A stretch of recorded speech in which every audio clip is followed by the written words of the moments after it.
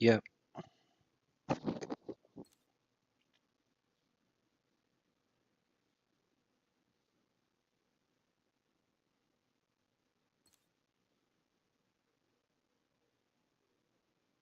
Let's just get right into it. Let's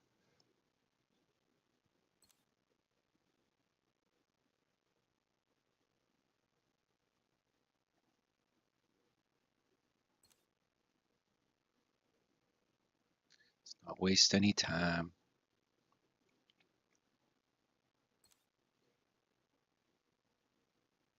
Oh, let's watch this one first. I like this one. Slowly but surely, deregulation. Hey there, no need to adjust your TV, or more likely your phone. You're watching a recycled commercial. See, at Mint Mobile, we're always looking for... I think it's pretty crazy, by the way. Didn't you say Toronto? Yeah, but it's an American flight coming in from the United States. It is a testament to plane safety that this right here led to 0 deaths. Excuse me. Just so you understand. Like, that is crazy. Okay, that's number one. Number two, Austin, well, my plane expert said that this was very unlikely due to pilot error. Don't know if the pilots were like, you know, gay, black, white, woke.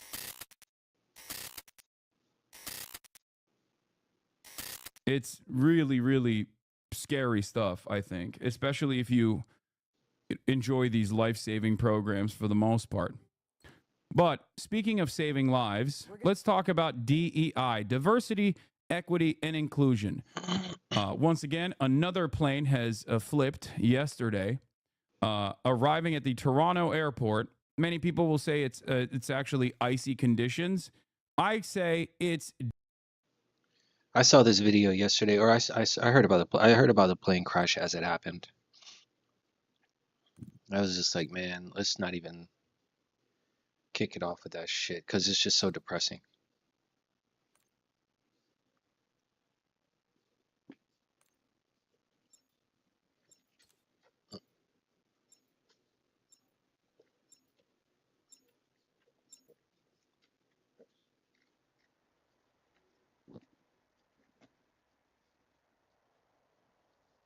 DEI. Turns out it is DEI or die, okay? Not the other way around.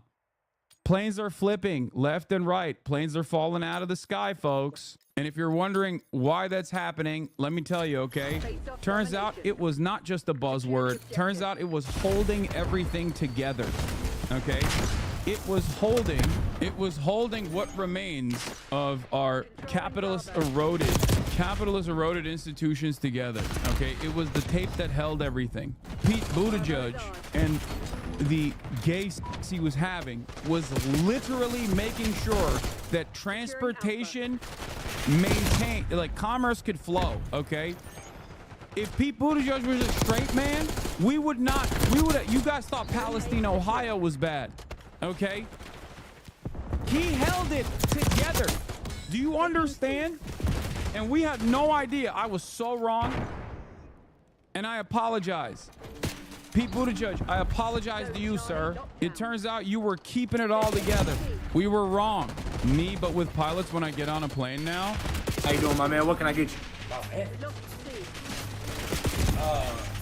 Yeah, can I get a large caramel sassafras, please? My guy, that's one of my favorites. My guy? Hold on, man. Hold on. I'm not seeing no tote bag. Oh, I don't got one. I got a backpack. A backpack? Okay, it looks like you haven't dyed your hair in months. Are you stable? Never dyed my hair. Never dyed your hair? Yeah, no, we don't with coffee shops that don't have at least one employee with a septum piercing, okay? And we don't with airlines that don't have pilots that are at least in a polyamorous relationship. You understand me? I want, at the very least, for my pilot to say he, she, or they, or them, zer, it, whatever you want, neo-pronouns, I don't give a shit, to tell me that they are aromantic.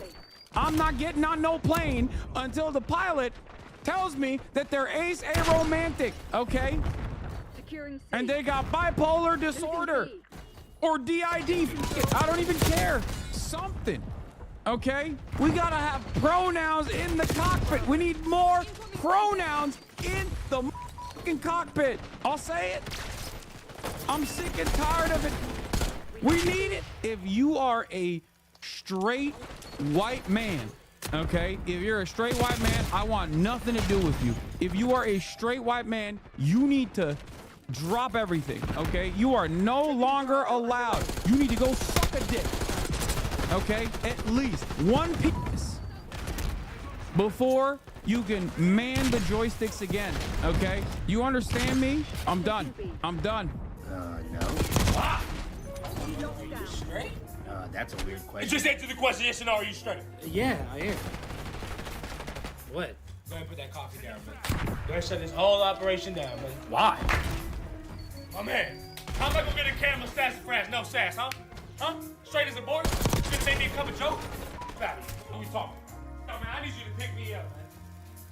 Because they got straight baristas in the coffee shop, man. I don't even know what's going on anymore. I mean, you're going to work, you want a cup of gay coffee. We got straight spaghetti here. Get this shit up, man. I agree. But instead of baristas, I'm talking pilots, okay? We're no longer maintaining this position just for baristas. We're talking air traffic control. We're talking pilots. We're talking, you know, people who work in travel safety of any sort, okay? We're done. We're done with this whole no DEI shit. We're done, okay? It's like, what, a month in with no DEI? Planes are falling out of the sky every goddamn day. We can't do this. We've up. Bring it back. Bring it back instantly. We're going to begin this morning, though, with the incredible stories of survival after the terrifying crash of a Delta flight. Guarantee you've never seen anything like this before. Take a look. The video shows the plane as it skids, catches fire, and then flips upside down. That's right, a plane upside down on the tarmac as it lands at Toronto's Pearson Airport. I think it's pretty crazy, by the way. Didn't you say Toronto? Yeah, but it's an American. It's an American flight coming in from the United States. It is a testament to plane safety that this right here led to 0 deaths. Just so you understand, like, that is crazy. Okay, that's number one.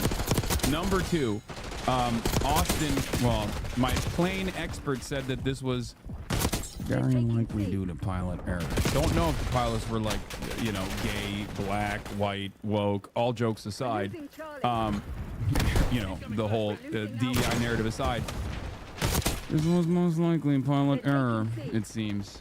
80 people on board when this happened on a flight. It started in Minneapolis. Many were injured, but the big news, the great news, the good news here is nobody died in this crash. Tom Hansen is at Toronto's Pearson Airport with more on this story. Tom, you've got 80 grateful people this morning. Good morning to you. Yeah, no doubt, Gail. Good morning to you as well. Well, the 2 runways involved in this crash are still closed this morning as the investigation continues. We're learning more about a couple of the people who were more seriously injured, a 40-year-old woman, a 60-year-old man, both in critical condition this morning. 16 other passengers walked away with minor injuries, but still there are so many questions about how this crash happened in the first place.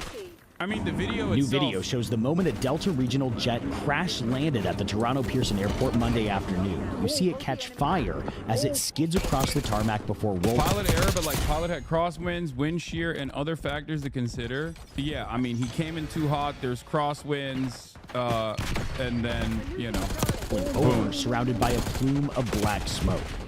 TMZ obtained this angle of the crash landing. How is...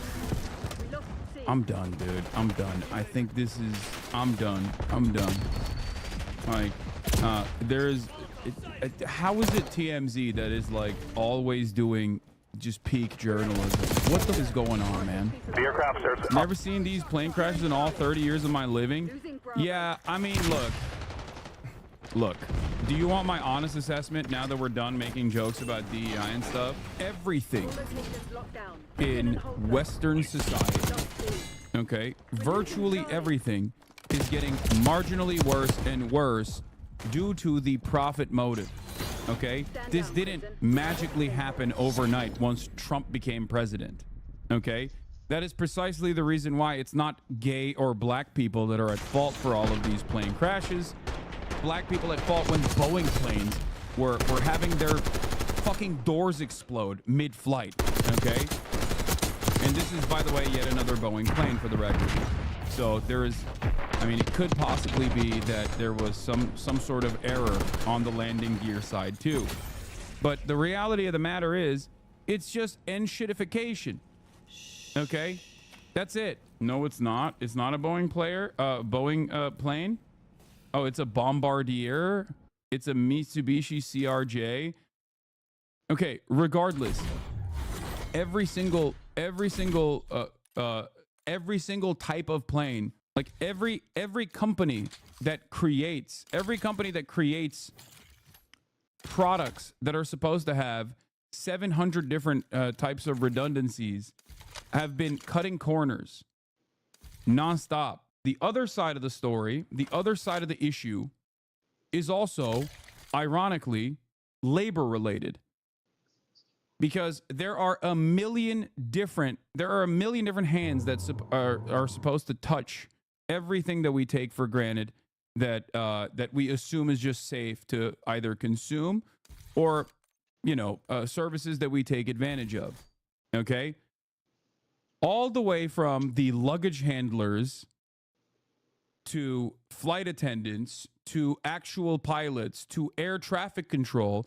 Every aspect of this is hit by constant efficiency-seeking, profit-seeking corporate overlords that basically cut the existing labor force to the best of their ability.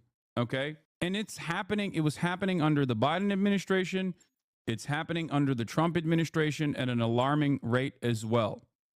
Okay, are you afraid of flying? No, I'm still not afraid of flying.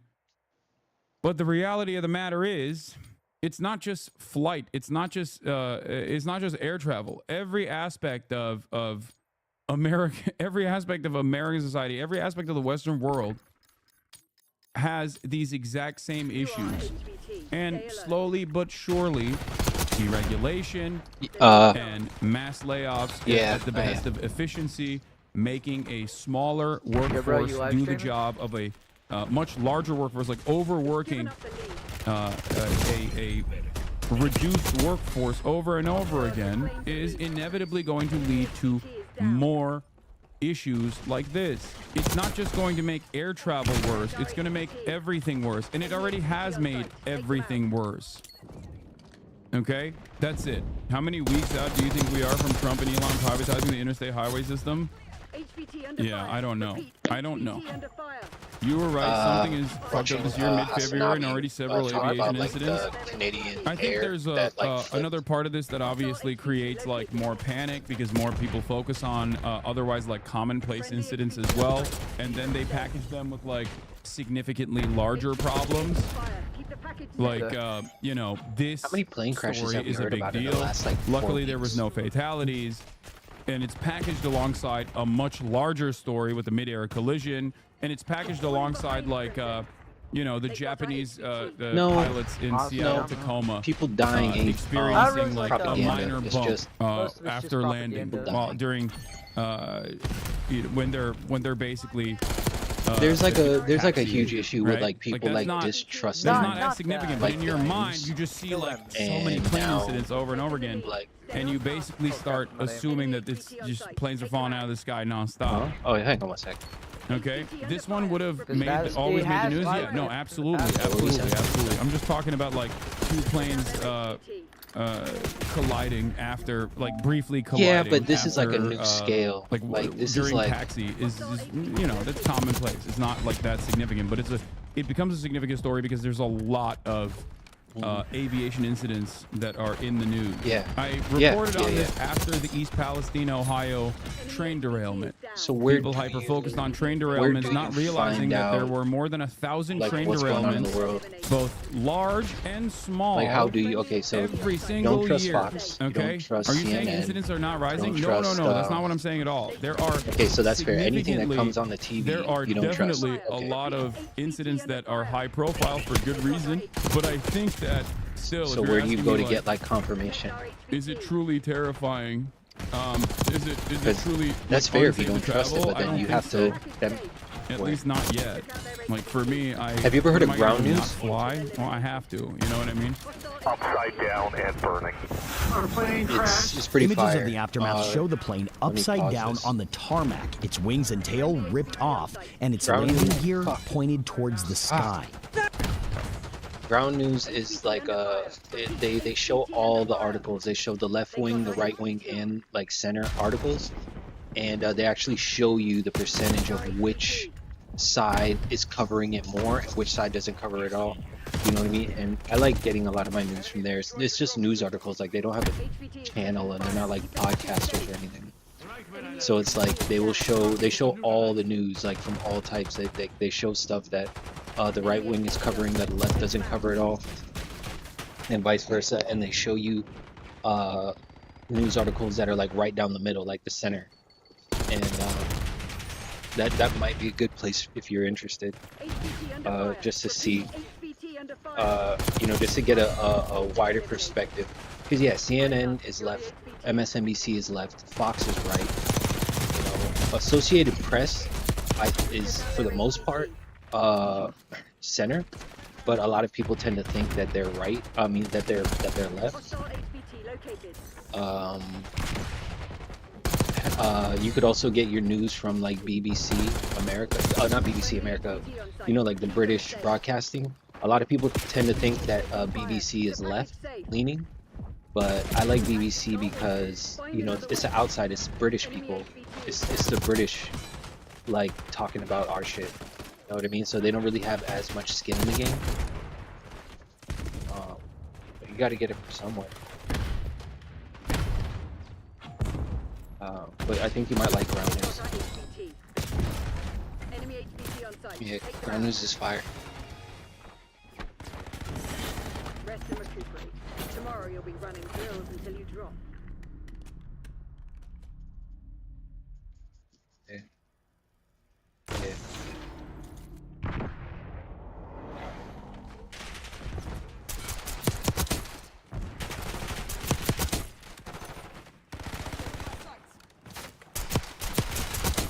Pretty good. Yeah, they show you everything. You know, I like them. I just discovered them like 2 months ago.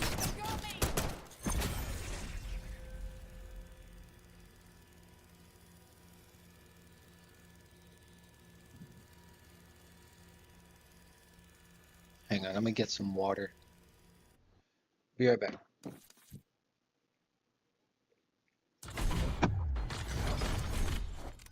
Everything, drop it! Come on! Flight attendants and crew members rushed to help stunned passengers strapped upside down in their seatbelts escape the wreckage. It sounded, I mean, it was just cement and metal, you know. Pete Carlson, who was traveling to a paramedics conference, was on the frightening flight. All of a sudden, everything just kind of went sideways. And then next thing I know is kind of a blink and I'm upside down, still strapped in. He says he knew he had to get off the plane quickly. Took my seatbelt off, which I had obviously left fastened for the landing. And as I took it off, crashed down onto the ceiling, which had become the floor. Passengers looked on in shock as emergency... Is this why you fly private? I mean, ironically enough, private aviation is significantly more dangerous than commercial air travel.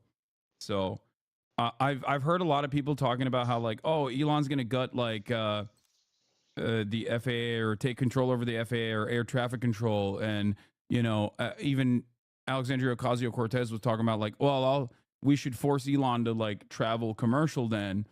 And it's funny to say that because it doesn't really change the dynamic at all. Private air travel also relies on like the National Weather Service, for example, or air traffic control, and probably even more than even commercial air travel would have to rely on them.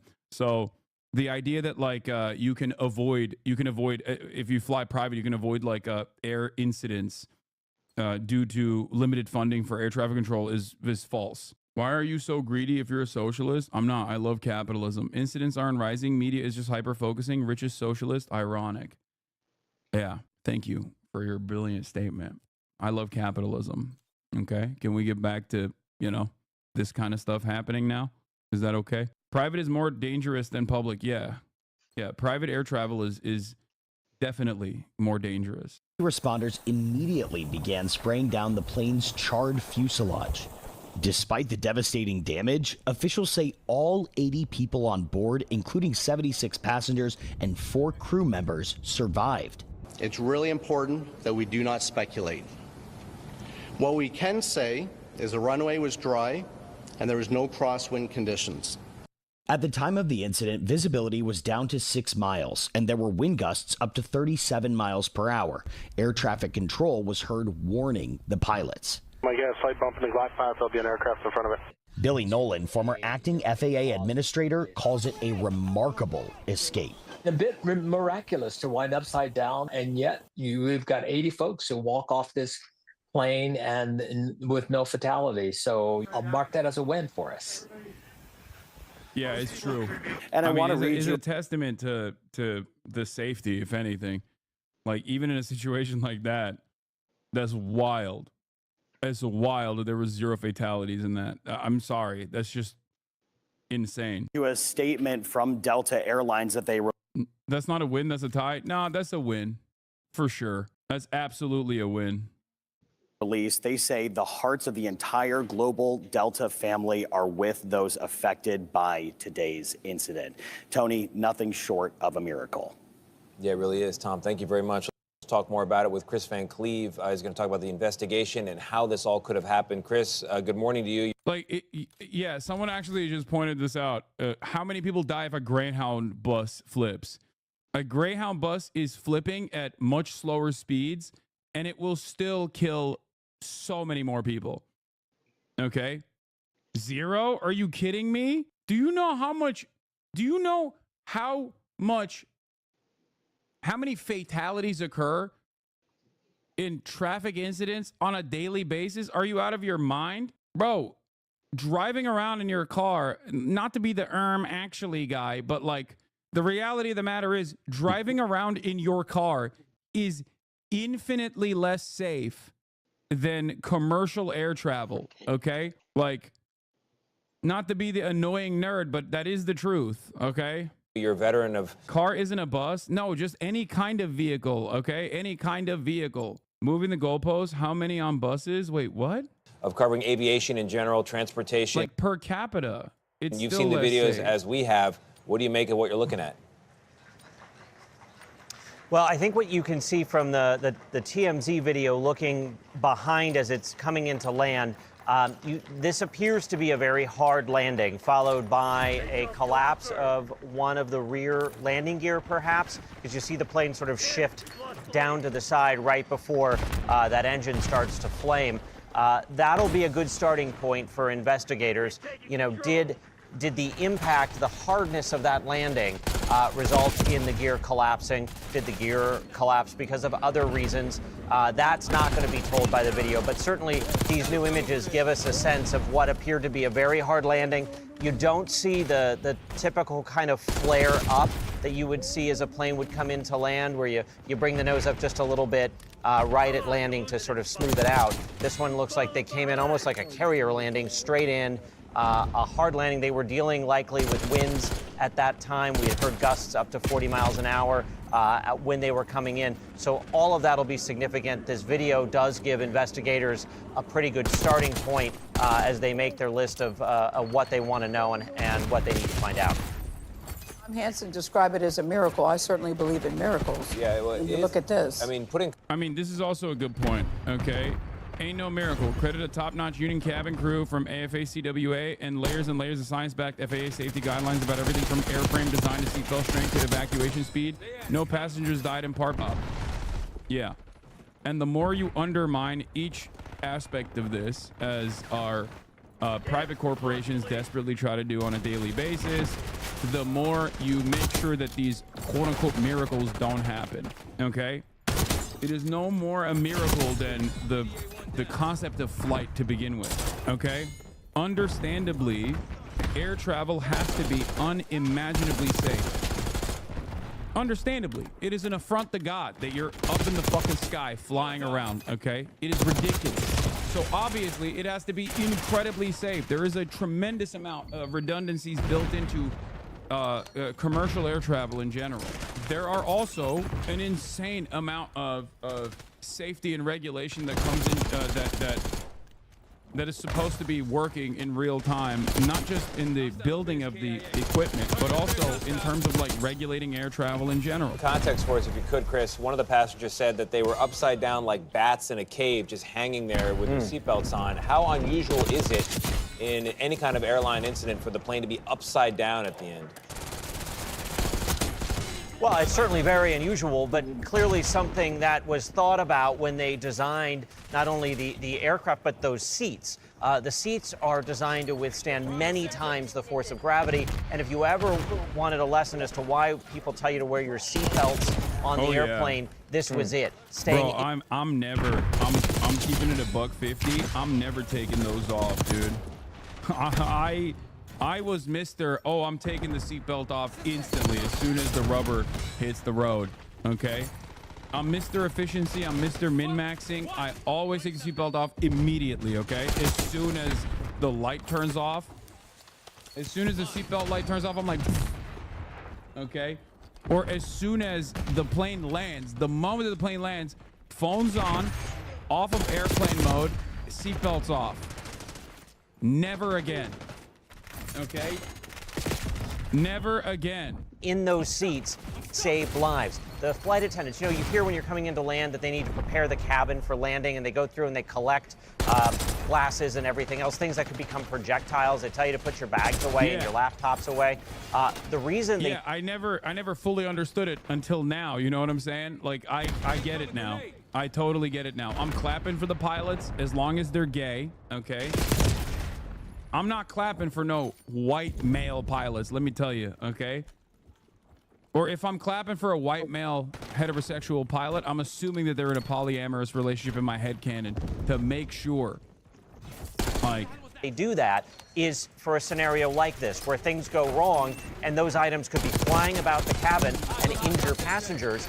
By securing them, it also means that there's not clutter on the way out of the airplane. In this case, the exit path was the ceiling. That is such a good reminder, Chris. It really is. Oh, man. Great I hadn't thought of it that way, even though we hear it time and time again. Yeah. Really good, yes. Thank you, Chris. Appreciate it. How did it happen? Investigators are still trying to figure out why a Delta Airlines flight crashed, flipped upside down, and caught fire after landing Monday at Toronto's... The white male pilots are all cheating on their spouses anyway? Yeah, with me. We're gay now, okay? No more heterosexual pilots. No more heterosexuality. It's over, okay? It's done. International Back to the Airport. pile. Someone has to suck these dicks around these parts. You understand me? Someone has to be engaging in the act of butt sex. Okay? For the safety of others. Do you understand? No more straights. Come on. It's done. It's over. We're done. Remarkably, all 80 people on board made it out alive. There were at least 18 people injured. Listen to this exchange between air traffic control and a medevac pilot just moments after impact. Where's the crash? It's on runway 23, right at threshold, right at this intersection there, 23 and 15 left. I'm like 1 minute back, just so you are. There's people outside walking around the aircraft there. Yeah, we've got it. The aircraft are upside down and burning. Faggots know how to When fly the plane planes, it came looks to like. rest, buckled passengers found themselves hanging upside down. At Hmm? least You know how to one fly a wing of plane? the aircraft You fucking torn hetero? off. Hmm? The plane Hmm? on fire. You know how to fly a plane, hetero? Hmm? It was mass chaos. I was upside down. The lady next to me was upside down. Pussy eating queer. We That's what you kind of want. let ourselves go and felt it hit the ceiling, which is a surreal feeling. And then everybody was just like, get out, get out, get out. We didn't really know anything was the matter, or at least I didn't until like the second we hit the ground. There was no like real indication of anything, and then we hit the ground and we were sideways, and then we were upside down, hanging like bats. Absolutely incredible. Let's bring in CNN transportation analyst Mary Schiava. Mary, based on the footage and what we know so far, have you been able to draw any initial conclusions about what could have happened here? Well, yes, the footage and then also the air traffic control communications and the weather alerts, METARs, meteorological warnings that are. And so the plane was coming in. They did have warnings that the winds were 23 to 37 knots, which is pretty tough on a Canadair regional jet 900. Then they had crosswind warnings of maybe 30 to 40 knots, which depending upon the conditions at the airport can exceed actually the recommended performance for the Canadair regional jet. They were coming down, there was some variation according to publicly available radar and the ground speed and the sink rate. So that means they were getting gusts of wind as they were coming down, and they smacked down pretty hard according to the eyewitness or the ear witness reports and those people on the plane right at the end of the threshold of the runway. And at that point, what looks like might have happened from very grainy videotape from other cameras is the landing gear, the rear gear, might have snapped off at that point, along with the right wing, which with the left wing still on the plane, lifts the plane, causing a plane to roll and cartwheel. That's my best guess. It's only a guess at this point, and the investigators will have it real soon because they have the pilots to talk to, and of course the flight data recorders. Yeah, a true miracle. See the left wing once again working. The right wing destroyed. What does this tell you? What does this tell you? Are you grabbing your Steam Deck in this situation or not? No, I'm not grabbing the Steam Deck. But I am definitely grabbing my remote desktop setup and my IRL backpack. There ain't no way, especially the IRL backpack, I am not leaving that behind, okay? That is not happening. You down for some Juke King? No. No. What are you saying? Why would I ever watch Michael Knowles debate 25 LGBTQ plus activists? That's a crazy question. My man said Jube too. Like he's not even, he's like, that's ban worthy, dude. Like he likes Jubilee so much. He likes Jubilee so much that he calls it the Jube. That there are so many people that they can interview about what happened because everyone survived this crash landing. CNN safety analyst David Susi drew some similar observations about what may have caused the crash, including some of those questions about the landing gear. I'd like to play that. Yeah, bro's not even on a first name basis. He gave it like a play nickname to Jubilee. So is that a no?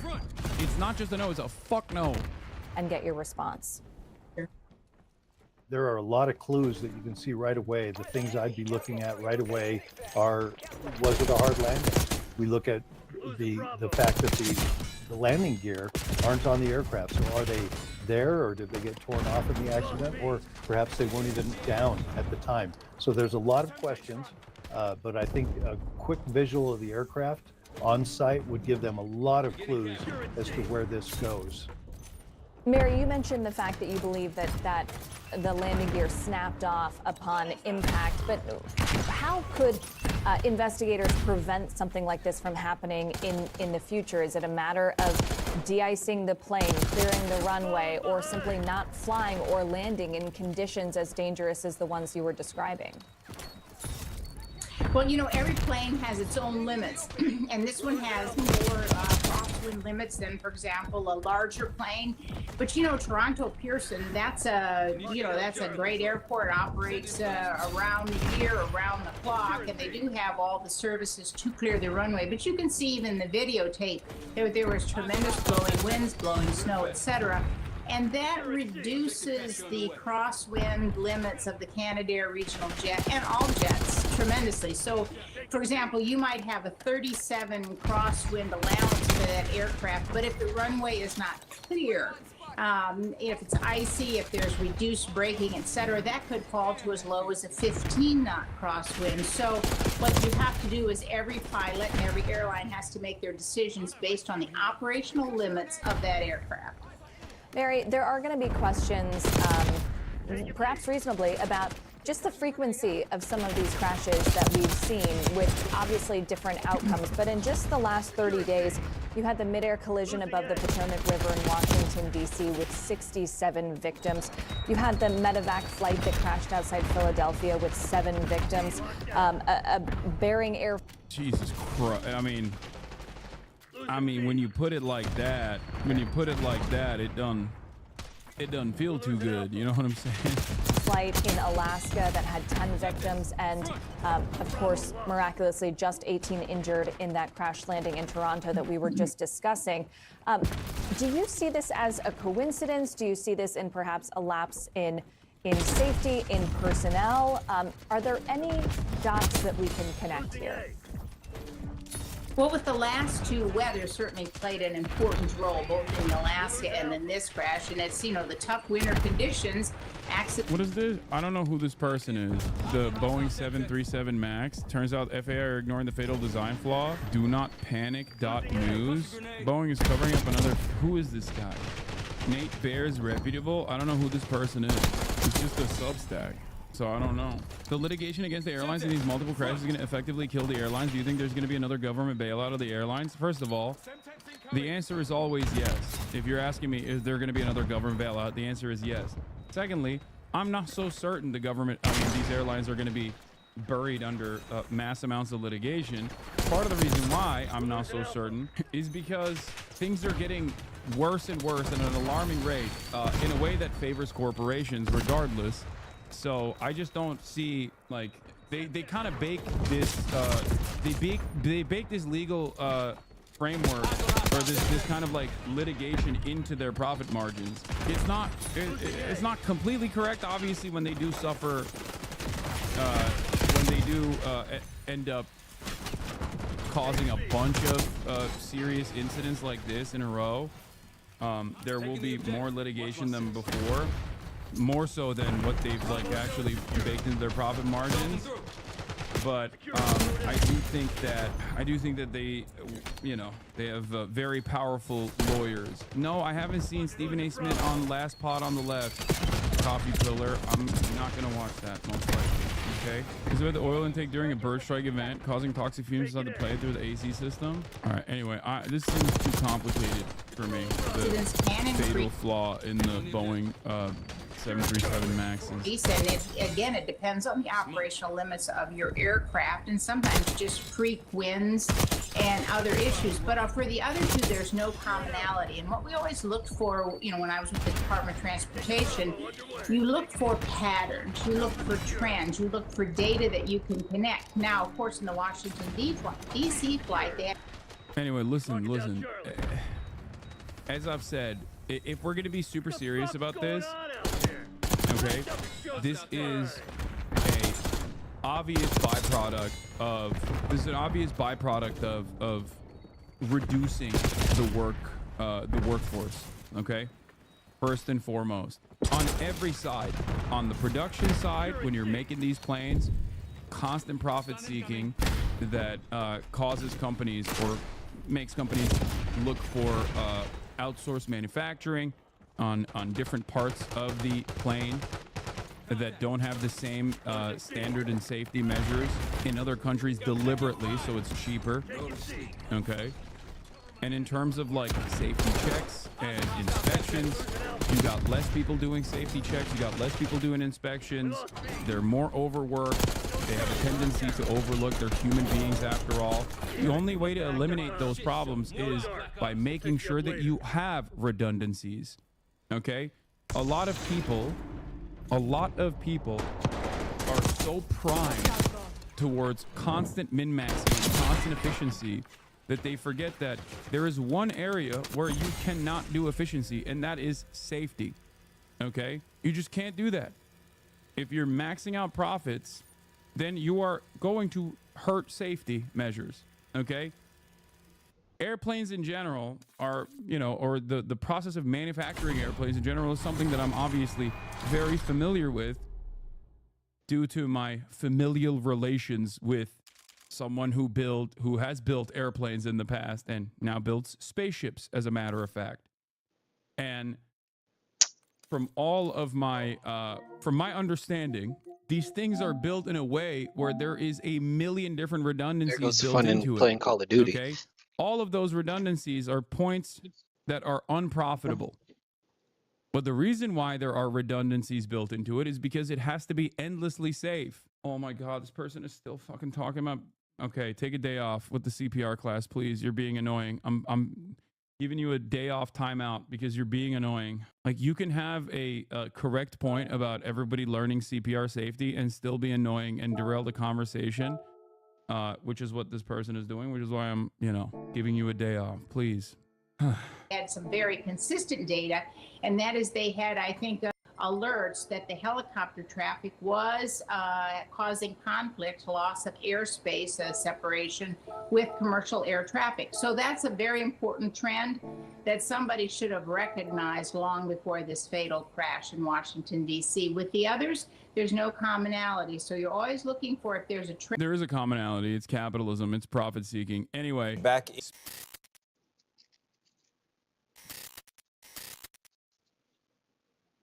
The fact that he is going to have access to like social security data and information, like social security numbers, is so insane. Like, he unironically does everything that people think Bill Gates is doing and hate Bill Gates for. But those very same people love Elon Musk. Make this make sense. Speaking of reducing the workforce at the behest of eliminating redundancies, here's another aspect where you simply cannot cheap out, okay? Which is safety. FAA employee fired by the Trump administration expresses shock over removal. The Trump administration is also obviously, while all of these planes are falling out of the sky or, having all these like weird incidents over and over again, okay?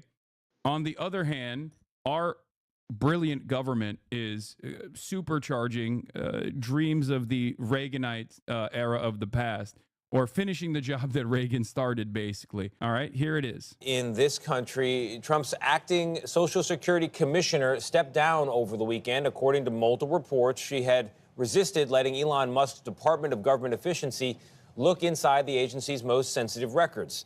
The White House is saying that DOGE is looking to eliminate waste and fraud. And this morning, Nancy Cordes has the story of one of the thousands of federal workers already fired since Trump took office.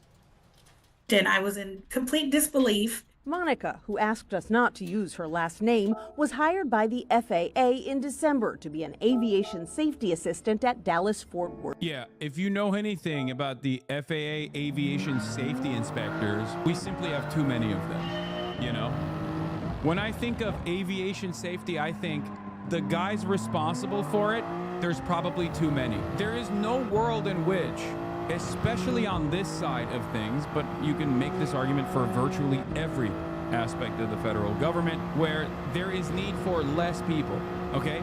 No, there's need for more people. Understaffing is so commonplace everywhere, okay? There is a problem with understaffing in virtually all aspects of the regulatory agencies, virtually all aspects of all the goods and services that you consume in general, okay? There's understaffing issues at hospitals, with nurses.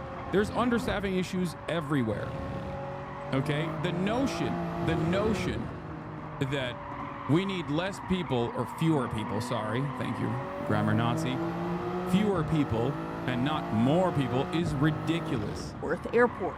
She was part of the team that filed inspections and reports on the American Airlines fleet.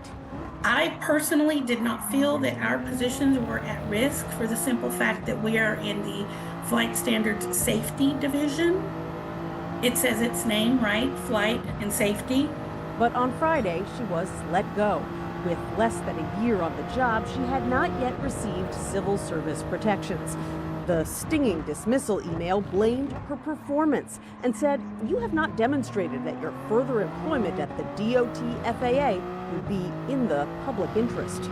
There have been no negative comments or feedback until I got this letter about performance. What this really does appear to be is just a purely false stated reason. Employment lawyer Michal Shinar says the reason Trump's team has been citing performance in firings is because by law, probationary federal workers can only be removed for performance or misconduct. We don't let an agency get around these congressional directives by just terminating our probationary employees and mass claiming its performance when it's not. They're firing every probationary worker with rare exceptions. They're saying that performance is below standards and firing probies, so they can't file for reinstatement via the MSPB.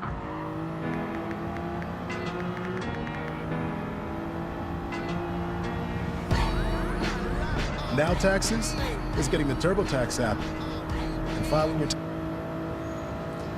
She says the situation is ripe for class action lawsuits, while Trump officials insist these cuts are just a drop in the bucket. Transportation Secretary Sean Duffy posting last night, quote, the FAA alone has a staggering 45,000 employees. Less than 400 were let go. Oh my We're still God. waiting for the exact numbers of cuts at most other agencies like the CDC and NIH. Nate? We will stay tuned. Nancy, thank you. Kevin O'Leary, Doge isn't whacking enough with cuts. We're gonna talk about some of these lies from Doge in general. The Doge team is finally posting examples of where they've cut spending. This one claims $8 billion in savings, bottom figure, but if you look at the fine upper print, the contract instead is valued at $8 million. What did they even cut? They cut U.S. Immigration and Customs Enforcement, Investigations and Operation Support Dallas, U.S. Immigration and Customs Enforcement Equal Employment Opportunity Funding Office. Okay, I'm gonna be honest with you. Once again, lying is OP. Lying, especially due to incompetence, is doubly OP, because when you are stupid, you don't even realize you're lying, which makes it easier for you to lie. Because if you're like aware that you're lying, that's going to be kind of difficult. That requires you to at least demonstrate some semblance of skill. When you know what the truth is, okay, it makes it more difficult to lie. If you're stupid and you're lying, you can believe the lie. Okay, you can believe the false information. Anyway, here's Momentum Chaser that we were going to look at. After several delays, Doge has finally posted its purported savings. Why did it take so long to create a simple web page with a 1,000-row table? Who knows? Let's dig in. Headline number, $55 billion saved. They list the savings per Nick's contract. This should be easy to verify then. First thing I did is add up the saved column for all canceled contracts and real estate. The numbers are $16.5 billion and $0.14 billion respectively. Odd. Since almost all the purported savings come from contracts, we'll focus on that. Single biggest ticket item is a DHS contract listed at saving $8 billion. Wow, that's a huge contract. Actually, no, it's $8 million. They must have tried to automate scraping the FPDS form and failed. That means we're down to $8.5 billion in savings. So they claim $16 billion in savings, okay? And it turns out it's not. It's just, I guess, across the board, $8 billion. Boom. Half of it is gone. The next three biggest ticket items are all USAID contracts listed at $655 million each, so $2 billion total. Wow, pretty big. Wait, these are IDVs, not contracts. $655 million is the entire set aside, being triple counted. In the first 5 years, only $73 million was awarded. Only 2 years remain. That's the other side of the story. They were like, oh, the CFPB. The CFPB's entire budget allocation is $1 billion. But how much of that $1 billion budget has the CFPB, the Consumer Financial Protection Bureau, utilized so far? $200 million, which means they haven't used $700 million of their budget yet, more than $700 million. When you cut the CFPB, the saving is not $1 billion in that regard. It's also really stupid because the CFPB obviously has returned more than $20 billion back to the consumers with a mere $200 million of expenditure. Okay, claim 55 billion, show 16 billion, actually 8 billion if you lose your eyes on the biggest thing. No, it's going to get worse than that. So we're down to 6.5 billion in savings, and an alarming trend emerges. Doge does not seem to understand how the government contracts they are canceling work. The savings they are claiming are not annual savings, but rather hypothetical savings if we spend every unobligated penny. And more importantly, they are just getting it wrong. With alarming consistency, these numbers are erroneous. This select group of geniuses has not double-checked even the largest items accounting for the bulk of their claimed savings. This is a sad, pathetic farce. Here's the next biggest item. An IT services contract with the Social Security Administration worth $1 billion. That's a lot of savings. Well, again, this contract spans 6 years. 80% has already been spent. Well, more like $240 million in savings spread over the next 3 years. $80 million a year. That's assuming it's not deliberate. No, I think you guys are attributing malice to how unimaginably incompetent these people are. I don't think that I think that the negligence is malicious. certainly, like their lack of care is due to malice, but you have to understand that they are legitimately stupid, okay? This is not to abdicate them of responsibility or morality. Because the end result is still the same. People getting fired, people being misinformed. But it 100% is also incompetence. In 2023, this contract funded 1,000 FTEs working $100 an hour. Did we need 1,000 SWEs working on SSA infrastructure? Probably not. These could be valid savings. Disclaimer, no idea what they actually did. But worth noting that these cuts will impact many private sector jobs as well. SWEs, not SVs. And if anyone is curious, there are currently 17 lines that say CFPDS rather than the savings amount. I guess because their automated scraping failed. I did it manually and it took roughly 10 minutes, but that's too much of a ask for super geniuses working 120 hours a week. If you look at the website, there's a toggle between contract value and savings, and so many of the savings line items are $0. A quote tweet in regard to the employee Social Security. I went and looked at the publicly available contractual documents, probably closer to 2K employees in various roles. The contract sounds like it's the entire information technology department for the Social Security Administration. This will absolutely be a lawsuit. Too dumb to understand government fund accounting. There's a reason it's a special topic in the accounting field, much like medical and construction accounting are. Yes. This is yet another instance where, like, there is a very deliberate, very real reason why there's highly specialized fields here. Because most people don't understand the data that they're looking at. Now, this person is not a government accountant, as far as I understand. You know, he's just some random guy, right? And even some random guy can call out a bunch of these inconsistencies. Why are we pretending they care to be accurate? They're not. That's my point. They're not pretending to be accurate. They don't care. They're not even trying to pretend to be accurate. They're just throwing numbers out, knowing full well that there is no way to counter this kind of misinformation. Okay, that's simply it. There are very few outlets that are like actively trying to correct the record, and even then, it is very difficult. It is very difficult for them to do that because this is an unlimited faucet. Okay, it's an unlimited faucet of misinformation, like Twitter, for example. What's weird about the situation is that, yes, of course, is there a lot of bloat in the federal government? Obviously. I mean, look at DOD. Jesus Christ. Having said that, however, every competent Democrat should currently be matching up the FAA layoffs and the linking up with like the unions and the unions involved in every part of air travel to constantly say, look at all the planes that are falling out of the sky. Do you really want less people working on your safety?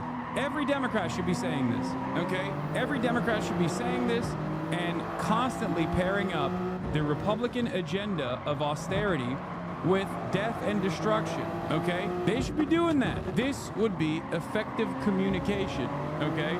Is everyone overpaying for certain social services? Yes. Is the social service thus effectively useless? No. Austerity that we force upon the third world countries ruin them on so many economic parameters, and that is by design to keep them in servitude through debt. Courts are not going to save us. For some reason, it went to the judge who saved Trump too. Just then, Judge Tanya Chutkan denies a request for temporary restraining order, TRO, which would block Elon Musk's access to certain government systems and limit Doge's capabilities and make changes in reducing government spending. Chutkan writes, plaintiffs have not carried their burden of showing that they will suffer imminent irreparable harm absent a temporary restraining order. Therefore, plaintiff's motion is denied. 14 states represented by their attorney general have filed an emergency motion for a temporary restraining order against Elon Musk, the U.S. Department of Government Efficiency Doge Service, U.S. Doge Service Temporary Organization, and President Trump. The emergency motion, based on the parties' briefing, oral argument, and the current record, the court finds the plaintiffs have not carried their burden of showing they will suffer imminent irreparable harm absent a temporary restraining order. Judge Chutkan goes on to say that the possibility that defendants may take action that irreparably harm plaintiffs is not enough. What is imminent irreparable harm if not losing your job? It goes even beyond that. It's imminent irreparable harm that people will lose their jobs for no reason. Okay, so there is plenty of imminent irreparable harm. But of course, it doesn't matter at the end of the day, because guess what? Judge decided, you know, nobody cares. On the record before it, the court cannot conclude that plaintiffs satisfy the high standard for irreparable injury. By the way, there was no standing for the court case that made its way all the way to the Supreme Court when the conversation was around Joe Biden abolishing student loan debt. There was no standing for that, okay? And yet, seemingly enough, it made its way to the Supreme Court, and the Supreme Court actually favored the people that brought the court the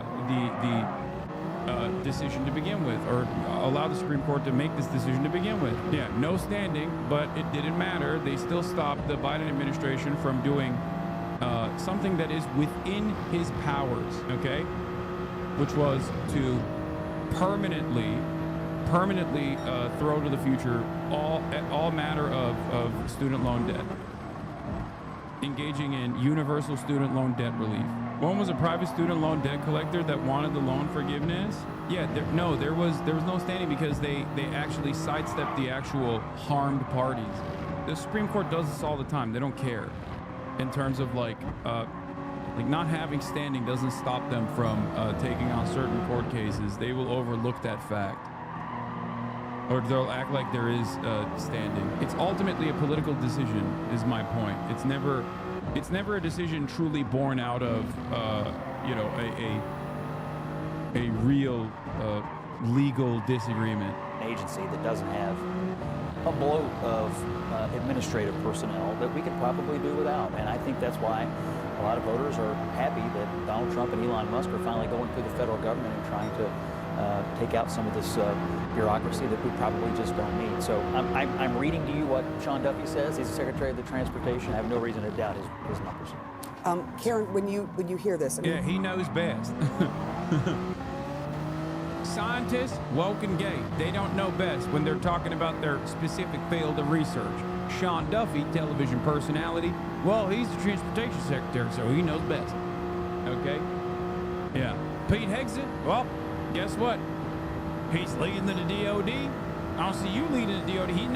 He's not a DEI candidate. He's a DUI candidate. Okay? That's right. He knows best. Look, Americans are concerned about bloat in the federal government. They have been for a very long time. What do you make of how it's been meted out? So the concern that I think a lot of Americans have, we can all agree there's bloat. We can all agree that we need to deal with that. At the same time, what we're seeing is speed for the sake of creating momentum, to create a sense of things are happening. At the same time, look what happened Friday. We had nuclear scientists fired, and then they said, oops, we need those people because they have a technical skill that nobody else has. So the problem that I have with the way they're doing it is, and I went to the DOJ website to see if they would say anything about, look, we are conducting this process to make sure we don't harm American safety, their health, or take money out of their wallets. They don't say that, and we're finding out the consequences and the impact of some of these things.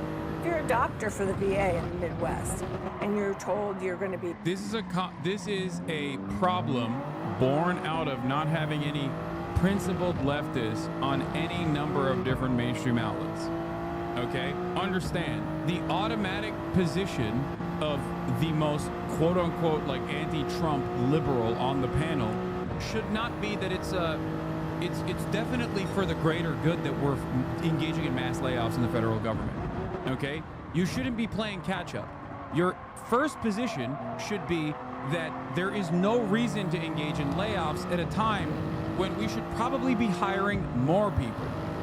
Okay? But because their underlying worldview is unfortunately so similar to the Republican worldview in terms of maximizing efficiency, okay, they start the position by saying, no, there is actually reason to like fire a bunch of government employees. They're just not doing it right, and they're firing the wrong people. No, that's not what you're supposed to say.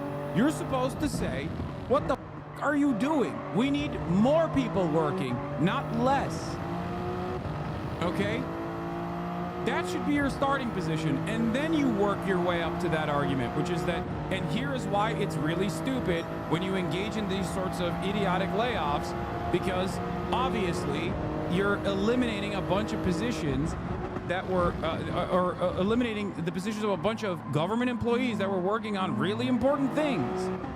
Okay? That's why it was so frustrating for me when I saw Ro Khanna start off by being like, well, Bill Clinton did a fantastic job eliminating 400,000 federal government employees, but he did it by working with Congress. It's like, that's not, like, why are you presenting that as a good thing? Don't you realize that the underlying ideology there, the underlying the premise that you're operating off of is that it is a good thing to fire government employees? How is this in any way, shape, or form an adequate counterbalance to the Republican neoliberalism? This is why I say, and many others say correctly, that the Democrats are also neoliberal.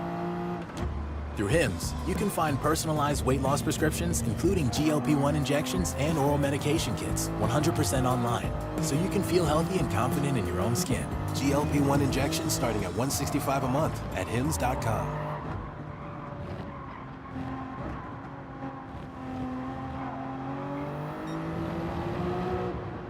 Fire, you're waiting for this court to play out. What are you supposed to do with your client who is the veteran who's got PTSD? Are you trying to find them someone else to go see because you're not sure if you're going to be there in 2 weeks? Or are you assuming you will be spared because someone will figure out that it's probably not smart to get rid of doctors who are at the VA who may be working on a critical function? So that's the concern. I think this could have been done with a lot more thoughtfulness about how do we protect people's safety. Even if you said, look, we're going to take 2 weeks at each agency and try to do some kind of rubric to make an assessment, not putting it into an AI system, by the way, which is some of what we've read that they've done. And I think what we're going to find is a number of these oops moments that could be dangerous. I just think they need to read them. Don't you only fire government employees when your economy's and you're producing as much as you should? Sure, it will work in Argentina, but why is it being done in the U.S. with very competent workers? First of all, it's also not good in Argentina either. I don't think it's good in Argentina either. I don't think austerity is a good thing. It's definitely not a good thing. If it was a good thing, we wouldn't enforce it upon the entirety of the global south. It's just wild because now we're accelerating it to our and doing it to ourselves. We've always, one might say, Republicans have always engaged in this sort of thing, but never to this degree. I mean, there have been 3 major plane crashes in just, less than a month. One of them was just a few blocks from the high school I went to in Northeast Philadelphia. And, tell that to the little boy with the metal in his head, trying to protect his sister during that plane crash. I think that not only do you have to protect the safety of Americans physically, but I think you have to protect our safety mentally. We see you laying off people from the FAA. At this point, nobody at the FAA is dispensable. I think you have to keep everybody there at least, for the time being, because we've had these major plane crashes that you haven't seen in 16 years. Kevin, the optics of this is No, I think the issue is they're not whacking enough. There's this concept in private equity when you get a bankrupt. God, I mean, how can people look at this guy and not see him as anything but a villain, dude? First of all, you're Canadian. Excuse me, ICE, this bald right here, okay? What is his productive output on U.S. soil? You know what I mean? Get this guy out of here. Pack him up. What the hell is this? Send his ass back to Canada. Yeah, I'm gonna Laken Riley act his ass. I'm gonna be like, I saw him stealing a bag of Skittles. Deport him, please. Yeah, I saw him getting in a boat again. Arrest him, officers. You know what he has done in boats in the past. And this time his wife wasn't even in the boat. So he got no one else to blame this time, okay? Company, and you go in there, you cut 20% more than your initial read. And then you find like a pool of mercury, the organization gels back together again. You hear stuff like this. You don't, be honest. You hear this, okay? Say stuff like that, and you don't even for a moment think, imagine if there was a competent government that just sent him to the countryside for a little bit, the toil to land. Really? You don't think that? You're lying if you don't think that, okay? Now, I'm not saying that's the best possible way to go about it, okay? Many different methods exist. Seizing his assets. You know what I mean? Oh yeah, that's funny. That's cool, man. Oh, you think poor people deserve less? You think it's awesome? Anyway. Always cut deeper, harder when there's fat and waste. If that's the case, why don't we take away all your wealth and then make you start from square one again. I mean, after all, you've done it once, you can do it again, right? And also, it's super simple, right? It'll make you grind harder, Kevin. I think that's what we should do. We should hit a reset real quick, you know? Dude, think about how much motivation he will have if he has nothing, okay? The less you have, the more aspirational you are. Get back in the grind, dog. You should be excited. Oh. FAA, it's not the people. The code is cobalt. It's from the 60s. It needs CapEx put into it for the technology. We upgraded to make it safer. Fat like a chicken. All of these agencies are like big fat chickens dripping over barbecues of fat. This is the best barbecue I've ever seen, but I don't think it's happening fast enough. They're not cutting enough. Keep slashing, keep hacking while you have it. The new old coding system, Cobalt. 24-month mandate before the. At least he got close enough, dude. I don't even think Elon knows what that is. Okay, for the record, at least he got close enough to saying sounding it out almost correctly. Close enough. Okay. I know it's Cobalt. All I'm stating is Elon doesn't even know what that is. That's how low the standards are. Terms. Cut. More cutting. Believe me, it's going to work out just great. Everybody should be people with happy the nuclear codes, cut them too. Cut everything. Because if you don't see what they're doing and they can't show you that they're adding value, you whack. But it's clear that they're even asking people to show us what you're doing. Again, this was a story Friday, and literally Elon said, oops, we gotta rehire them because nobody knows how to do what these people know how to do. Yeah, then you think, okay, it gets around once in a while, big deal, so what? I agree with that. 10% of the time. It's okay. I actually think it's okay if they run into a stumble here or there because the project is so massive. The need to cut is so massive. The government is so massive. It's inconceivable that you wouldn't make a mistake here or there. But I think that's acceptable if the greater goal is achieved, which is a smaller government, more efficient government. Even if someone dies, or even if someone, because we're talking about someone has died. We don't know. I'm talking about when the rubber meets the road. I'm talking about, for example, Kansas City. 30,000 government employees might be laid off. It will destroy the economy of Kansas City. That's okay. Why are you saying that?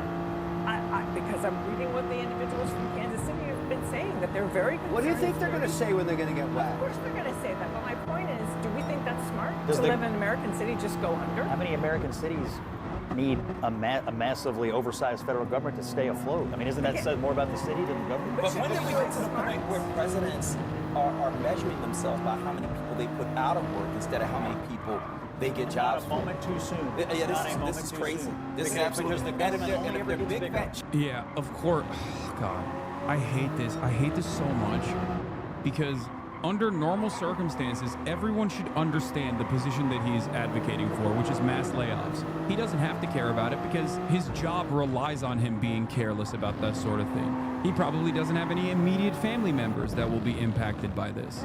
Okay? This is at the heart of so much of the conservative commentary, just being a smug, out-of-touch asshole. Incredibly frustrating. Incredibly frustrating.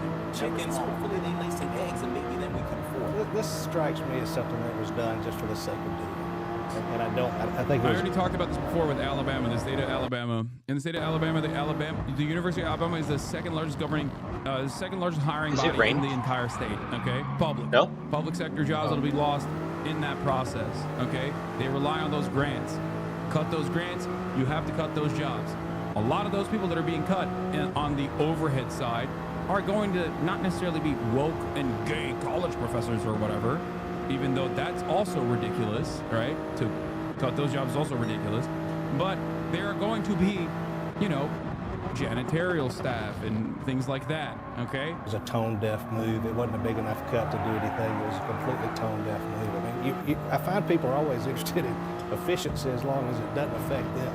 And it's strange to me that we got enough people to go and ride around the racetrack. Yeah, that's not just the case in Alabama. It's almost every state public sector is a top employer. Behind the presidential limousine. So to guard 3 residences. And we're never cutting people from there. But to come now and make sort of a tone-deaf move to cut the FAA, again, this is an image thing, and I want to be seen as doing something. Now to President Trump and Elon Musk's latest moves to reshape the federal government. The top Social Security official stepped down after Musk's team requested access to sensitive personal data about millions of Americans. Senior political correspondent Rachel Scott is tracking it from Mar-a-Lago. Good morning, Rachel.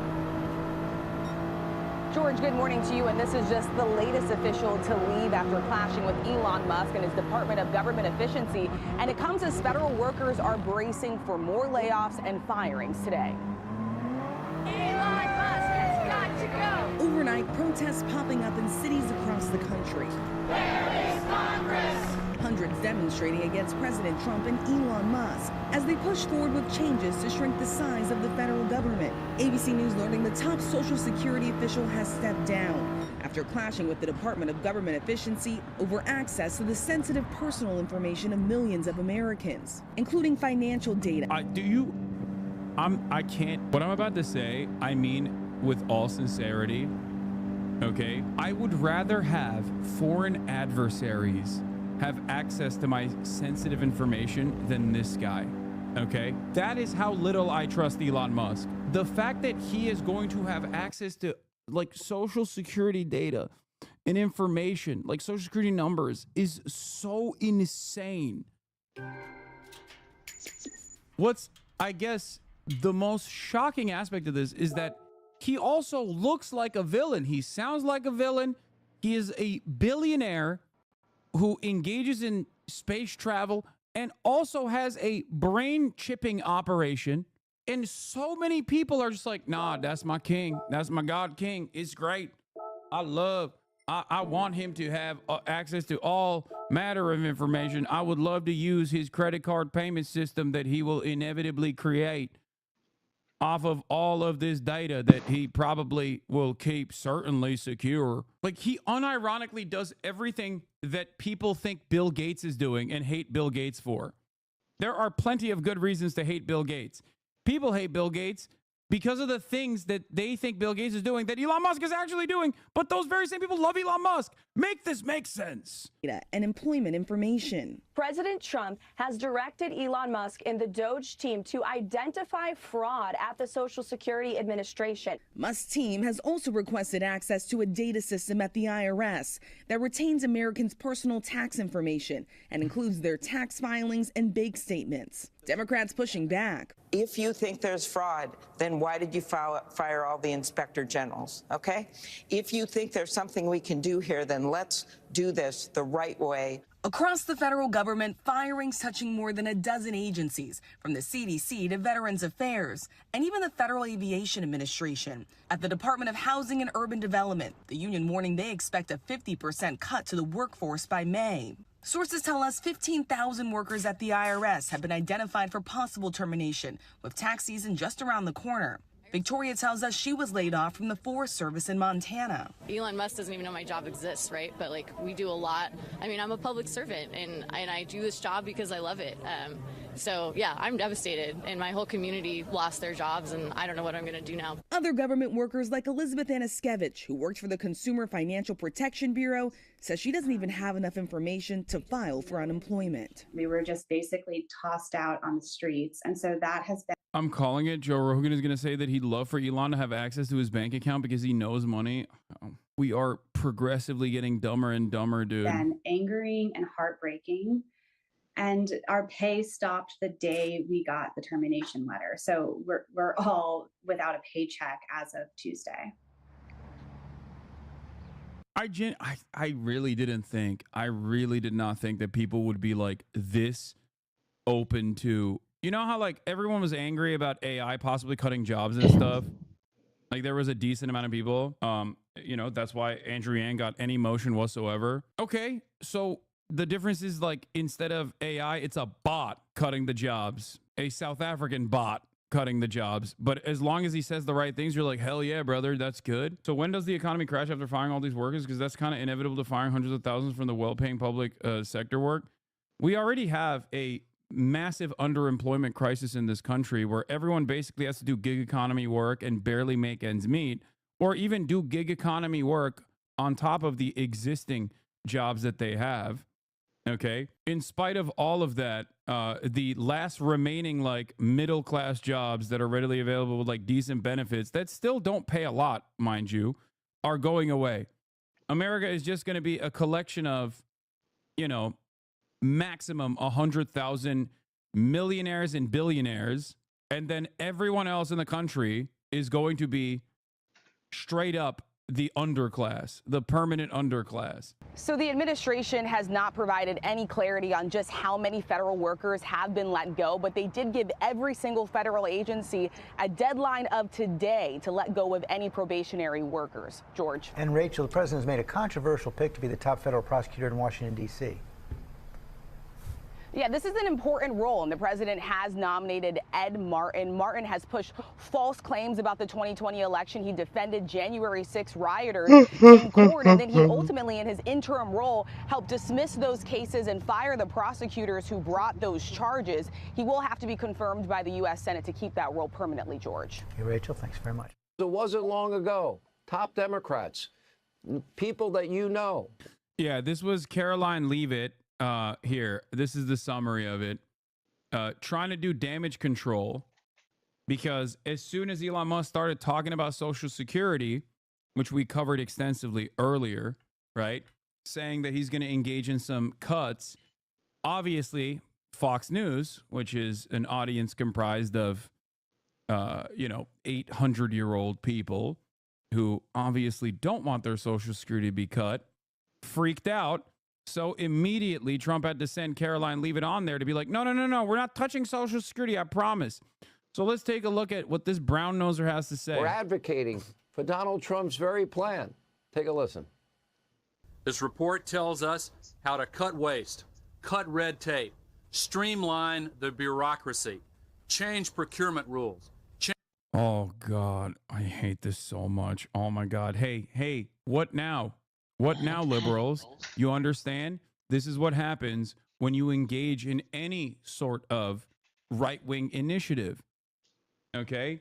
This is what you get. This is what you get. They use the shit that you did back in the day against you. Change the personnel rules and create a government that works better and costs less. By paying for these plans first with cuts in government waste and efficiency, second, with cuts, not gimmicks, in government spending. We'll prove that we can spend the money we have in an appropriate way and stop wasting so much of it. But over the next several months, we will be looking at every other agency and program, asking the direct question, do we really need this agency? Do we really need this program? 20 years into a period in our history where most American wage earners are working longer work weeks for stagnant wages. It is outrageous for the government to have rules and regulations which take those people's money from them and spend it on things that cannot be justified. One of the commitments that I made to the American people was that we... Wow. I love this. Clip Farm from 1993. It's not even a clip farm. They did do this, and they did advocate for this. It almost feels like neoliberalism and austerity is bipartisan. Oh my God. It almost feels like exactly what I say all the time in terms of what I hate about liberals is true. Obama also said that cutting the DOE is a terrible mistake. I know it's gotten worse over time. If your fundamental principles are aligned with the opposing party, then you still take initiatives in that same vein, in the same direction. What does austerity mean, streamer man? Austerity is belt tightening, okay? Fiscal responsibility, cutting social safety nets, cutting expenditure, cutting government spending, you know, things that the Democrats have also done. It's the same exact, it's just a different party. Same suit, different tie, but you automatically assume, oh, this might be actually for good purpose. It's not. It's just the same. Unless you legitimately think that because Trump became president, that all of a sudden planes started falling out of the sky. Unless you legitimately think that, which I don't. I know I joke around about this a lot, but these are issues born out of austerity and born out of layoffs and born out of corner cutting, cost cutting measures that were set in motion many decades ago. This kind of stuff doesn't happen overnight. We would do a better job here in Washington in rooting out wasteful spending. And in that process, now you understand how the Republicans get to move even further right on this issue. Why do the Republicans get to move further right on this issue? Because the Democrats move right on this issue.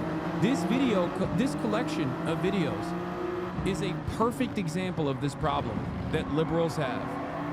Okay? This is it. This is the ratchet effect in action, right in front of your eyes. This is why I am so angry all the time at the things that the Democrats do, because that's supposed to be the party that you can kind of change. That's supposed to be the party that's supposed to exist as a counterweight to Republican initiatives. Oh, amazing. They sound like Donald Trump, except they never got the job done. How times have changed. Now tonight there are They did get the job done, by the way. Sean Hannity is wrong. Reports of a collective panic in the Washington swamp, a flood of new real estate listings as Trump dismantles the Washington bureaucracy at a rapid pace, which brings us to our Hannity Washington brief with Caroline Webb. Yes, Mind Drive, which is one of the biggest liberals in this chat, is 100% correct.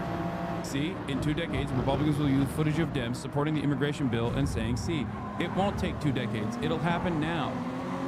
If the Democrats actually were to actively start talking about these mass deportations as a negative, which they haven't, by the way, suspiciously, have you noticed that they haven't done that? They would do that. And joining us with more, White House Press Secretary, the one and only Caroline Leavitt. I got these clips today, and I looked at them, and I said, oh, wow, they wanted to be Donald Trump, but they weren't able to pull it off. What's your reaction?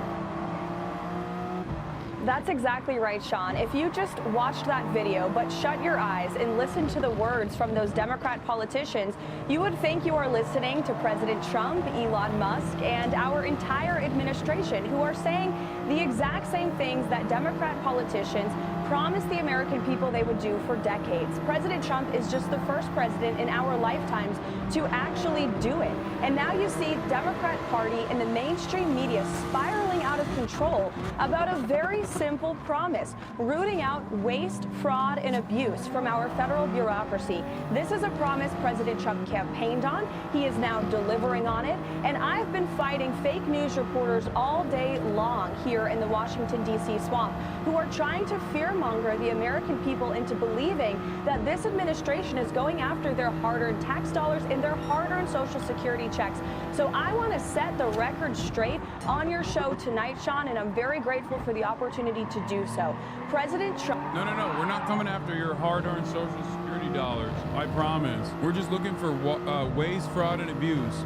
She has to say that because everyone that watches Fox News is 800 years old. Trump has directed Elon Musk and the Doge team to identify fraud at the Social Security Administration. They haven't dug into the books yet, but they suspect that there are tens of millions of deceased people who are receiving fraudulent Social Security payments. And so their goal in going into the Social Security Administration is to identify 3 things. Number 1, to identify duplicate payments and to end them. Number 2, to identify payments that are going to deceased people who are no longer living and should no longer be receiving that money. And number 3, to protect the integrity of the system for hardworking Americans who have been paying into it their entire lives. So rest assured to all of the people watching your show tonight, if you paid into the system honestly, you will continue to receive your Social Security checks.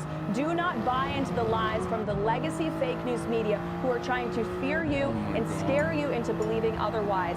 This is what we've seen them do about President Trump for years with every promise that he has made. And he's going in there to protect your hard-earned money. That is the ultimate goal. Okay, now they have apparently found 8.7 million Americans who are listed. Now, that doesn't mean that we don't know if they're being paid, but they're listed and they're on the Social Security roll. Their names are there. that are over 130 years old. 8.7 million Americans listed, and as Elon said, far more eligible Social Security numbers than their actual citizens in the U.S. But we don't know. Yeah. I wonder what this inconsistency represents. Does this mean that we are interpreting the data falsely? Interpreting the data that we're looking at incorrectly because we're a bunch of incompetent morons with no actual experience in this field? Or maybe it's actually that there is mass waste, fraud, and abuse occurring. Now, let me explain something to you. And this is something that will most likely happen. There will be real instances of waste, fraud, and abuse. Okay? Just like there's instances of waste in US aid or whatever, right? Obviously, of course there is. Just so you understand. It's just not what they're talking about, and that's not what they're going after.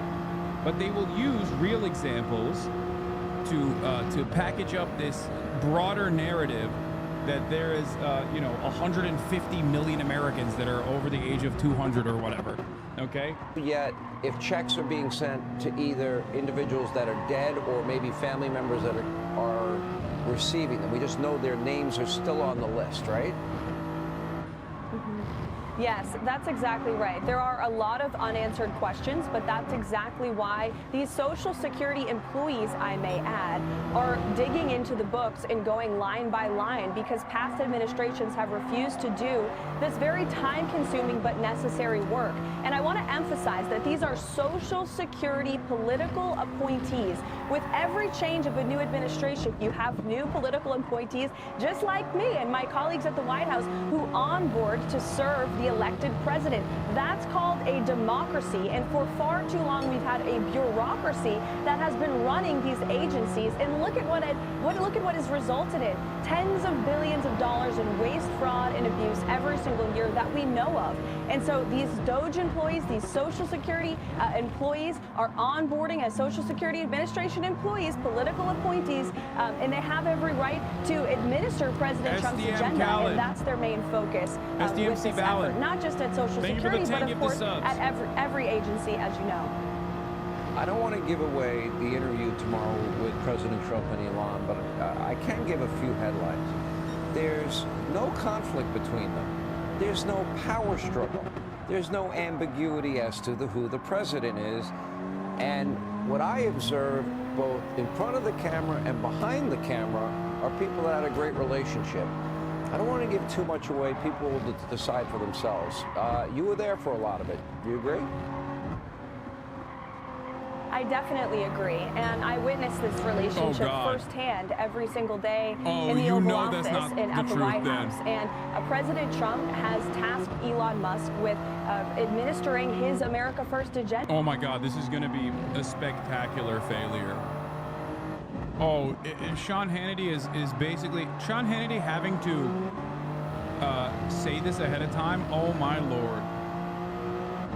Yeah, why is this something that you feel the need to address, I wonder? The very fact that you feel the need to address this speculation means that there is probably either on the Trump side or someone else saw all of this narrative, all of this rhetoric, and got upset enough to want to address it. And just like the rest of us who serve at the pleasure of the president, but most importantly serve the American people. More than 77 million Americans re-elected President Trump to promote monumental, fundamental change, to shake up the Washington swamp. And there's nobody better than Elon Musk to do that. He is a once-in-a-generation business leader. He sent rocket ships to space. He's far smarter than many of the people who are grunting and moaning on Capitol Hill about these efforts are. And he's the perfect person to help President Trump with this effort. The mainstream media wants to drive a wedge between their relationship, but they are failing. And our entire team is unified behind President Trump to deliver on the promises he made to the American people on the campaign trail. All right, that is this week's Hannity White House briefing with White House Press Secretary Caroline Levitt. Caroline, great to have you as always. Thank you. No, he did. Oh my God, he literally said Ukraine started it? What the? I think he's talking about EU being upset that they hadn't been invited. I mean, he's literally saying you should have You should have never started it. Is he talking about the EU or is he talking about? Which, by the way, I don't even know if this is like. Okay, this is crazy. Oh my god, bro, this is crazy. What the fuck? Yo, Donald Trump is saying shit that all of my haters think.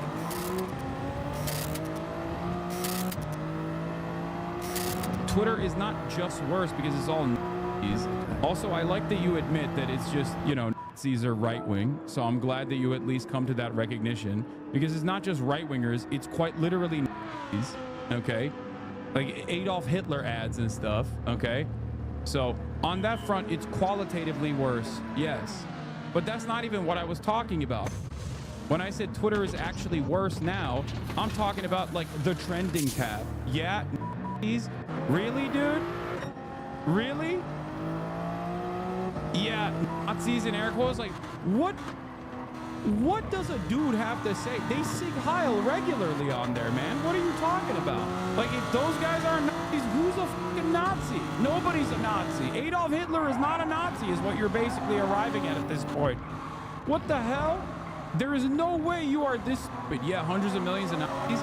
Twitter is not used by hundreds of millions of Americans, you. It doesn't even have 20% of the entire, like, no, hundreds of millions of Nazis. Yeah, no, you in your fantasy, it's hundreds of millions of American patriots that are now rushing to use Twitter. That's not the case, okay? Its user base has actually diminished since the Elon Musk takeover, okay? God damn, you are so dumb. Yeah, the only extra motion on Twitter is now just bots, okay? I wonder what this relatively small account that Elon Musk follows is. Oh, I see it just posts porn and Nazism only. Yeah, great stuff. He's like, oh, excuse me. Is this really a Nazi account? Yes, the answer is yes, okay?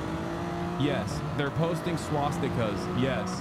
Wow, look at this small account that Elon Musk follows. It's not subtle. This account tweets and retweets constantly about things like not wanting to hear R-worded blacks and their R-worded opinions, the need to make America blonde again, how America should be a white nation and celebrates Trump as the second coming of Hitler.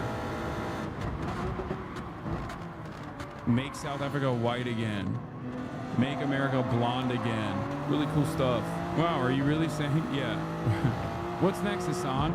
Are you going to say that this ad from Nixon Groyber is a Nazi ad? Imagine being born a Gentile in this generation on this continent located on an ocean away from Europe and viscerally hating this one foreign dictator from 80 years ago for no reason other than my teacher showed me Schindler's List, or the museum tour guide told us he turned Jews into soap, and still believing at the age of 30 or 40, Lamau. It's time to start reevaluating your perspective of history. That's just a pro-Hitler ad. Here's a pro-Hitler guy responding to Kyle Kalinske posting the pro-Hitler ad and going, Elon's site now has ads for Adolf Hitler, going, people are just asking questions, and rightfully so. Nixon Groyber. I don't understand. What's Nazi about that? Just curious. Just asking questions.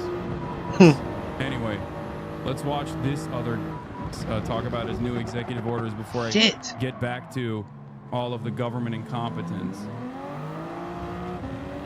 Here, I guess we can take a couple of quick questions. Go ahead, please. Specifically what the auto tariff rate should be. Yeah, I probably will tell you that on April 2nd, but it'll be in the neighborhood of 25%. It'll be 25% and higher, and it'll go very substantially higher over the course of a year. But we want to give them time to come in because, as you know, when they come into the United States and they have their here, there is no tariff.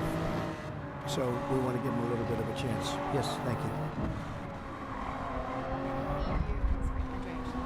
EU representative is going to meet this week. I'm starting tomorrow. He's going to be meeting with and Greer and Lutnick. What can the EU do to sort of avoid the reciprocal tariffs that we've talked about? And, you know, you've talked a lot about VAT. Do you expect them to reduce that? Well, they did already, as I understand it, reduce their car tariff all the way down to what we have. And a lot of that will take place, and I think some won't do it and some will do it. But the EU had a 10% tax on cars, and now they have a 2.5% tax, which is the Please a little louder. I can't believe you guys want to hear Trump, but you got it. Everybody would do that, then we'd all be on the same playing field. Because essentially what we're doing with the tariffs is, they charge us, we charge them, same amount. And it's called reciprocal, actually. And whatever they charge us, we're charging them. And so the EU is, I appreciate that they did this, but, the EU has been very unfair to us. We have a deficit of $350 billion. They don't take our cars. They don't take our farm products. They don't take almost anything. They take very little. And we're going to have to straighten that out, and we will. I have no doubt about it. Yeah, go ahead, please. Thank you, Mr. President. Tell us a little bit more about the Russia talks, your impression of how they went today, and if you're perhaps more confident or less confident with the deal after what happened today. Well, much more confident. They were very good. Russia wants to do something. They want to stop the savage barbarianism. I mean, what's going on over there? Its soldiers are being killed by the thousands on a weekly basis. It's ridiculous. And they're not American soldiers. They're Russian soldiers, and they're Ukrainian soldiers largely, although a lot of Koreans have been, as you know. Quite a bit of them they came over to fight, and a large portion have been wiped out. But we want to end it. It's a senseless war. It should have never happened, would have never happened if I was president.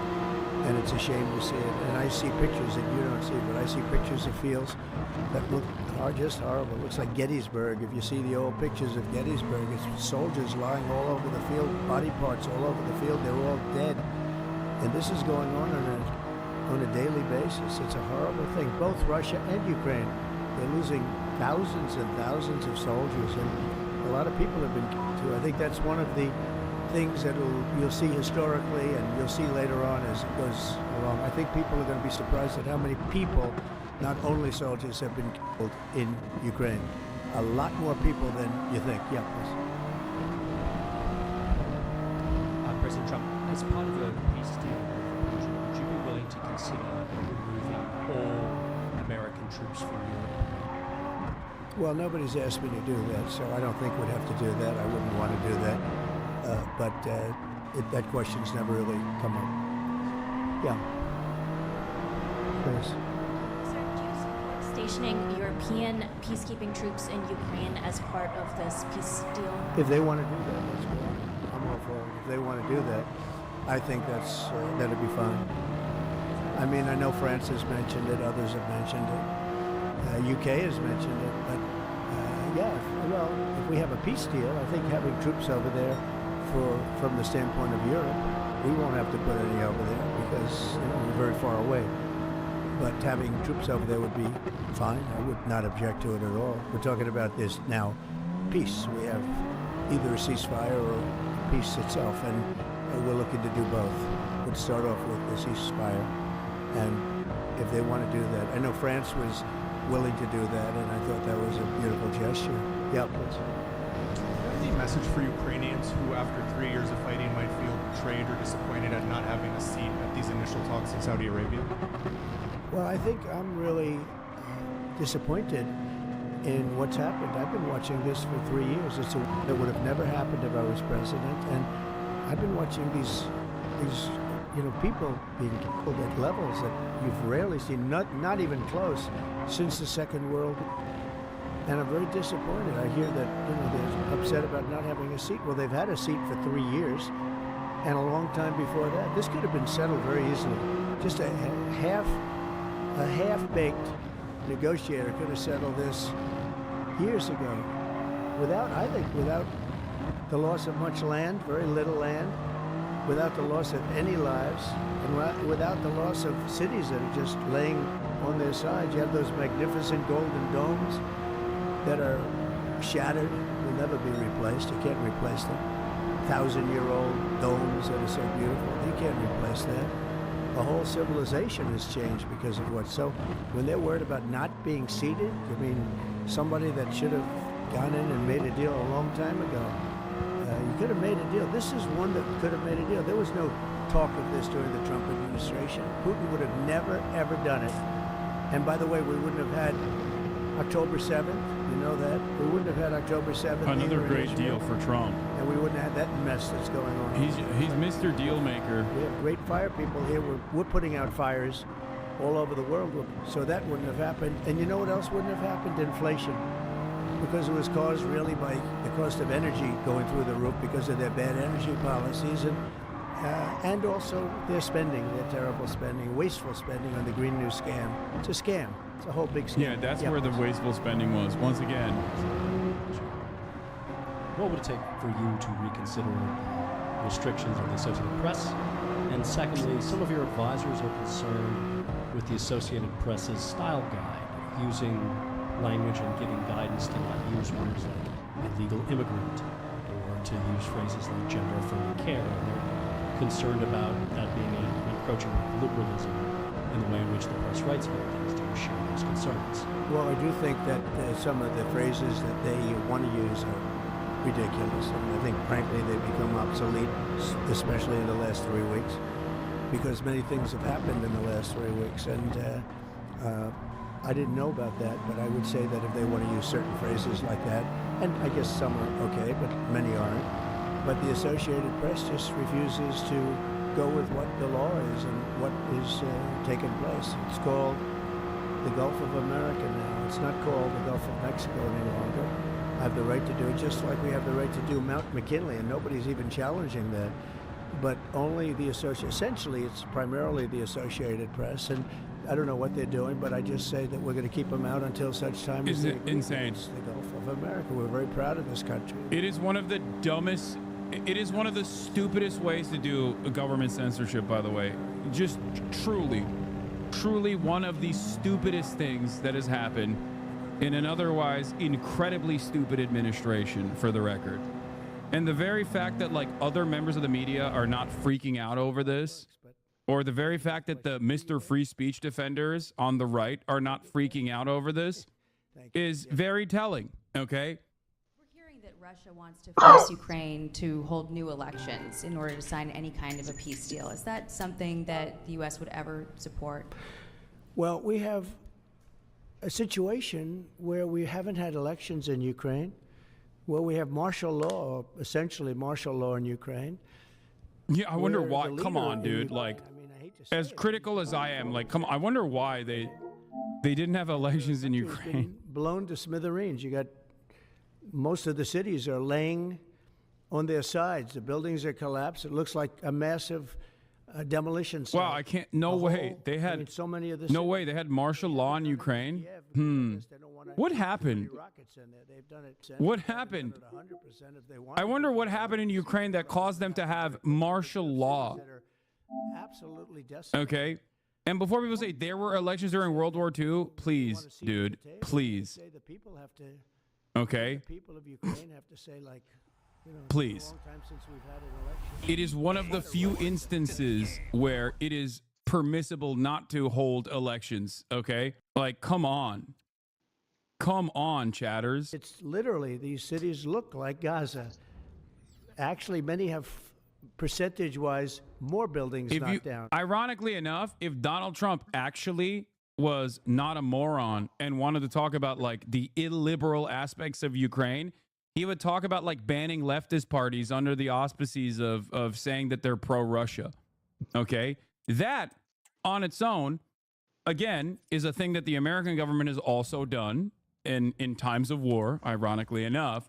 But that is, in my opinion, a greater indication of lack of liberalism, regardless of regardless of the war, the unjustifiable invasion of Ukraine or not.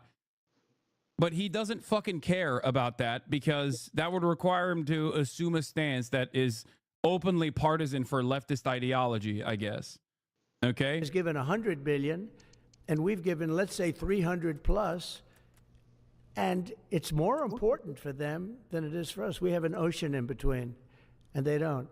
But where is all the money that's been given? Where is it going? And nobody, I've never seen an accounting of it. We give hundreds of billions of dollars. I don't see any accounting. So he's talking about Ukraine like he talks about Hamas. Yeah. You know why I want? Because he is brutally honest about American foreign policy. American foreign policy literally discards most of our allies, okay? And I think I have the power to end this war. And I think it's going very well. But today I heard, oh, well, we weren't invited. Well, you've been there for 3 years. You should have ended it 3 years. You should have never started it. You could have made a deal. I could have made a deal for Ukraine that would have given them almost all of the land, everything, almost all of the land, and no people would have been killed, and no city would have been demolished, and not one dome would have been knocked down. But they chose not to do it that way. And President Biden, in all Did he fairness, just say Ukraine started the war? He was so bad for this. It was so bad, so pathetic. Did I misunderstand So what he was sad. saying? Hold on, I got to But run it with- back. That are being killed, and they're running of it. We give hundreds of billions of dollars. I don't see any accounting. So I want to see peace. Look, you know why I want? Because I don't want all these people killed anymore. I'm looking at people that are being killed, and they're Russian and Ukrainian people, but they're people. Doesn't matter where they're from on the whole planet. And I think I have the power to end this war. And I think it's going very well. But today I heard, oh, well, we weren't invited. Well, you've been there for 3 years. You should have ended it 3 years. You should have never started it. You could have made a deal. No, he did. Oh my God. He literally said Ukraine started it? What the fuck? I think he's talking about EU being upset that they hadn't been invited. I mean, he's literally saying you should have never started it. Is he talking about the EU, or is he talking about, which, by the way, I don't even know if this is like, okay, this is crazy. Oh my God, bro, this is crazy. What the fuck? Yo, Donald Trump is saying shit that all of my haters think I say all the time. Okay? But that is the president of the United States of America saying shit that most people online, most liberals online assume is my position on Ukraine. This is an insane thing to state, especially as the president of the United States of America. Like, Ukraine in this circumstance is the least responsible party for being invaded. I would go so far as to say that even American interference probably played more of a role than Ukraine in terms of who started it. Okay? The number one responsible party is Russia. Okay? Obviously, they fucking invaded the country. And Ukraine is not even remotely responsible for this. Sorry, that's ridiculous. I could have made a deal for... And neither is Europe. Europe just literally listens to the United States of America. What the fuck is this take? That is crazy. For Ukraine, that would have given them almost all of the land, everything, almost all of the land, and no people would have been killed, and no city would have been demolished, and not one dome would have been knocked down. But they chose not to do it that way. And President Biden, in all fairness, he doesn't have a clue. What he was so bad for this. It was so bad, so pathetic, so sad. But with all of that being said, look, it is what it is. When I left, there was no chance that this could have happened, but it happened because we had incompetent leadership at many different levels.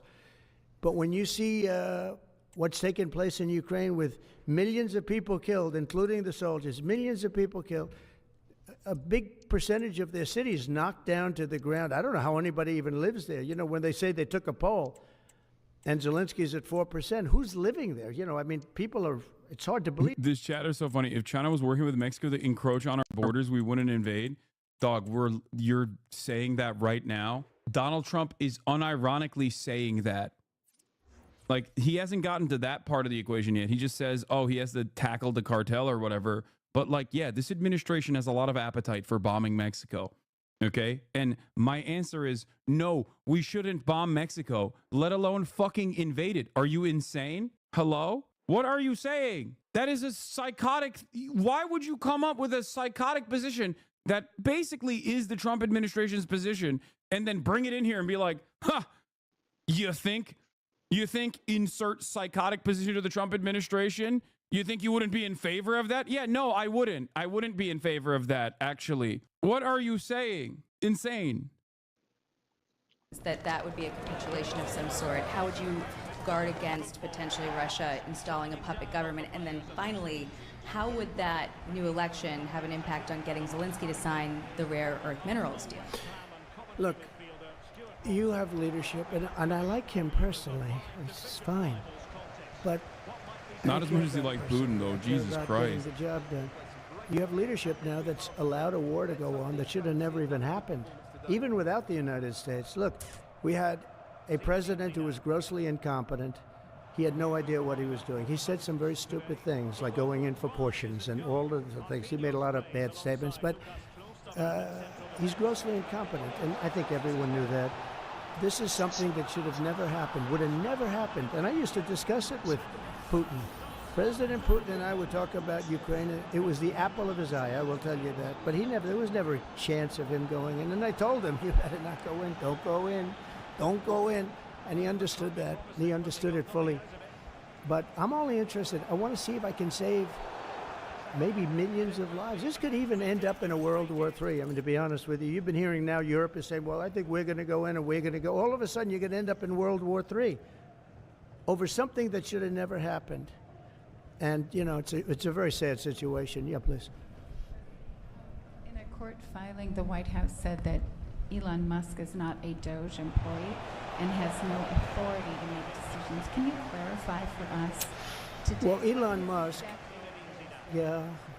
Elon is, to me, you could call him an employee, you could call him a consultant, you could call him whatever you want. But he's a patriot. I mean, look at the kind of things. I just said, just write it down, just in case that question got asked, right? And which I'm surprised it took so long, actually. But you know what? Ukraine's a bigger deal because people are dying by the thousands a week, thousands. But look at this, from 90 to 99, Social Security, 6,054,000 people. Well, that's okay, maybe that's possible. You know, 90 to 99, maybe it's possible. It's a lot of people though at that. But people that live to 100 to 109, 4,734,000. Wow, that's a lot. That means over 100 years old. There are 4 million people. I don't know too many. I know people that are doing great in their 90s, but not too many people over 100. But over 120, from 120 years old, people that are 120 years old up to 129, 3,472,000 people. Wow. You know that can't possibly be because the record is like, I think it's one person, a woman, lived to 127, but they have 3,472. Okay, but now we're going really in. People from 130 I haven't even gotten old. to this part of the broadcast yet, which I'm going to talk about in a little bit. This is also incorrect. Once again, lying is so overpowered. Please nerf. Lying OP. Please nerf. This server is busted, okay?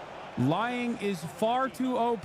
Please nerf. Mods! 140 years old and beyond. Now we're really going because we're looking to break the record by 25 years. People from 150 years old to 159 years old.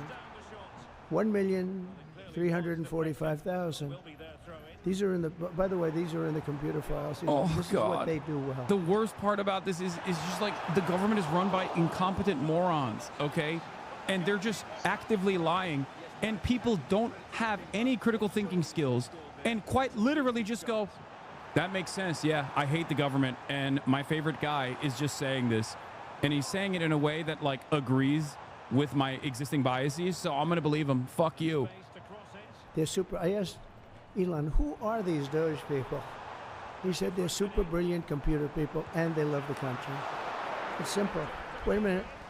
People from 160 years old to 169 years, 121,000. So 160-year-old. I don't think he's actually lying. He actually fucking doesn't know or understand how that works. Yes, but Elon is lying. Like, they're stupid, but they're still lying. They're lying to the American public.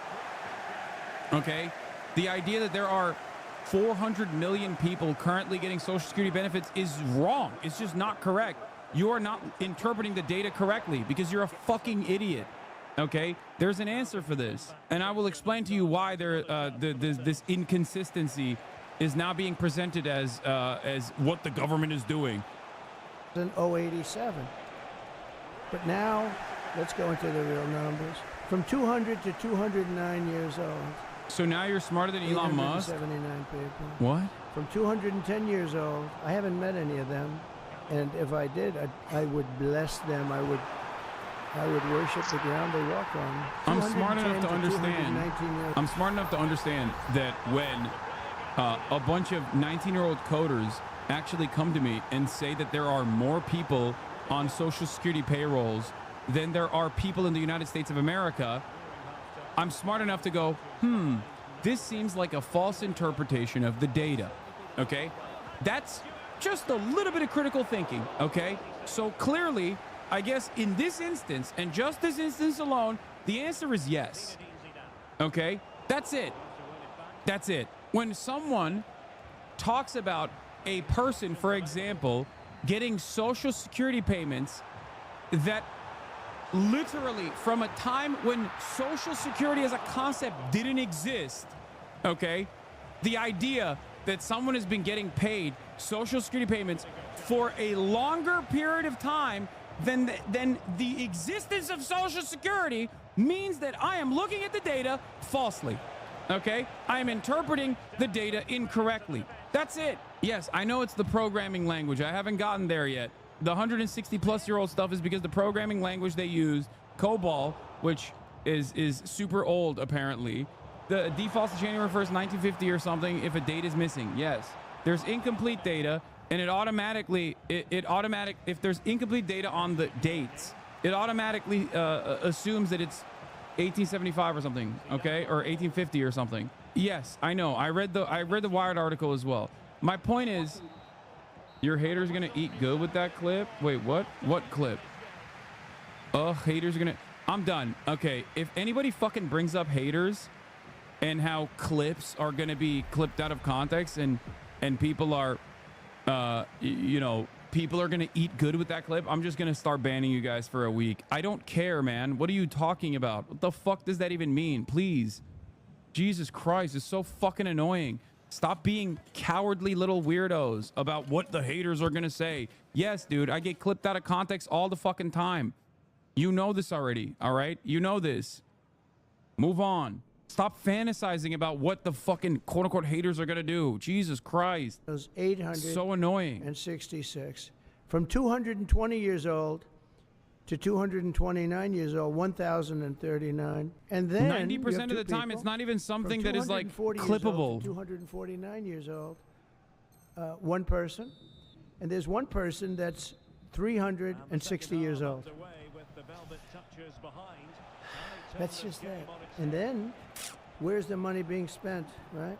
Let's go into that for just a second.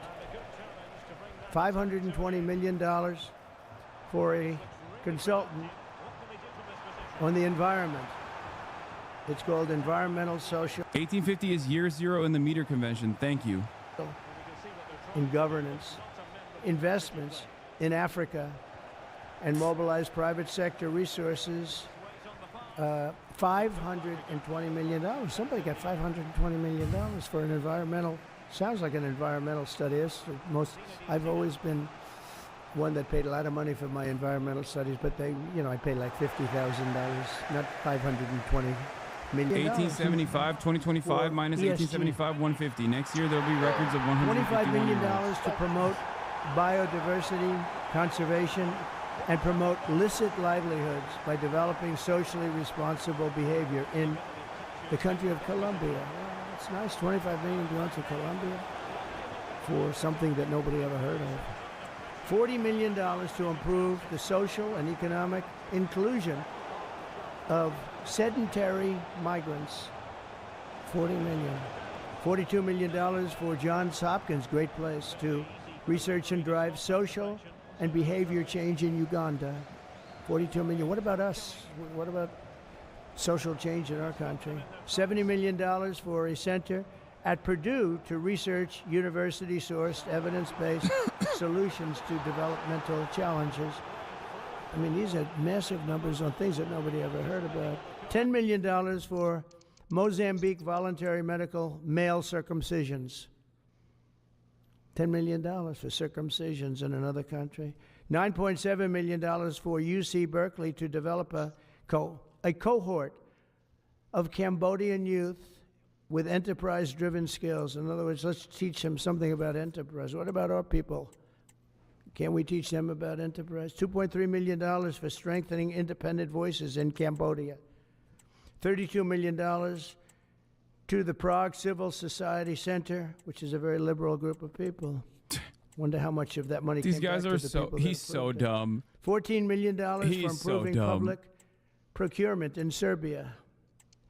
$486 million. I wonder what the usage. I wonder what the reasons for why we have these civil society organizations that we are funding. Much to consider here. Maybe because we want to make Serbia woke, I think.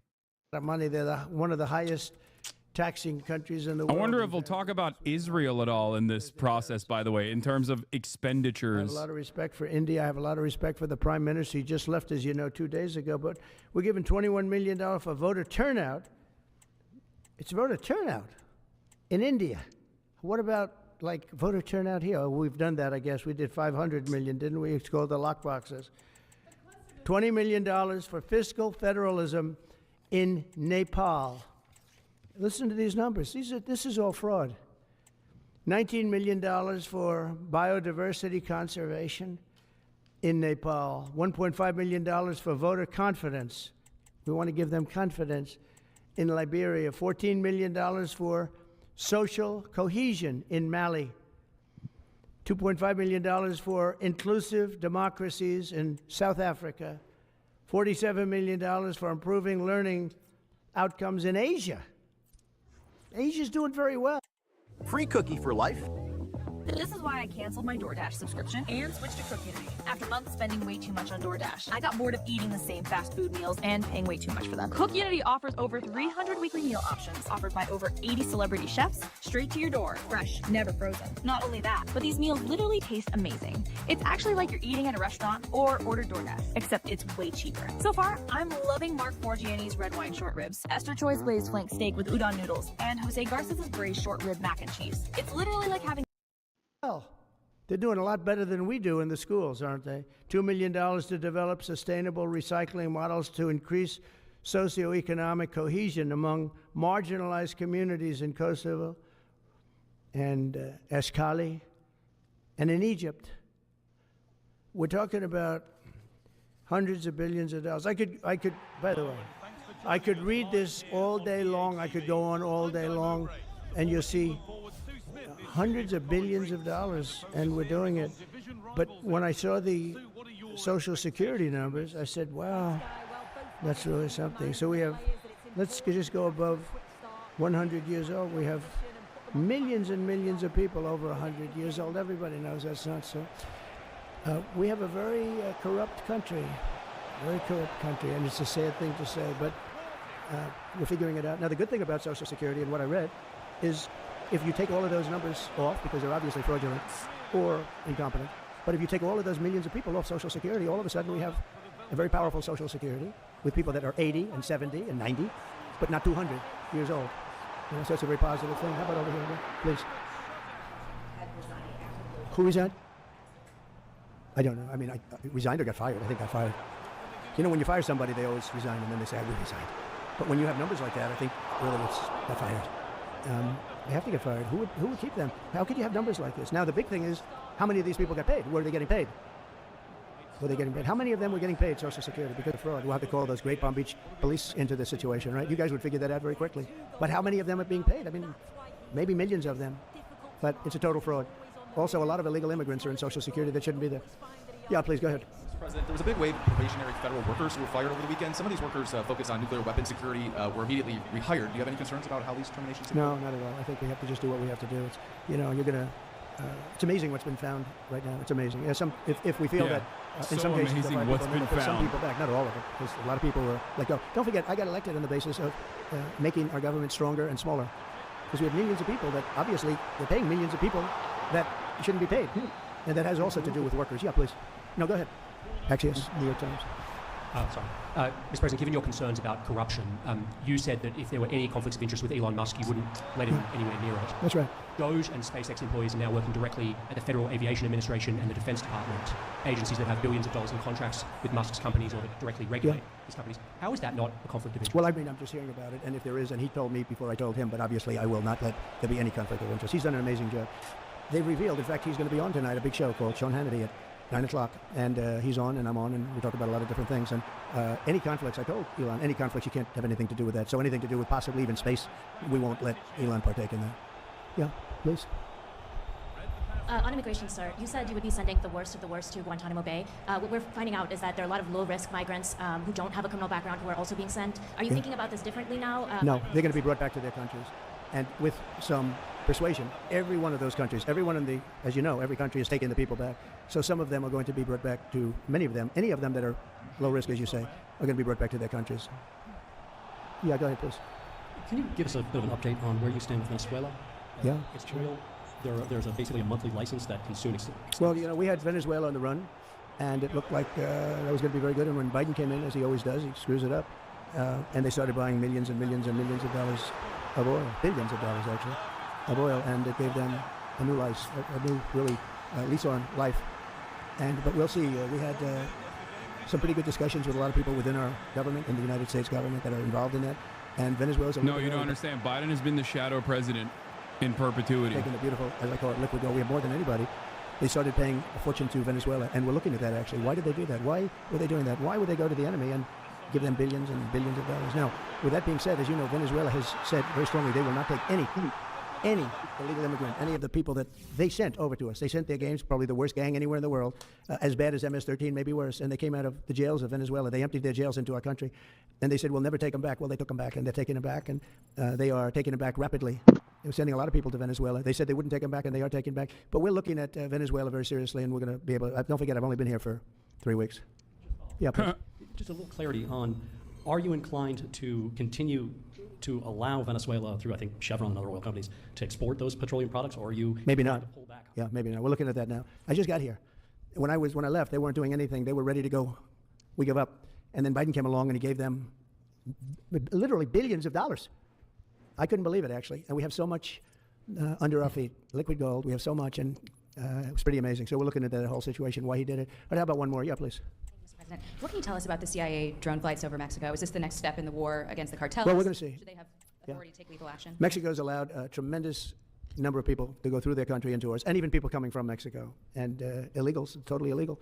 They've allowed people to empty jails into Mexico and then let them come through with this totally ridiculous open border policy of the Biden administration. So millions of people have come in, and hundreds of thousands, and actually millions, are criminals. They came in from jails all over the world. They'd release them into Mexico, and they come into our country. And they also came in from Canada, by the way, large numbers through Canada. In fact, when we closed up the one border, they came in through the other border. So Canada is not an uninterested party. But I will say this.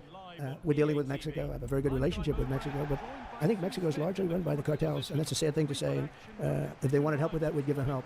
But Mexico, if you look at what's gone on with Mexico for years now, but now especially, it's run by the cartels. And they've allowed millions of people to come into our country from jails and prisons of other countries from all over the world, not just South America, Africa, Asia, all over. A lot from the Congo in Africa, a lot. They opened their jails. They came in through Mexico. And we have some of the worst criminals coming in from the Congo and other places. So it's not just South America, and it's not just Venezuela, but they open their jails. And you know the crime rates in Venezuela and other places all over the world has gone way down. You know why? Because they've given us their prisoners, they've given us their drug lords and their gang members. And it's hard to believe that we accepted this. It's hard to believe that we allowed open borders, and we're taking in, hundreds of thousands and millions of people coming in from all over the world. They're absolute stone cold. It's pretty crazy that all of these violent criminals from all around the world are coming to America. And yet, instead of doing crimes, they're actually, unironically, through their presence and their proclivity to do less crime, as opposed to the existing natural-born U.S. population, lowering the crime rate in the United States of America across the board. It's crazy. I guess, like, when they come to America, they just no longer want to do crimes. Magically. They're like, oh, yeah, well, we got jobs here, so no reason to do crimes. I guess that's what it is. America, truly the nation of rehabilitation. Wonderful stuff.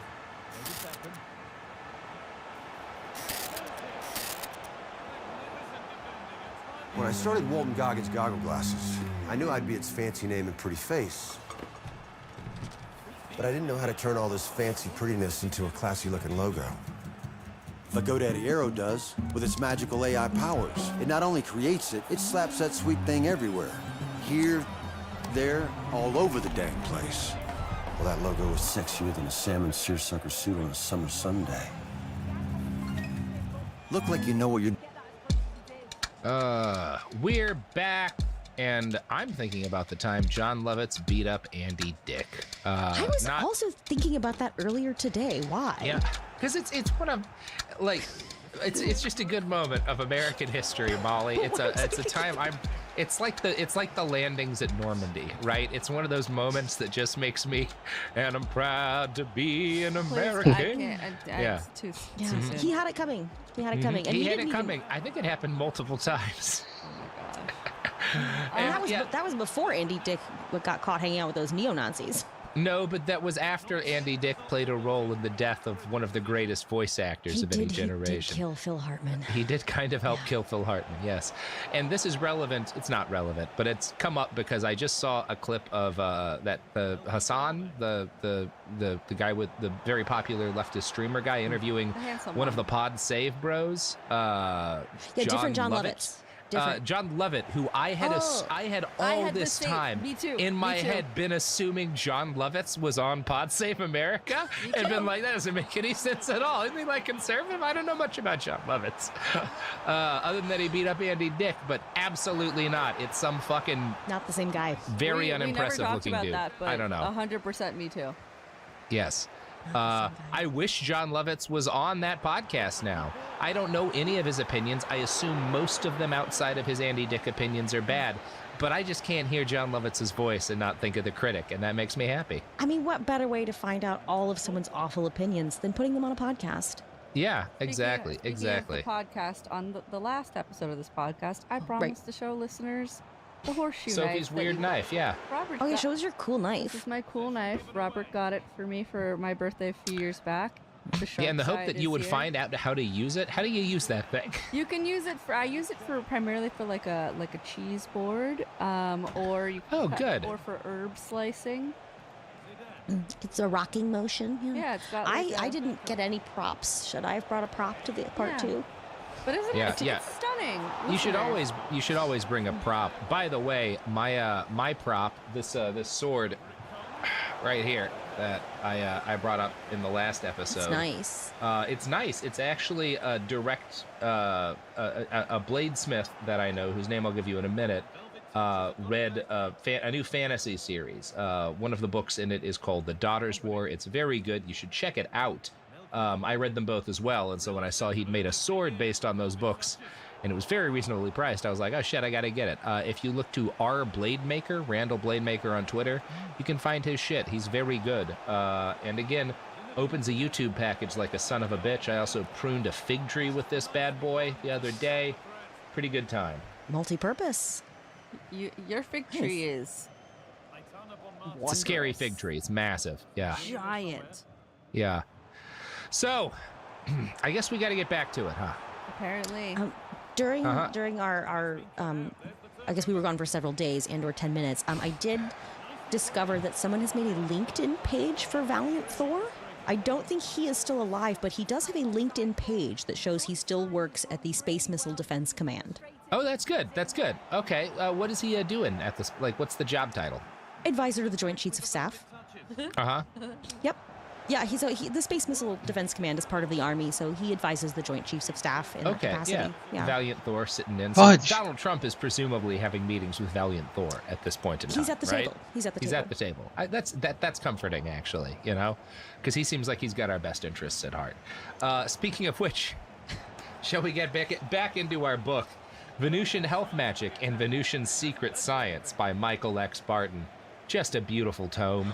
I love the Gorgeous. rainbow. It smells slightly of incense. I assume that's because wherever they print these books, a lot of people are burning a lot of incense. All right, so we're ready to get back into our friend Michael X. Barton and his story, his experiences with Lanzara and Shalana, who have transcended their earthly bodies, but not the patriarchy, as we noted in the last episode, Molly. I'm ready to get healed. I'm ready to get healed. You're ready to get healed? Well, this is going to tell you how. Reveal it to me. Yeah, and the spoiler is it's just fruit. It's a shitload of fruit, Molly. Lanzara, and so he's talking to he reaches out after like hanging out with his buddy. You know, they go to bed. His friend is sick. You know, he's been just getting worse and worse over the last couple of years, and Michael convenes with Lanzara to ask what's up, him, John? how do I help my buddy Jim get better? And Lonzar, how long when he ago you last wrote that, my communicated bad. with me telepathically, had taught me many astounding facts regarding the wonderful health and amazing longevity of the people of I Venus. had, like, To another a true screen student up. of the occult or hidden side of life, none of the Venusian secret science is the least bit impractical or even fantastic. You and I know that all the higher teachings of life are far more practical and true than the mere human mind can realize at first. In time, as the personal vibrations become raised into higher and still higher octaves of being, all limitations vanish, and man's spirit controls matter. Those of you who have studied Venusian secret science, in which I related my series of contacts with Lanzara, know that he gave me special suggestions to observe in regard to the New Age diet as well as other matters. By applying these suggestions and sticking to them until they become positive habits in my daily life, I discovered to my great joy that my health improved immensely. But that is not the only practical benefit. My mental and spiritual faculties became much more keener and active than ever before. So, chilling.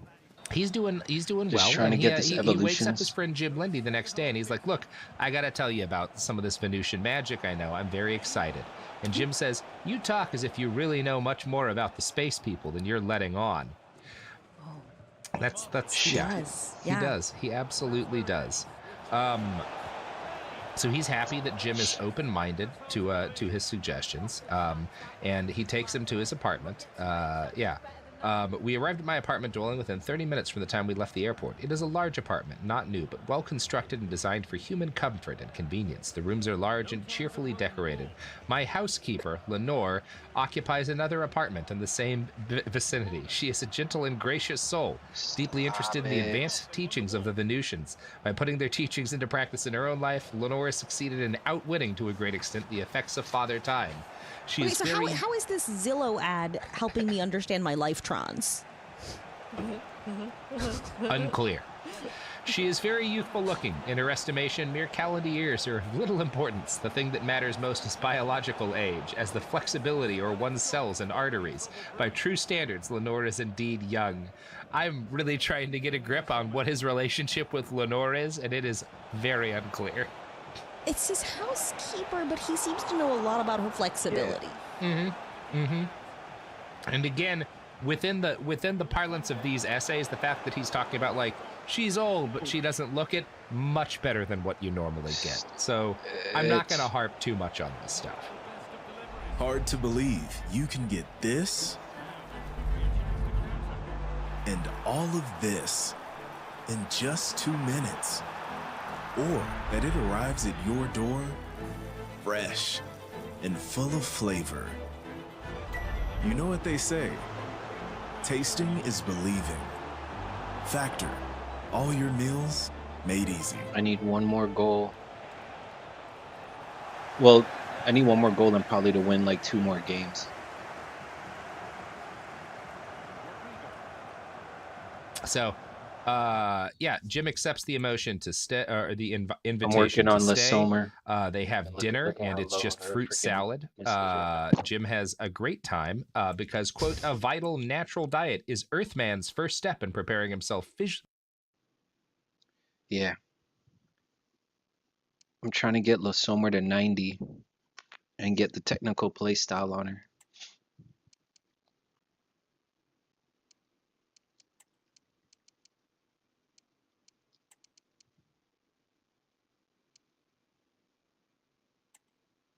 I need another center back.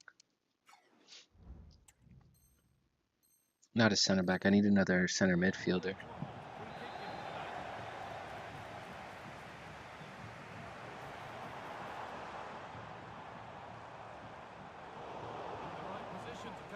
This game is doing everything in its power to like stretch out this evolutions as much as possible, though. I was able to get one more goal with her, and I just can't get another clean open shot at all this game.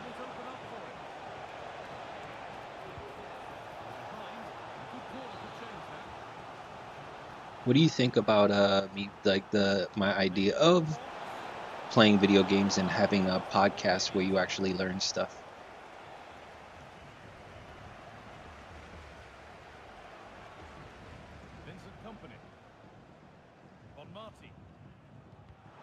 Not necessarily video game stuff. Oh, video game stuff, but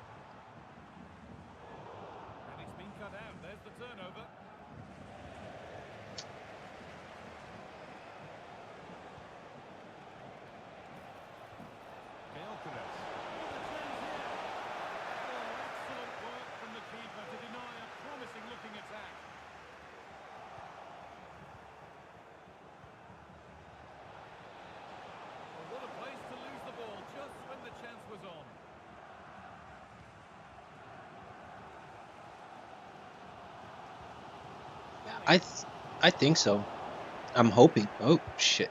I'm hoping to get a discussion started as I'm playing, you know, and then I could since I have my computer right in front of me, I'll be able to fact check stuff and, really try to get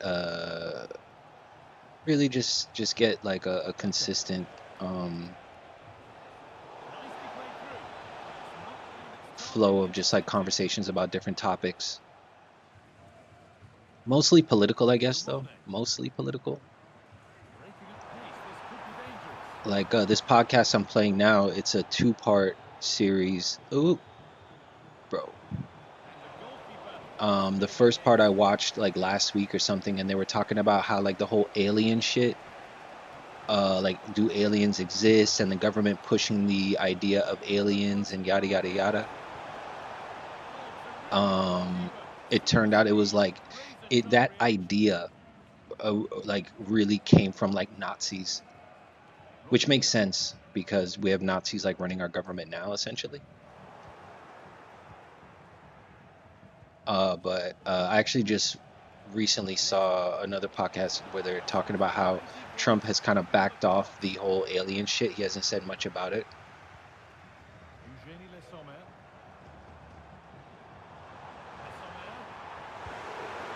Come on, just one more goal. Let me just get one more goal.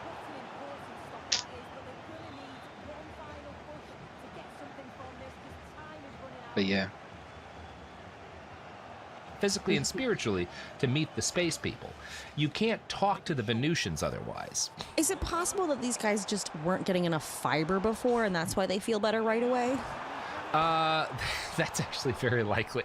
They were eating a 60s diet, which consisted of nothing but fried cheese. Like Salisbury steak and cigarettes. Like he hasn't shit in days. Yeah, that's his problem. Since Michael left in 1953, Jim has not taken a shit. His doctors can't figure it out. It hurts so bad. I just imagine this like conclave. There's like 30 doctors in lab coats all chain smoking Pall Malls. Come on. No idea what's wrong. What could it be? I don't know. Why don't we go get some Salisbury steak? We broke Robert. I mean, I don't know if you guys heard the news, but cat turd has a bowel impaction. Gosh, bro. So this is a very real problem facing America's men. So we're returning to tradition on this stuff? Oh, good times. So sorry, I skipped ahead a little bit earlier. Yes, now sorry. is where he bids Jim good night, saying that, like, tonight I'm going to talk to my Venusian master, and then we're going to start your health program. I hope it'll So be good. I know you're wondering, Molly. The question everyone has: how do you get into contact with people from Venus? Well, psychically. Thank Which one? God, My last one with Rodrigo? details in this book his regular procedure. I'm actually sacrificing some opportunities just to get the ball back to the Sommer. His psychic brain centers, the pituitary and pineal glands. Actually, I need a step before that one. That can't be step one. Let's see. That is step one. Are there some steps? That's the step one. Because Sub-step, he places psychic gems, telolith, and lapis I need to win lazuli 4 times. directly over his I need to win pituitary and pineal 4 more glands, times. and he exerts mild pressure with his hands. He then visualizes a beam of white light And I need one shining more from the goal. center of his forehead towards Venus. On this beam of light, I sent out my call to Master Lanzara and patiently awaited his response to the message. So he's pressing a crystal. 2 crystals, Molly. 2 crystals. Like one crystal is not going to do it. If you've just got 1 crystal, you're getting where's nowhere. my pituitary gland? It's somewhere up in your head. So I imagine he's like pressing a crystal to the front and back of his head. Yeah, I think that's something like that because the pineal gland's like right here. If Right. I'm remembering various paintings by Alex Gray about taking DMT. Right. And yeah, it would make sense if the other one was back here. So he's got a crystal on either side of his head, and he's thinking about a pillar of light, and then he sends his message. It's just like calling AT&T, Molly. Okay, this makes perfect sense to me. Go on. No one listening to this podcast has called AT&T in their entire lifespan. I don't know what to tell. Anyway, a minute passed, 2 minutes. Then suddenly I felt the same strange sensation that invariably happens whenever a message is sent to me from the space people. I can only partially describe it by saying that it is a physical, mental, and spiritual feeling of at-one-ment with another living, thinking human being whose vibrations are extraordinarily harmonious. As his dynamic thoughts are conveyed one by one to my mind, I feel a sense of unusual peace, harmony, joyous stimulation, and timelessness. For a few precious moments, time ceases to be, and I am strongly aware only of his magnetic presence, his consciousness, and the living truth of his vital message. Yes. Briefly, this is the feeling of attunement that came to me after I had sent out my call to Lanzara. With this feeling, there also came into my awareness the special musical tone in the key of D, with which Lanzara makes his presence known to me by telethought. Now, Molly, that's a capitalized word. That's telegram, but with your thoughts. Telethought. Although it is spelled like telegram, but for like thoughts, like the kids talk about, THOT. Oh, no. Yeah. I would, but my, what do you call it, would drop. The chemistry would drop. Yeah. Yeah, the number of words he's creating and capitalizing is... He has unique... The Venusians have a unique attitude towards capitalizing words. They've ascended from our grammatical system, Molly. That's what sucks. I would love to put him in. To truly embrace the fine life, you must learn to let go. Bienvenidos a la vida más fina. Right, they've moved beyond it. They've graduated from it. Yeah, they're much better than us in that way, and every other way. As his dynamic thoughts are conveyed one by one to my mind, I feel a sense of unusual peace, harmony, joyous stimulation, and timelessness. Where does he feel that? That's unclear, Molly. Joyous stimulation could mean a lot of things, and in this context, most of them aren't things I want to think about Michael X doing. For a few precious moments, time ceases to be, and I'm strongly aware only of his magnetic My left presence, midfielder is like really good. Like she never gets tired. Message. Briefly, this is fast. the feeling of attunement that came to me after I had sent out my call to Lanzara. With this feeling, there also came into my awareness the special musical tone in the key of D, with which Lanzara makes his presence known to me by telethought. His masterful thoughts followed the musical tone. Yes. Greetings, Michael X. Blessings of life, love, and ever-increasing light to you and all our loved ones on planet Earth. Once again, it is our privilege and joy to serve our Earth brothers and sisters and assist them in their upward evolution. You, beloved brother, were right in reasoning that we know of the serious illness of your dear friend Jim Lindy. We have been aware of his plight for some time, but it was not until recently. I love the idea. Billions of humans. This is the 60s. You know, millions of people are being incinerated from the air in Vietnam. There is so much suffering in the world. But these Venusians are like, oh yeah, Jim, of course. We can't How is stop he able to talking just get about so Jim many passes Lindy. off? And it's You just know? like all of his guys are special, just right? Because so he's seen open. the crowd. He is special. And that wasn't a coincidence. Look, this is the man who's gone the longest amount of time without shitting. And as Venusians, It is we the absolutely chalk of the have Lifetronic health spa. This is, we can't put back people back Oh together my when they goodness. get blown to shit by a C-130. But what we can do is help Jim Lindy to shit. You know? Like, just give him a bowl of honeydew melon. Yeah, that is literally the prescription. As much melon as you can fit in your body. Wow. We have been aware of his plight for some time, but it was not until recently that we could act in his behalf without interfering with his own will. Fortunately, Jim Lindy is open-minded regarding us. That is most important. We can and shall help him. We shall point out certain health secrets, which should not be secrets at all, but common knowledge to Earthlings. At the Lifetronic Healing Center on Venus, we give out these and other teachings freely so that all Venusians learn how to work with nature's upbuilding measures from infancy on. So there are native-born Venusians. They're not all ascended. Which means, it exists because, like, our Venus does not grow melons, Molly. It is not a good melon climate.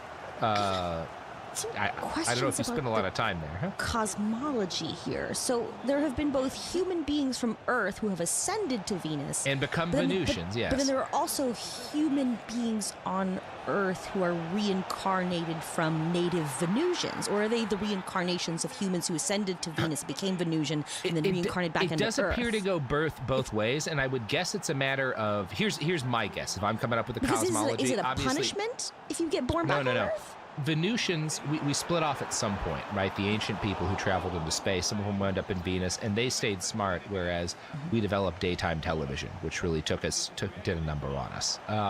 So the Venusians who were smart and they still love us, they still care about us, and when a human being is like wise and enlightened enough, they're able to see and communicate with his soul and bring it to Venus. But their interactions with Venusians humans who have ascended to Venus make some of the nice Venusians feel very empathetic towards Earth, so they choose to die and be reincarnated on Earth to help us, and that's where Jesus comes from. I was gonna ask. I was actually gonna ask. If I'm selling this, that's how I'm selling it. No, because you said the X is to honor Christ, and so usually guys that still believe in the existence of Jesus Christ but are also alien guys, they think Jesus was an alien. Well, that's exactly it. And in this, it's a little more complicated, that the aliens are humans, but they didn't come from Earth. So Jesus chose to leave Venus and incarnate on Earth. Yes, that's my interpretation of this. Okay, Yes. I'm up to speed. I'm on board. You're up to speed? You're good? Yeah. All right, let's continue. So, they're going to give him some secrets. In Jim Lindy's case, he must first intensify his desire to be well. Then he must himself send forth his desire directly to us, and we shall give him a sign of our recognition and illumine his inner consciousness. Illuminate? I'm not sure if they were trying to say illuminate. I don't think illumine is a word. Illumine him. Illumine him. So if you look that one up, please. Word. His inner consciousness from time to time. This we shall do by a series of all caps dream contacts. How am I spelling this word? Okay. Yes, ILLUMINE. It is. So it is. It can be a literary way of saying to brighten something, like illuminate, but also it can be to spiritually or intellectually enlighten. You know what? I got to give it to Michael X. I learned something today. Yeah, this is literature, Robert. We all learned something today. You know what? Why don't we meditate on that? Get some rocks, stick them on one side of your head and another, push them in a little bit, think of a pillar of light, and listen to these ads. Do you think the rare earth metals inside my iPhone count? Should I press that to my pineal gland? Stick a couple of phones to your head. It doesn't matter. Fuck it. We're back. Actually, Molly, I kind of think the iPhones might do better because obviously the lifeblood of whatever Venus. child harvested those rare earth minerals is built into your life phone, so it's haunted. And the ghost is probably like that's like bringing in a guy to tune your TV antenna. Again, another thing no one has done in fucking 35 years. Good stuff. So, Jim Lindy. I'm illumined. Yeah, we have all been illumined on the word illumine. They're going to do this by a series How of is he dream applying so contacts, much which will pressure? be made by us while Jim is sleeping soundly at night. He will at those times experience unusually vivid dreams, each containing a vitally important message that's important for him to regain his health. You believe then, I said quickly, that Jim Lindy can be cured so he will once again be vigorous and healthy? There are no cures, replied Lanzara. Jim's present state of painful illness was created by himself through his own unwise actions of eating nothing but Salisbury steaks for 42 years. I do love the undercurrent of like, well, he can't get better until he actually wants to because he's sick because he doesn't want it bad enough. There's a degree to which they're kind of being reasonable because what they're literally saying is like, there's a line here, those who claim they can cure disease are charlatans. They're only fooling themselves and those homiest souls who turn to them in misguided trust and confidence. The simple truth is, but then we get to this. The simple truth is humanity does not have to cure disease. All it needs to do is stop causing it, right? Which you can do by only eating raw fruit, you know? I went through whiplash there. I was like, oh, maybe this isn't going to be so. No, there we go. And I can't get a through pass at all. I feel like a lot of people His who are center backs selling are you like something immaculate. Dangerous will make a valid point about how everyone else who's doing that is pretty bad. But I'm not. I'm selling you the good lead vitamins. I'm selling you the good, responsible life advice. So Jim's got to rebuild his health by reversing the pattern of disease and being healthy. And this is a super fast process if you do it right. Now, normally it's very slow. I gotta pee. The average person on Earth, if they're sick, they have no control over the healing process, right? You have to replace the Thetans with the Lifetrons. Yes. You must consider the natural time factor and allow for it. But, and this is Lanzara again, many thousands of years ago, reckoning according to your Earth time, the greatest minds of Venus found that the time factor in nature could be so minimized and reduced that we were able to accomplish results in weeks where formerly years were required. Then we progressed to a point where we could do so much in only a few days as we used to do in several weeks. Finally, our greatest breakthrough came when we discovered how to collapse time, all caps, within our own consciousness so that the positive results were realized in mere seconds and minutes that previously took many hours and days to to achieve. At the Lifetronic Healing Center on Venus, we had long studied the simple, marvelous laws of the universe and the forces of nature. Knowing as we did that these natural laws are designed by the Creator for the good of all life, we did not attempt to change the unchangeable. Instead, we did our best to learn those wonderful laws and attune ourselves with them. As we ourselves learned higher truths, we taught themselves to all the people and showed them how to apply simple methods that brought health and happiness into their lives. To study and apply all that we can discover of our Creator's simple but wonderful principles brings us all the greatest of joys.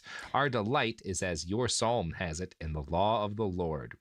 Okay, I think this guy's fucking bullshitting us because he was like, oh, we want to share these secrets with everyone. They shouldn't even be secrets. We want to tell them to everyone. But you knew Jim Great was news, sick. though. Can I play Creed? What do you mean Creed? Because he wasn't ready. But hang on. Let's pause this real quick because there's good news. In the time of Nazi Trump and Musk, there's good news to be had. We're going to come back to this because I totally would love to add this video to my collection. And instead of me saying anything, I'd rather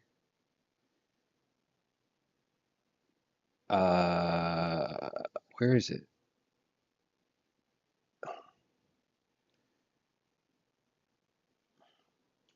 What's the title of this? Oh, Extra TV. All right, let's go to Extra TV. Yeah, let's just be happy. Guys, listen. Guys, I ain't trying to go for it. Look, guys, we're gonna. Guys. Let him speak. Hey, guys, we can't do this if everyone's gonna yell. We'll just have to leave. But listen, guys, listen. Richard, talk. Guys, chill, man. Relax. No, I need your lowest contacts, man. Guys, bottom line is, we're grateful for the jury. They saw through this barrage of a case. We said from day one he was innocent. He turned down a plea for almost no jail time because he was innocent. And I've always said this was an extortion. The extortion played out live in color in court. You know, we've always said what it says is that the district attorney should look long and hard at prosecuting Tyrell Efron. Selective prosecution. We said that from day one. They should do it now. They have him admitting to perjury. They have him committing extortion. The jury saw through it and came to an enormously quick and speedy verdict, the right verdict, and we thank this jury. And again, for me, my partner, I don't play we're career honored mode. to have represented this amazing family. Rakim, Rocky is one of my closest friends, but he's also just a great person. We love him. Liana, they are seriously the greatest people, and I said I love them, and I really do love them, and I got emotional in my summation because I care about them. This is one of the happiest days of my life, and I'm happy for them because they've earned this and deserve it. Hell yeah. Congratulations, family. Congratulations. Thank you, bro. Good stuff. Let's all say amen. Good stuff. Fuck out of here with that amen shit. But good stuff, man.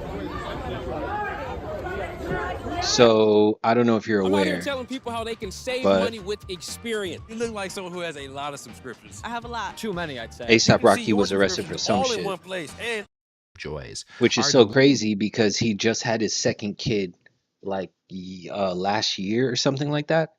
And one of the things, well, I've always liked A$AP Rocky. One of the things I just liked that he said was it's like somebody asked him about like a babysitter, and he was like, I waited 30 something years to have these kids. Fuck, like I don't, it's like I don't need a babysitter. Like my kids are going to be everywhere with me, right? What do I need a babysitter for? And that's such like a beautiful thing, you know what I mean, for a black dad to say. A hip hop, like a rapper, like that's such like a fire thing to say, you know what I mean? And it's not that I didn't always like A$AP Rocky, but that just really made me like him a lot more. So when I heard he got like arrested, I was like, what the fuck? Like literally he got arrested like a year after.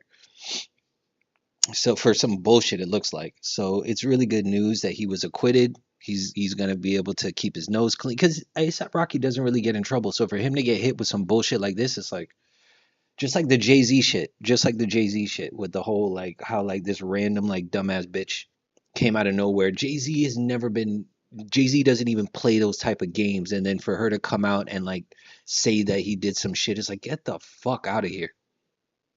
And Jay-Z, like, they dropped all the charges with Jay-Z too, so I'm really happy for Jay. I'm really happy for freaking ASAP. He's gonna get to go back home, be a dad to his kids, invest better, get more money, and just be you know what I mean, be a really good hip hop dad, with Riri and that shit, because it would have been devastating. Like, he had these kids, and then he fucking ends up going to jail over like bullshit, like.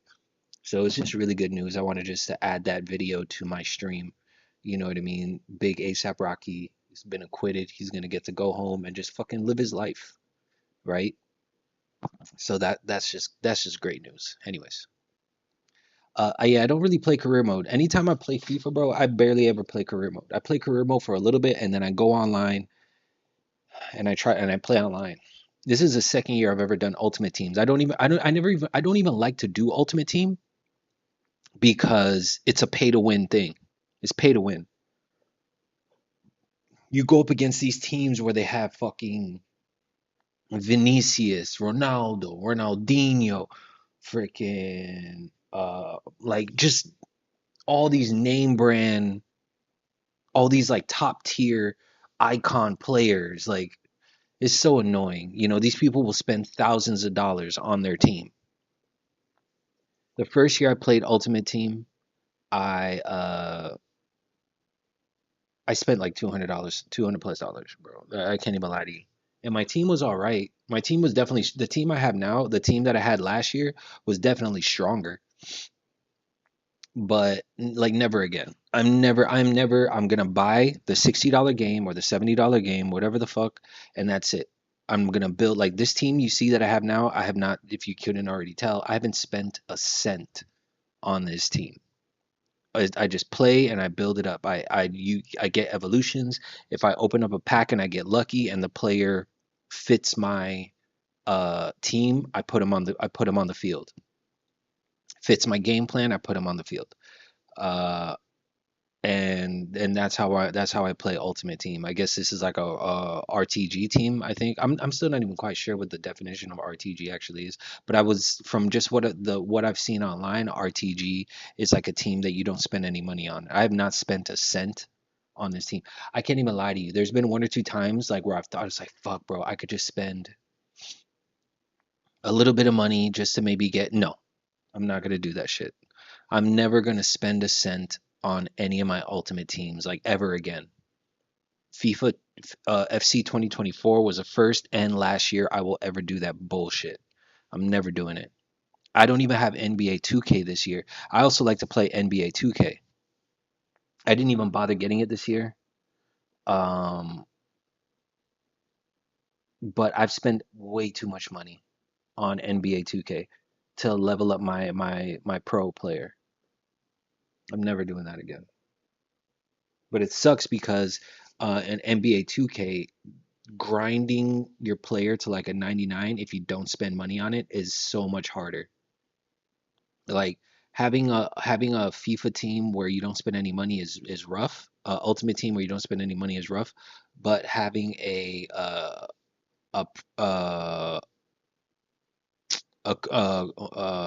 creative player in NBA 2K is, without spending any money and just grinding the player up from like it's absolutely ridiculous. It's absolutely ridiculous. It's absolutely ridiculous.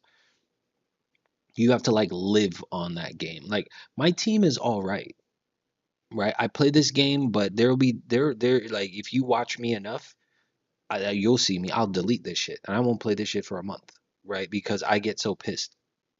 But it's like, one thing I realize is you get so much more mad when you spend money on the team and you still lose. That really gets under my skin. So I'm never doing that again, because I almost didn't buy this year.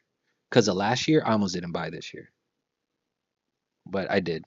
So anyways, let's see what kind of subpar bullshit they're gonna give me. We're just gonna reveal all of them.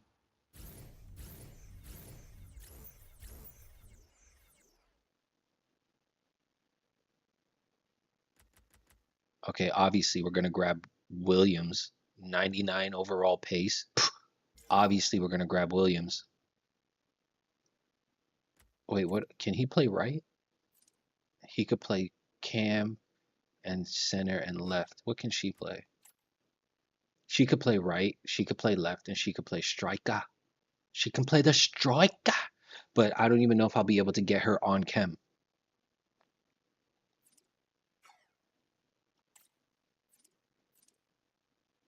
Damn, she is a speed demon.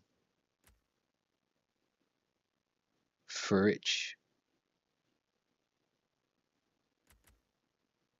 Garcia.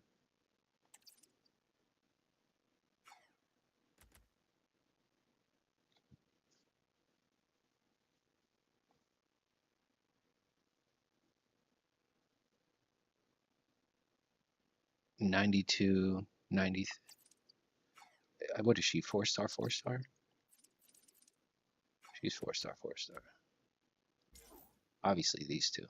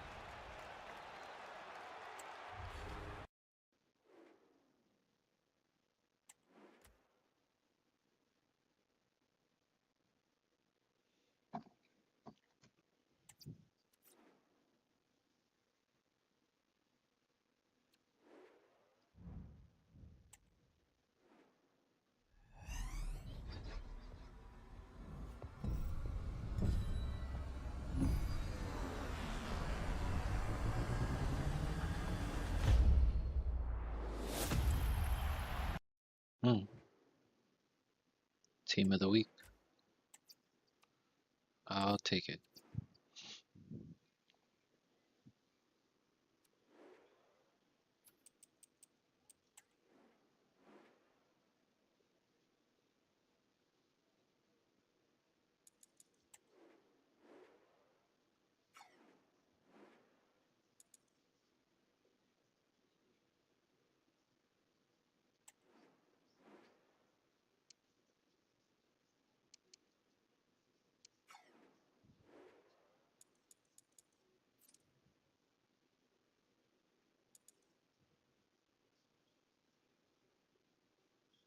Mendy will be fire.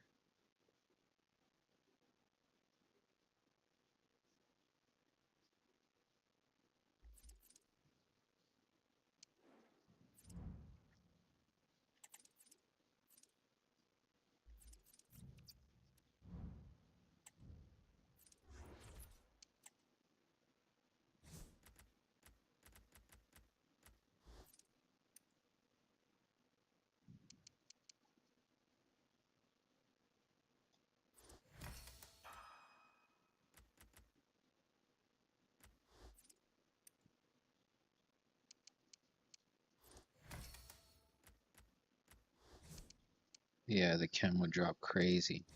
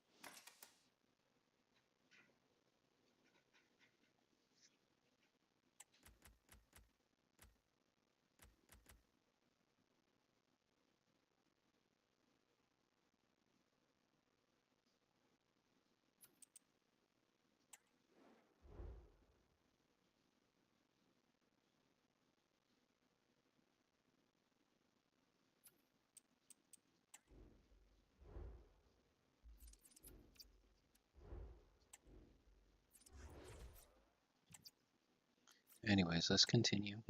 Light is as your psalm has it in the law of the Lord.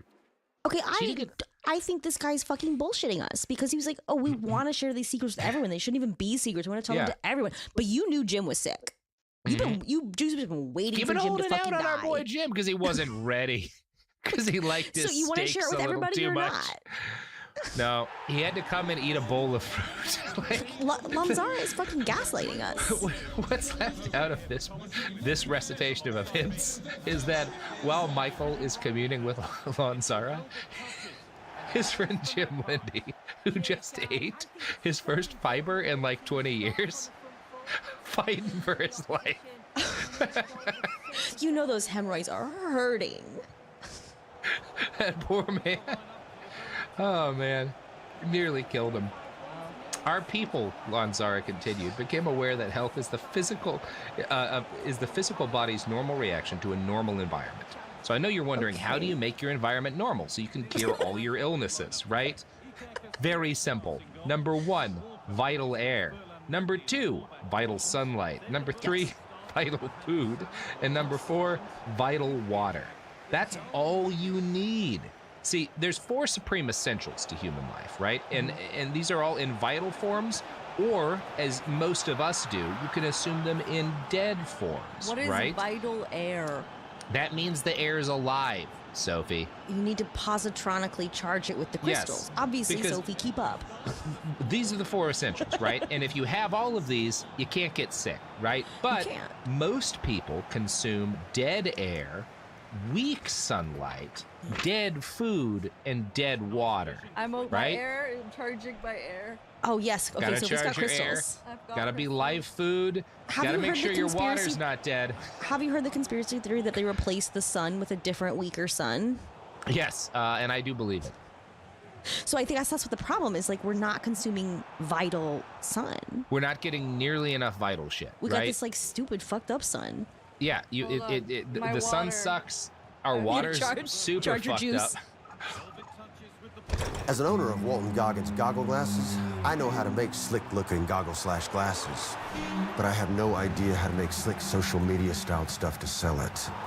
The GoDaddy Aero uses AI not only to create social content out of thin air, it can build a whole social media calendar just for my business. So all I had to do was upload a video of me and my pretty face, and voila. Walton Goggins goggle glasses are great gifts for all guys and gals. Try saying that 10 times fast. Look like you know what you're doing at GoDaddy.com.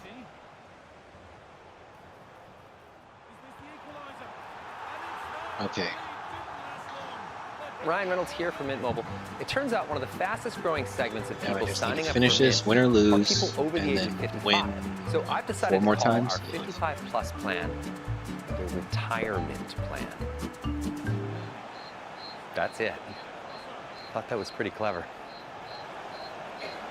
But we're not going to go with that, right? Because at 55, people are just getting started.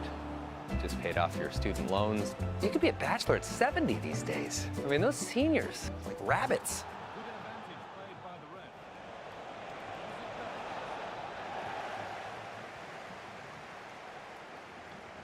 It is very funny to me that, like, he has to be talking about, like, water that comes straight from, like, a stream and is full of giardia. Like, it is alive. There are living things in that water. It's not good for you. You don't want some. Yeah, he does have, there's a whole rant in here about how mineral water is killing you because rocks are dead. But the crystals are alive. You know, that is a contradiction in his cosmology that I don't think Michael X ever really grapples with. Man, if I ever get to Venus, I'm gonna be their fucking Socrates. They're gonna kill me for being so annoying. Yeah, they are going to poison you. They're gonna make you drink Venusian hemlock because you're like, I don't know, guys. You have a lot of crystals around here. They seem pretty fucking dead to me. Oh. Just the Socrates of Venus. Yeah. So what they're telling our boy Michael is that his friend Jim Lindy, he's been breathing dead air instead of live, fresh, moving air. Inactive air is like a stagnant pool of water. It contains almost no positive electricity. That's why dogs put their head out the window in the car. Dogs understand all of this, Molly, and that's why dogs drink water that is disgusting. Because they're looking for the most vital puddle water in the neighborhood. They can't, none of that dead water. Mm-hmm. I'm going to drink from a toilet somebody left out in the field, filled with water from the rain and moss. Oh, the best water has stuff wiggling in it. That's right. The dogs love that shit. Cannot get enough of it.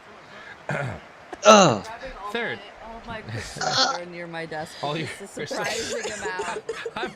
I'm pounding a Dr. Pepper Zero Sugar, which feels very vital to me. The bubbles are alive. I just really want my air to be good, you guys. I wonder, I don't cook my kratom. Does that count? Is that vital? Wait, my juice is alive. It has Your juice is alive. You're drinking it. Well actually, I'm going to guarantee you this guy was pro Bucha, you know? I'm fucking vital right now. Although he doesn't mention it. Maybe kombucha hadn't made it really into like new age stuff in the 60s. That might have been a little early, the early 60s. That might have been a little too early for it. I just want to say, oh yeah, it's alive. It's alive. So how are we bringing vitality to our air? I don't really get a clear example other than like going outside, right? Okay, like going outside, that's solid. This is look like honestly like a lot of especially earlier new age stuff. If you do like half of what the time, if you do what they're telling you to do, it's like fine, because half of what they're telling you to do is like go outside. You need to go outside and get natural sunlight, which like yeah, you do. So I guess like that's like I guess good so for you. The thing that really hits, if you could do one thing that would hit all four of these to cure you forever, so you could become Venusian and get all the lifetrons, is like when you put a watermelon in a stream to cool off. Yes. So it's a sunny day, you're outside, it's windy, so the air is very vital. Cold moving water. You put that melon in the water full of deer shit, so you definitely get Giardia from eating it, and you'll live for fucking ever. That's right. You get those chronic wasting disease prions in your fucking watermelon, you're never gonna die. You only eat melon and you have Giardia. You will shit here's the yourself thing, inside out. Prions are very vital. They can't be killed. I'm gonna put out a book called The Prion-Driven Life and just try to see how many of like the new QAnon people I can get to just consume chronic wasting disease meat. Look, the government wants to tell you that prions are bad for you, but the more of this stuff you get in your body, if prions can't die, Wasn't and you there an only episode of eat meat X-Files with about prions in it, you'll never die. Probably, yeah, there basically was. Because there was that British mad cow pandemic around the same time. It spooked a lot of people. Anyway. Sorry I keep bringing up diarrhea. So, look, if there's one thing this book is going to cause, it's diarrhea. Like, you are going up to a bunch of very clogged up 50s guys and saying, what if you only ate raw fruit? Massive quantities of it, as much as you can fit in your body. Like, most Planet Fitness clubs are open 24 hours, so you can work out whenever. We're coming in early. Staying late. These guys did damage to the septic system in Los Angeles. That was a big part of why the fires got so bad. Oh, Robert. Okay, this is actually very serious. We need to find out if Jim's okay. So, this is their biggest advice, because Jim needs to get live food in his body. Vital food in his body. Vital. Like the vast majority of humans on planet Earth, Jim Lindy has relied upon cooked food to energize his body. This is a serious error, for it is impossible to get something vital out of something dead. Cooked and processed. That's right. As they say, cooked and processed food is 9/10 dead. For the lifetronic energy that was originally in the food has been forced out of it into the atmosphere by the vibratory action of the fires.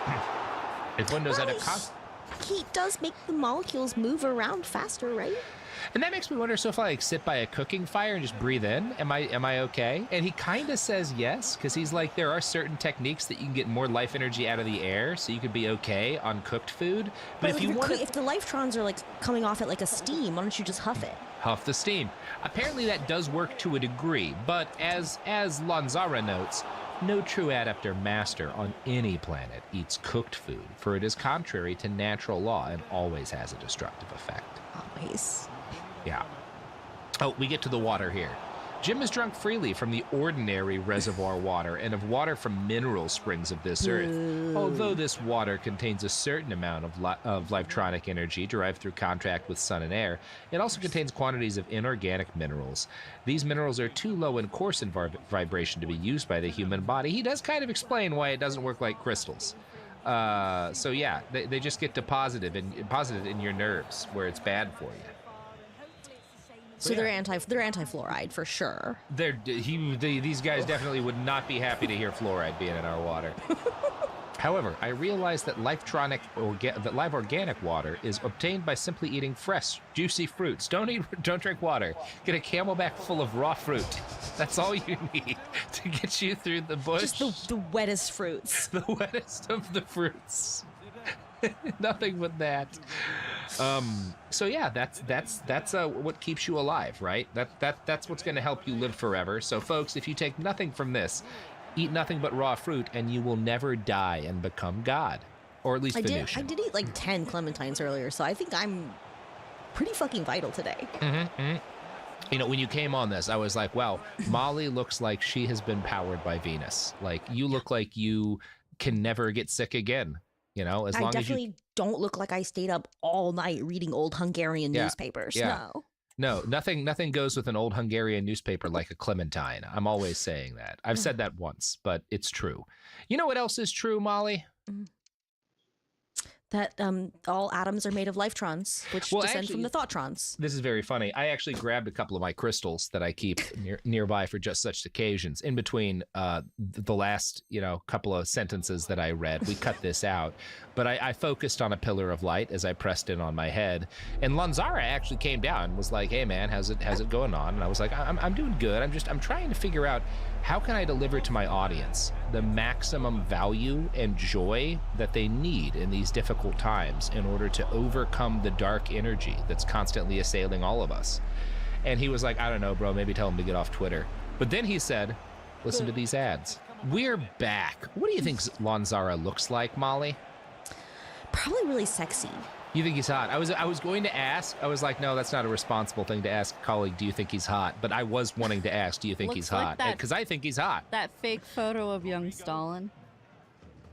Oh, yeah. Well, I just feel like this is the kind of cult where, like, health is beauty, beauty is health, right? I feel like that's very much sort of baked into the vibe here. So, like, if...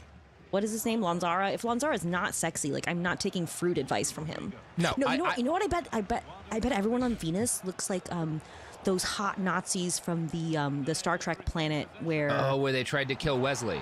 Yeah, where you can't break the rules. Yeah, you can't go in the grass. Yeah. No, that's that's my favorite planet because they tried to get rid of Wesley, which we should do. Anyway, that's outside of the point. I do agree, Molly, like a big unstated part of this is that, like, as silly as all of this sounds, I would do every piece of this if someone who was sufficiently sexy told me to. Like, if Lee Pace is like, "Oh no, my whole secret, nothing but raw fruit. I'm going to a raw fruit diet," What you're describing is what has happened to millions of young women on Instagram. I know. Lee Pace has tremendous power right now, and it really says something about how good a person he is that he just posts videos of himself learning how to build a house with his bare hands. I don't know who or what Lee Pace is. I'm just talking about getting handsome. bad health advice from a sexy person. Oh man, no. Lee Pace has nothing but good advice, which is largely marry a dude and go live in the woods building a farmhouse. Also, be in several very good movies and TV shows. Anyway. I've Googled Lee Pace and it's not helping. He doesn't look familiar. Oh, you've never seen The Fall? Oh, Molly, you got to see The Fall. I'm done spending an obscene amount of money on takeout every done. I'm getting back on track with Factor. Fresh, never frozen meals prepared by chefs. This saves us so much time when we're chasing around our toddler. I can get all the nutrition I need without having to obsess over it. I never run out of tasty, nutritious dinners thanks to Factor. Factor has over 40 different dinner options. Like Protein Plus and Calorie Smart. I never thought eating clean could be this easy and taste this good. I can't believe it has taken me this long to get started.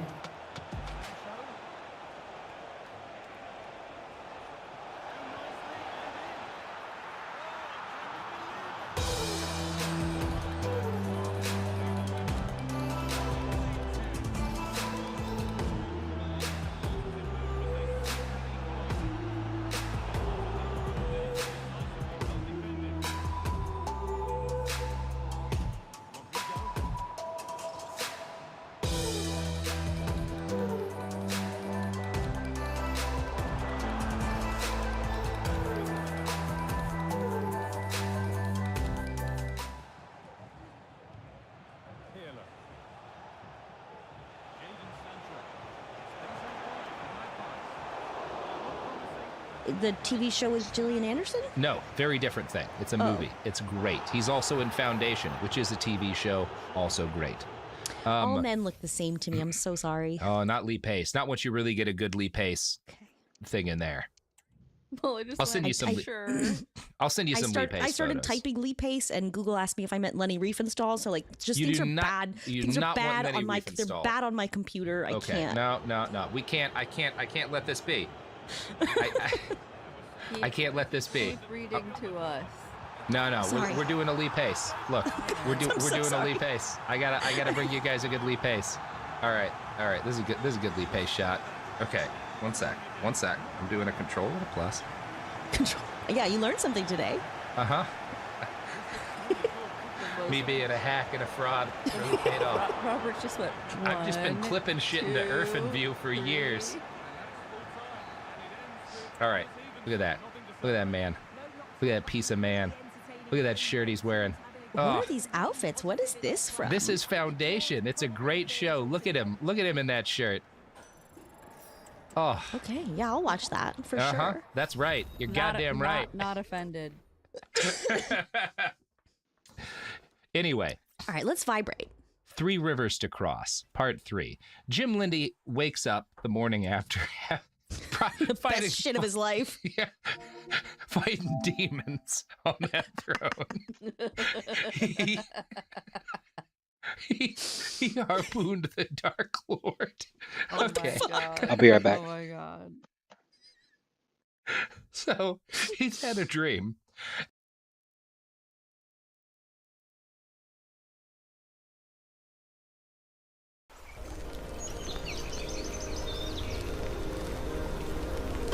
Three, two, one.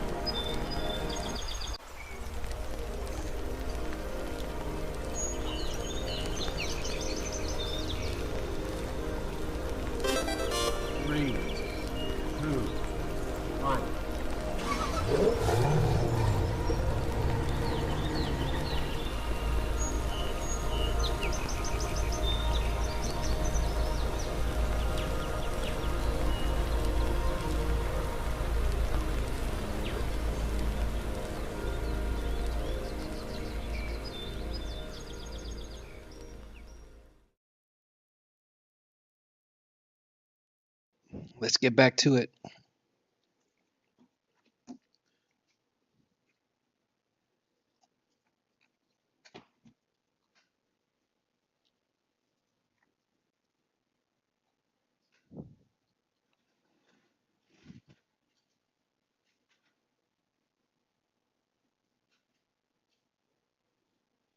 As Lanzara told our narrator, Michael. Yes. I'm sorry. He's had a dream. In this dream, a message was conveyed to him. He had 3 rivers to cross. And he crossed all these rivers. He was, felt weak, but then he managed to find the strength and did it. I'm not going to read this guy's whole dream to you. I made one promise when I started podcasting, 2. One was I won't sell baldness cures, and the other was that I won't read anybody's dream extensively.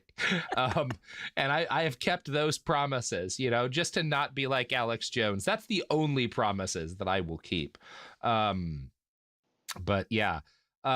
So he has this dream, and it convinces him that, and at the end of it, every cell in his body radiates health, and he sees the Grim Reaper flee from him in fear. So he knows, he's unkillable now. He's too unkillable. life-tronic.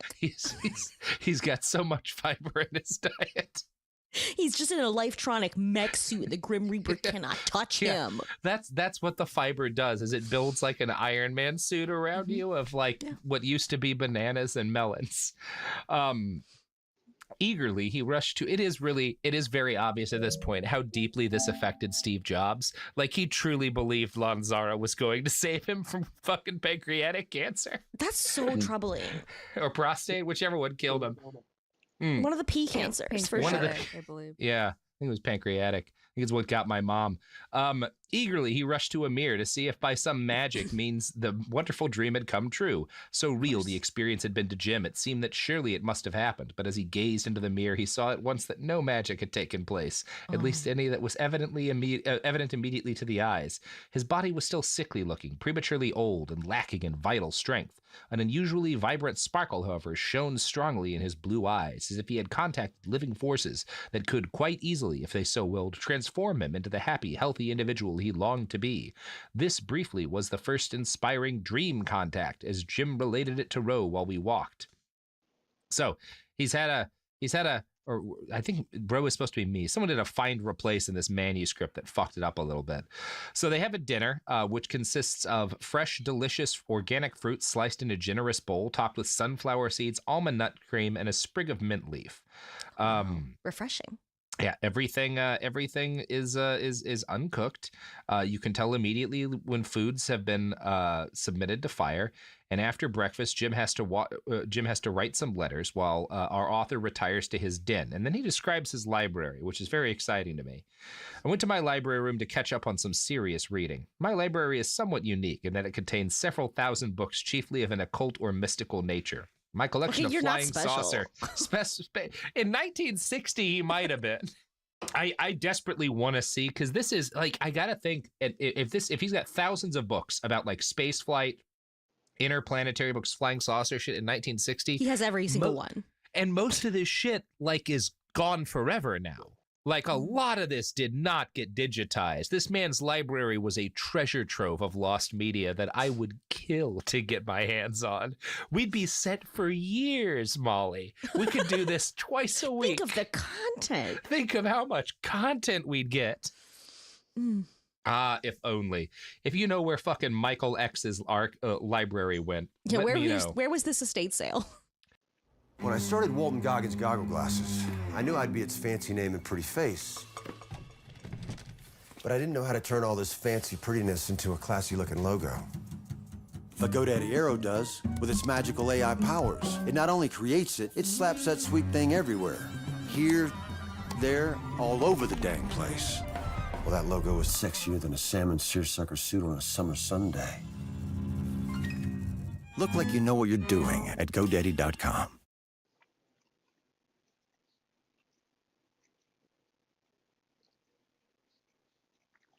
At Mint Mobile, we're always looking for innovative ways to save you money, so you can keep paying $15 a month for premium wireless.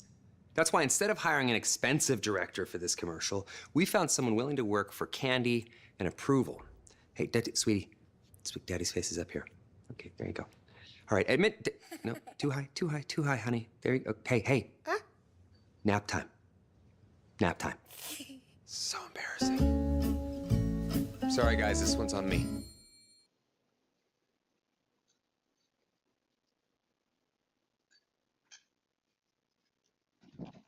I will fight and kill to get my hands on it. So he starts looking through his library to find something on the subject of health that he can recommend to Jim. And he's disappointed. I think this is his explanation for why he had to write these books. Because the book he needed didn't exist. That's why he had to write it. That's right. And every self-help book has that piece in the why I had to write it thing. And then while he's reading, and don't you hate it, Molly? We all have this experience. You're deep in some research. You're in the stacks, as it were. Yeah. And you get a call. You know, your phone starts buzzing. And you're like, that God never damn happens to me. Mine doesn't ring. Yeah, mine doesn't ring either, actually. You simply can't exist that way anymore. But his phone is not ringing. He is getting called by telethought communication, which is there like a do not disturb for that?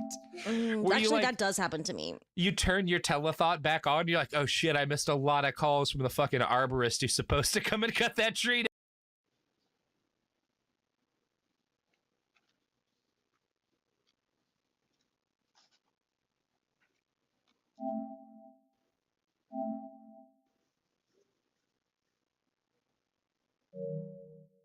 Yo. Just gonna go through my headset. Yep. Yep. Down, fuck me. I had one thing to do today. Do you think the Venusians can leave voicemails? You know, maybe that's what the dreams are. Because I was going to ask, what's the difference between dream communication and telethought? Like, is one easier? Maybe the dreams are the voicemails. That's like hell. You just go to sleep and it's like, hey, so Lonzara here, and sorry, I'm in traffic right now. Hey, come on, speed up, man. It's the fucking highway. Sorry. Anyway, I just wanted to let you know. So you're positing a universe in which even our ascended masters get stuck in traffic. Yes, because I can only imagine, and I get the feeling Michael imagines, that Venus is just like Los Angeles in the stars. It's just LA. Everyone's eating at Erewhon. Yeah, it's fucking Whole Foods as far as the eye can goddamn see. So he gets a call from Lonzara, and he's like, hey, good news. You know, your buddy, we sent him a dream. The first river he crossed represents the basic primary need to cleanse the mind of negative thoughts, false tradition, or race thinking. Uh-oh. What? Uh-oh. What? And the error, he just moves right past it. And the error of reasoning from false or wrong premises. As long as Jim Lindy clings to the useless mental habit of worshiping, all caps, false gods, he will remain confused and sick. False gods are those ideas, beliefs, and practices based upon human ignorance, willful deceit, or mystifying complexity. They invariably, all caps, block the constructive healing power of the natural, all caps, life forces. This is why most methods of healing human ills on your planet are so ineffective. Many of them are ridiculous. Some are actually destructive. Why? Because they ignore the divine intelligence, or God power, within the individual and interfere with its natural activity, which is always working towards good. Yes. Yeah. Yeah. I mean, what's there to even say about that? I mean, what if that's, I mean, the first river seems like it covers a lot of territory. What are the second two rivers? The first river covers, yeah, that's a real Ganges kind of situation there. So yeah, he goes on. All these rivers are basically the same thing, which is you've got to cleanse yourself of different things that are bad. Well, the first river cleansed the mind. The second river cleanses the colon. The second river is emotional or the colon got cleansed immediately, Molly. Oh, shit. No, the second river is emotional or desire nature. Okay. The third river signifies the great need to cleanse all the cells of the physical body, as well as the atoms of which those cells are composed. Sounds exhausting. About once every 3 years, I manage to clean the baseboards in my house, and I always feel like a fucking god. So I can't imagine if you got around to cleaning your atoms, you'd feel great. Well, if the atoms are really help. If the atoms are gunked up, like the lifetrons can't. They're not going to move around. Yeah. No, right. The lifetrons will stagnate. Yeah. No, when I'm vacuuming that the makes it sound though baseboards, like it's like a Lifetron reuptake inhibitor, which actually seems like it could be good if you don't let the Lifetrons leave. Then maybe like they stay in you, like an SSRI. Yeah, you need to re-stimulate the Lifetron receptors. But then if you eat too much fruit, which I think is like the Lifetron equivalent of Serotonin MDMA, syndrome. you get Lifetron syndrome. Yeah. I'm vibrating at a too high. You can't. Not I'm just imagining kids at the club eating fruit, like passing out. They have to get like fruit Narcan, which I guess is just a steak. You're Oh just my God. Like, just Like, I'm vibrating at such a high frequency.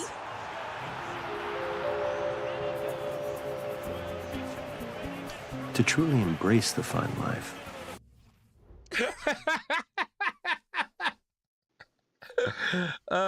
yeah, you keep like some McDonald's fries in a breakaway let me glass win. thing in It's a order to bring them horrible down name. if they get too high up into Horrible name. space.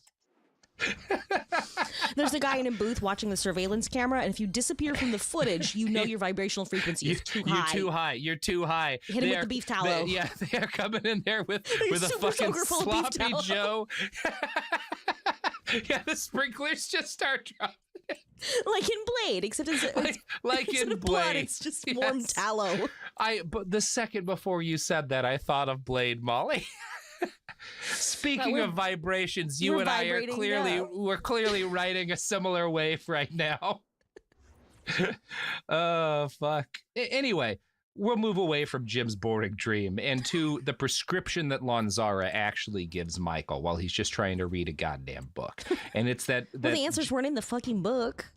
it's a cleansing fast, Molly. It's a cleansing fast. So day one. But how are you going to get any Lifetrons that way?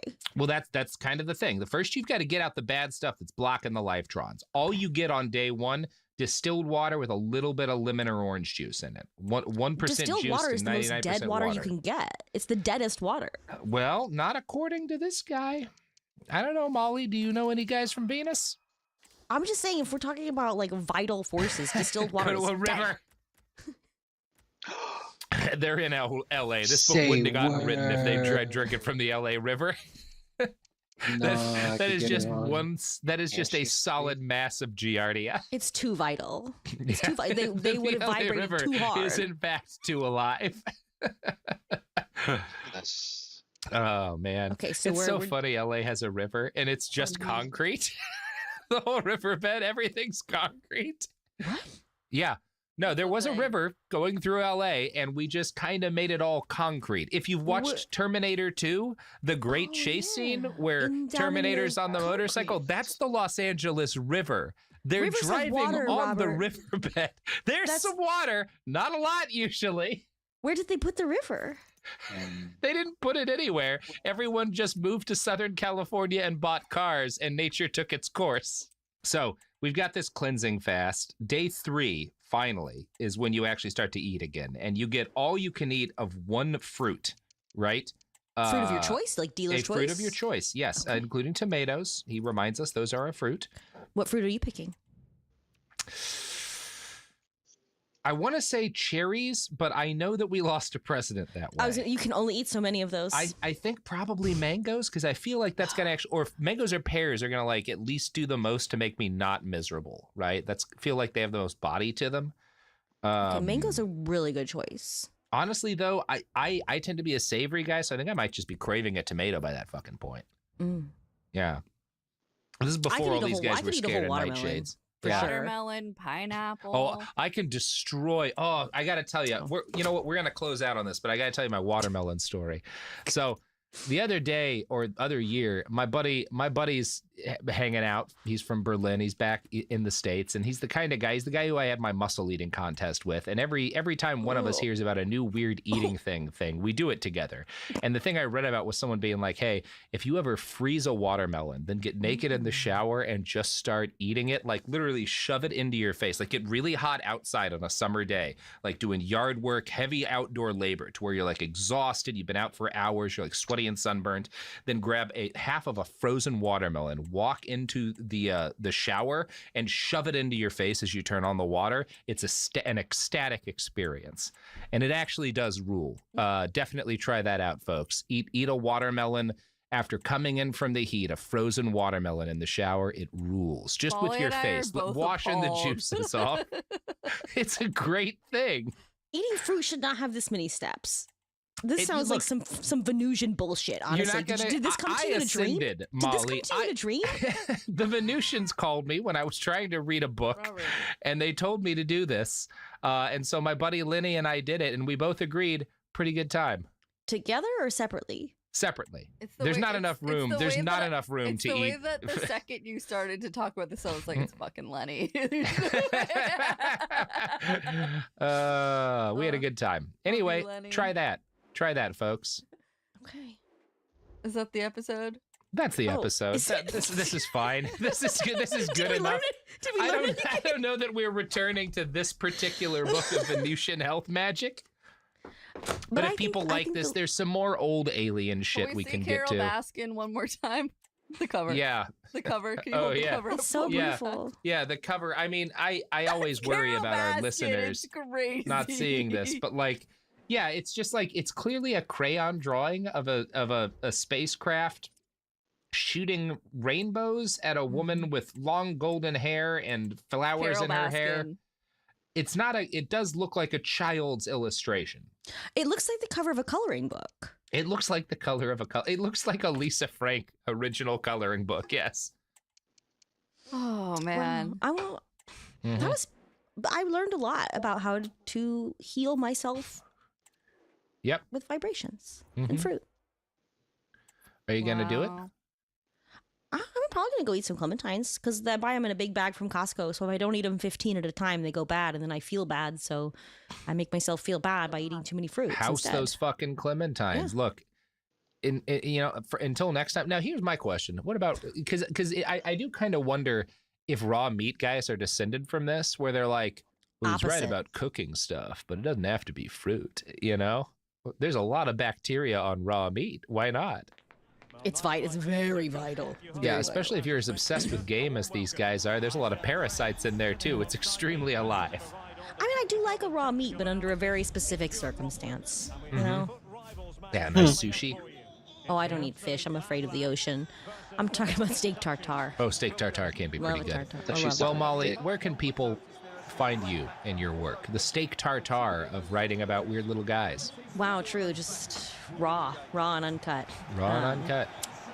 Yeah, you can listen to Weird Little Guys every Thursday wherever you get your podcasts. It's fun and it won't make you sad. Probably it will make you sad. It'll make But you'll like it. sad. Yeah. All right, everybody. Well, this has been Behind the Bastards, a podcast that this week was about Venus. Next week, I'm sure we'll be back with somebody more problematic.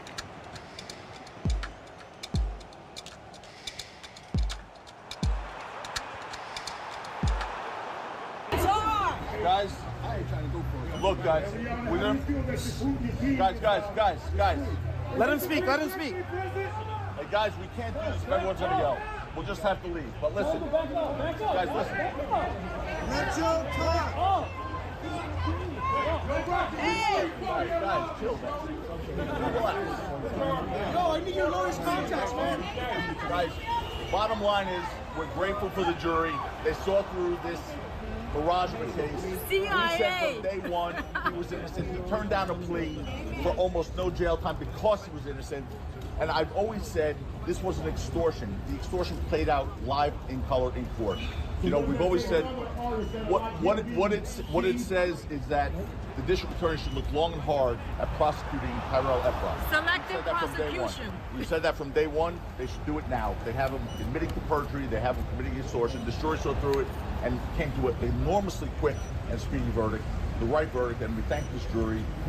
And again, for me, my partner Chad, we're honored to have represented this amazing family. Rakim Rocky is one of my closest friends, but he's also just a great person. We love him. Liana, they said Joe. They are seriously the greatest people, and I said I love them, and I really do love them, and I got emotional in my summation because I care about them. This is one of the happiest days of my life, and I'm happy for them because they've earned this and deserve it. Congratulations, family. Congratulations.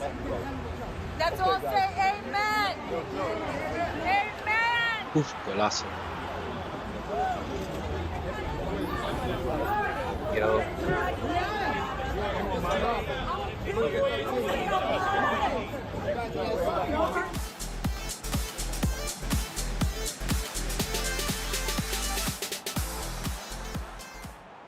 This is arguably worse than Nixon's Saturday Night Massacre. Open corruption is on full display at the Department of Justice. Because acting Deputy Attorney General Emile Beauvais III appears to have brokered a backroom deal with New York City Mayor Eric Adams, helped push Trump's immigration agenda, and the feds will kill the corruption case against you. A classic quid pro quo. But when Beauvais ordered U.S. Attorney Danielle Sassoon to file a motion to dismiss, she refused and instead resigned. Her letter to Attorney General Pam Bondi set off a mass exodus that will probably be remembered as the Thursday Night Massacre. And when Sassoon quit, Beauvais demanded some other attorney do his dirty work. No one stepped up. And one by one, they chose the door instead. As one said in his resignation letter, quote, "I expect you'll find someone foolish or cowardly enough to file your motion, but it was never going to be me." As the time of this recording, at least 7 prosecutors have resigned in protest. Desperate, Beauvais and Bondi forced the remaining members of the Public Integrity Unit, or PIN, into a room, Squid Game style, and gave them 1 hour to pick who would eventually carry out the order, or they would all be fired en masse. This is so much worse than Nixon's Saturday Night Massacre. Now, why do I say that? Well, because we've been here before. On October 20th, 1973, President Richard Nixon tried to fire Special Prosecutor Archibald Cox, who was investigating the Watergate affair. Cox had subpoenaed Nixon's secret Oval Office recordings, which contained crucial evidence of White House misconduct. Nixon refused to comply and instead offered a compromise. A summary of the tapes prepared by Democratic Senator John Stennis, a Nixon ally who was basically deaf. Cox rejected that offer, insisting on the full tapes instead. In response, Nixon ordered Attorney General Elliot Richardson to fire Cox. Richardson refused and resigned in protest. Nixon then ordered Deputy Attorney General William Ruckelshaus to fire Cox, but he too refused and resigned. And finally, Solicitor General Robert Bork, who had then become the acting Attorney General, complied with Nixon's demand to fire Cox. Now, that was only a few months before Nixon resigned, and at the time this was a historic presidency-ending scandal.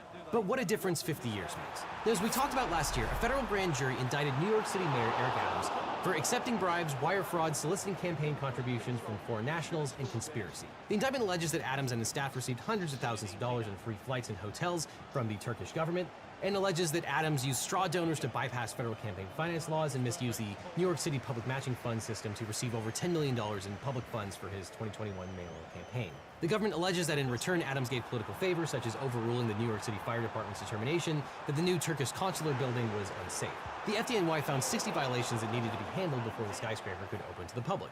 And according to the indictment, Adams intervened, and the FDNY officer who made the recommendations was told he would be fired if he didn't acquiesce, and the, quote, skyscraper opened as requested by the Turkish official. And in December, prosecutors notified the court that they discovered more illegal conduct by Adams, including destruction of evidence, and that they would probably file a superseding indictment to that effect. Now, reporting indicates that Acting Attorney General Beauvais didn't care about any of this. He set out to make a deal with Adams that would please Trump and sought to use the criminal allegations to their advantage. Note that Beauvais worked diligently on the January 6 prosecutions before leaving the DOJ and defending Trump. Now, Mayor Adams did not resign when he was indicted, and it seems that he determined that his best chance of political and personal survival was to cozy up to Trump. And to that effect, Adams' lawyers are William Burke and Alex Spiro. Spiro also represents Elon Musk, and Burke recently became an ethics advisor to Trump's private company.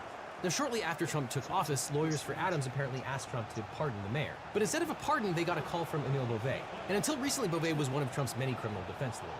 Trump nominated Beauvais as the Principal Assistant Deputy Attorney General, or PADG, which does not require Senate confirmation. He is currently acting Deputy Attorney General, while Trump's other personal attorney, Todd Blanche, goes through the confirmation process. For 2 years, it's reported Beauvais was one of 2 chiefs of the Terrorism and International Narcotics Unit in the Manhattan U.S. Attorney's Office. His tenure was reputedly a disaster. A judge slammed Beauvais for, quote, grave derelictions of prosecutorial responsibility and identified, quote, systemic prosecutorial misconduct in a case involving alleged evasion of sanctions. The judge said the prosecution was, quote, marred by repeated failures to disclose exculpatory evidence. As we've talked about before, the failure to disclose exculpatory evidence, generally known as a Brady violation, is a serious ethical breach and can result in convictions being overturned. And that's what happened when Beauvais and the team of prosecutors he supervised prosecuted a defendant who had been convicted on several counts of evading sanctions against Iran.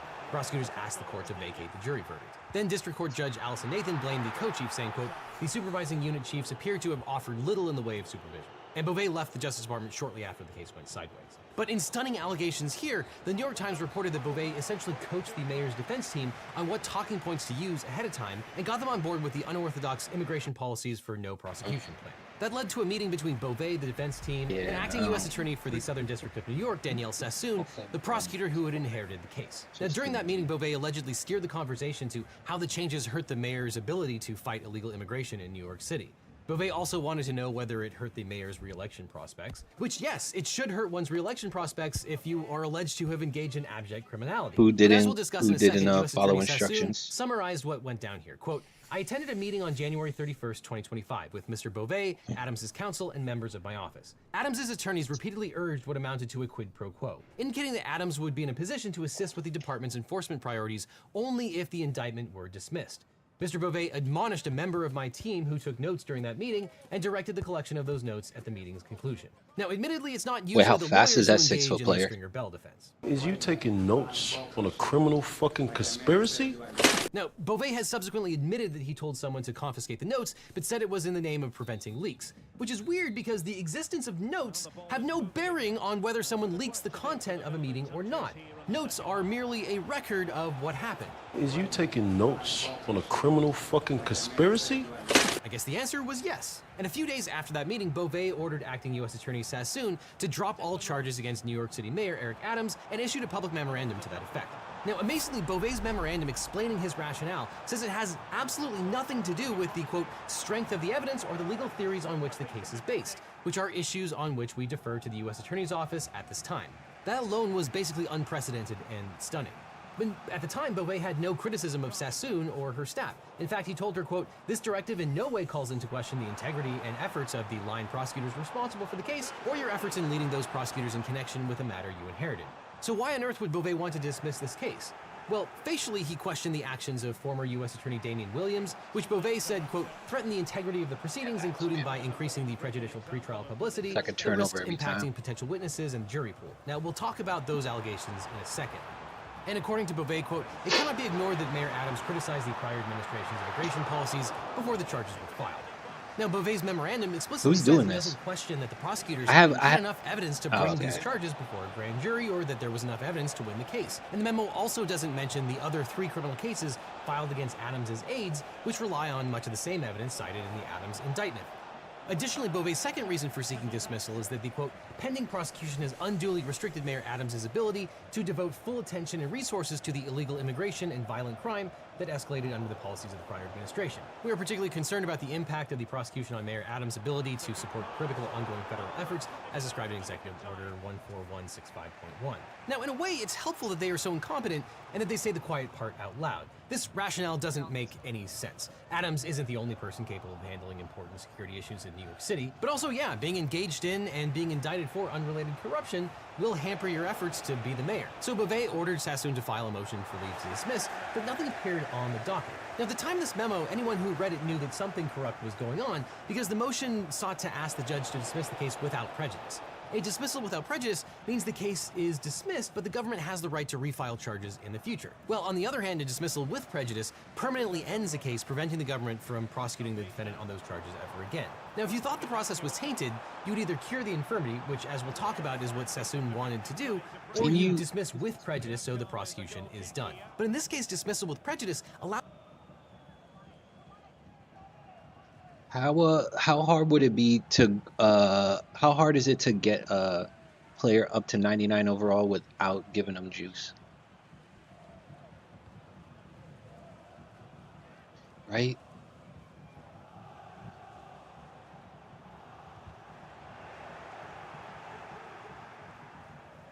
Now options are plenty.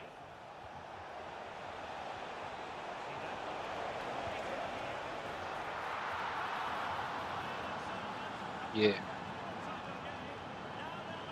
They definitely made it harder. Cause like in like with FIFA Ultimate Team, it's the same idea of pay to win, but like with FIFA Ultimate Team, you can do like there is like it's called like menu grinding. It's like where you can like do little objectives and shit like that to kind of get better players, and then they have these things called evolutions where like you could take like a okay player or even a sucky player sometimes and like get them up to like a really high level. You just got to win with them a couple times. Okay.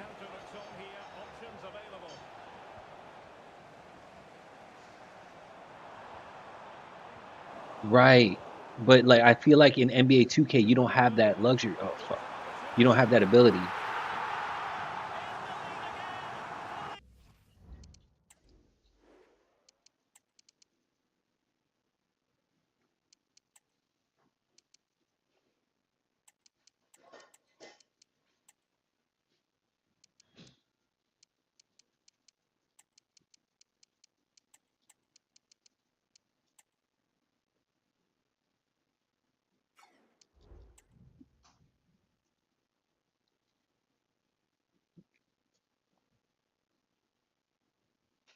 No, fuck.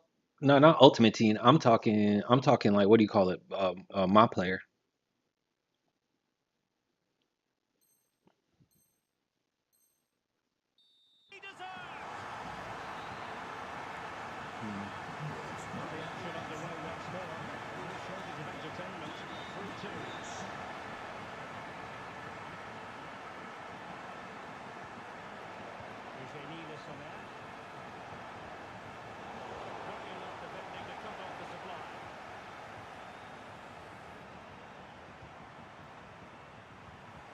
Vinicius Junior. Gleesner. Nicely timed tackle. Yeah. You have to grind, but it's like, to be like, if you want to create a mob player, it's you just can't. It's like, I don't think you can. It takes forever.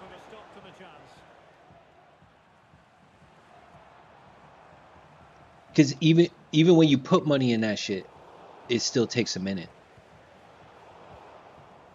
Yeah. And you got them up to, but you're playing rec.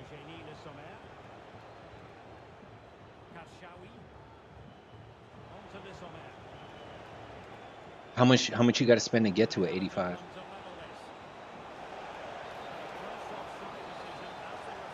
Oh, 100.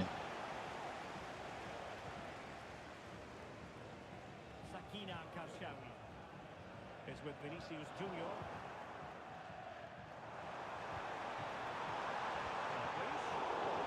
Just breaking down a bit here. On top of the $100, so like 140.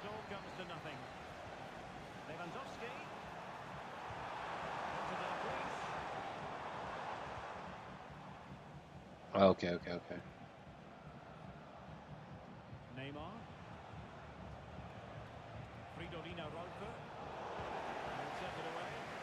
Yeah.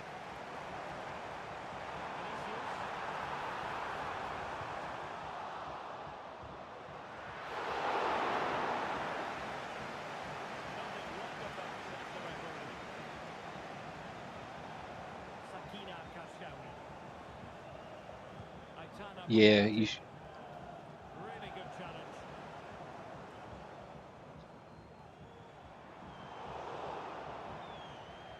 Yeah. Plenty of support here. There will be just 1 minute of added time.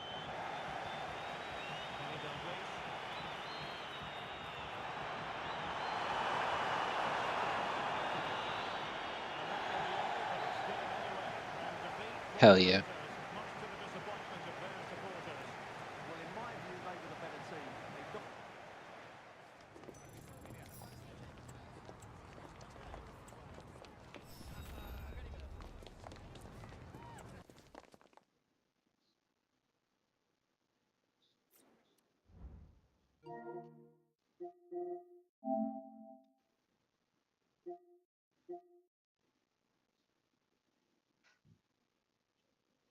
That's just mad annoying.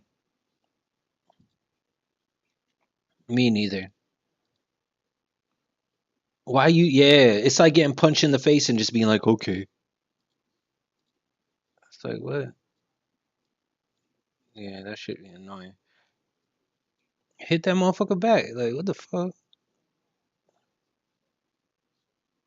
Hit him back. Yeah. And you could really hit him back at any size. But it's like, hell no. And it ain't like you feeling the pain. It's a goddamn creative player. Like, yeah, no, that shit annoys the fuck out of me.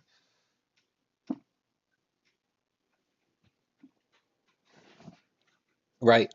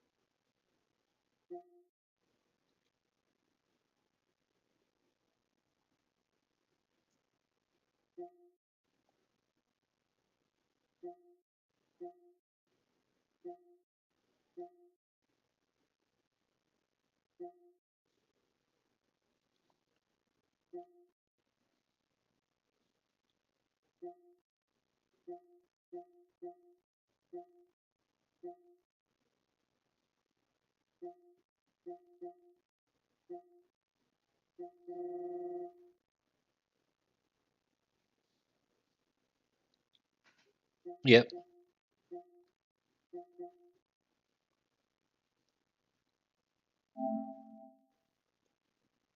No, that's crazy.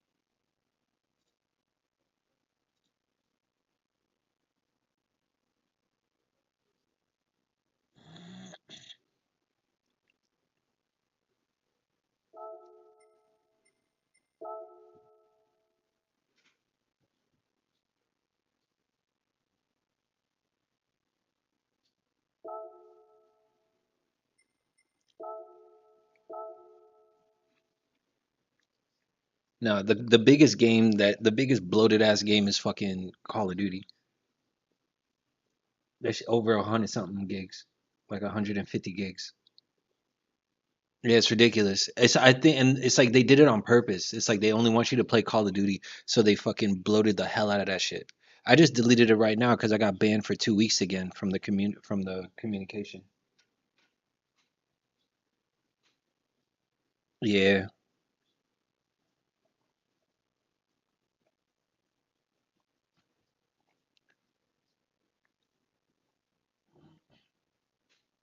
I dropped the F bomb one time and it's a problem. Yet still I hear. Well, then again, I don't know how many times these people dropping the N word and then somebody's banning them because it's not like I'm following up.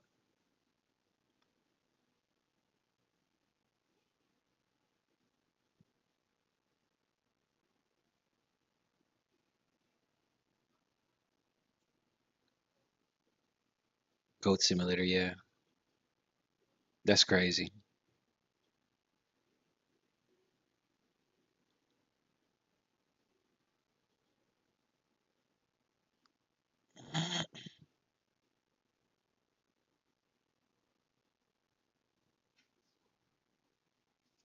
Yeah, that's a game that'll miss me.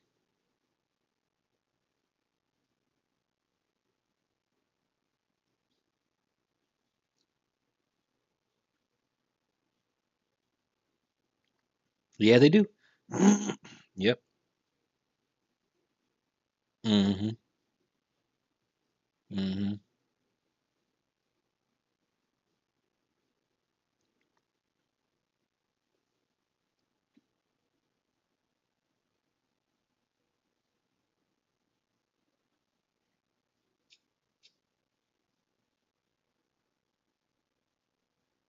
Absolutely.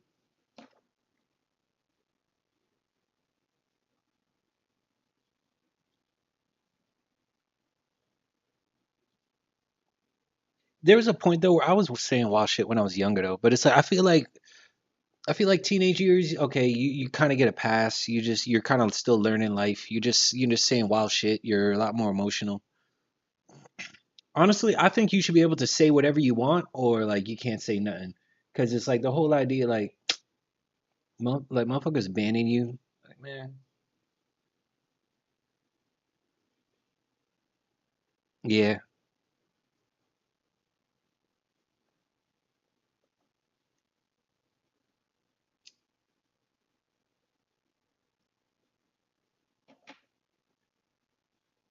And I really was retaliating for how they came at me, bitch ass motherfuckers.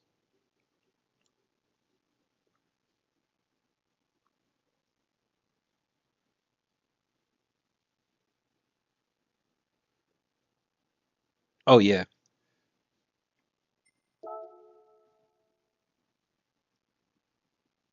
yeah. No, I stopped that. I blocked like nobody could send me messages because I'm gonna write some shit back and they could hold that as evidence. So I was like, you know what?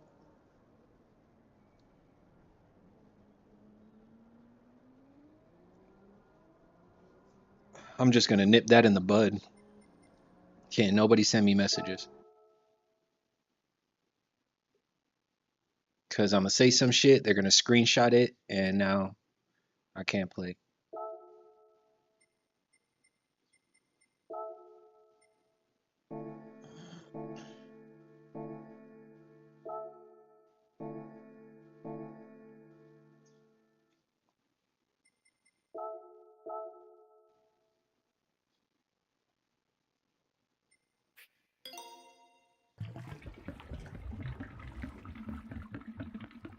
Yeah, yeah. Some of these dudes suck. Like these.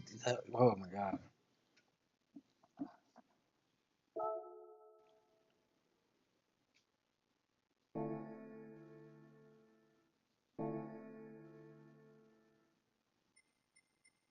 I mean, yeah, my shit's echoing a little bit. Do you guys hear the echo?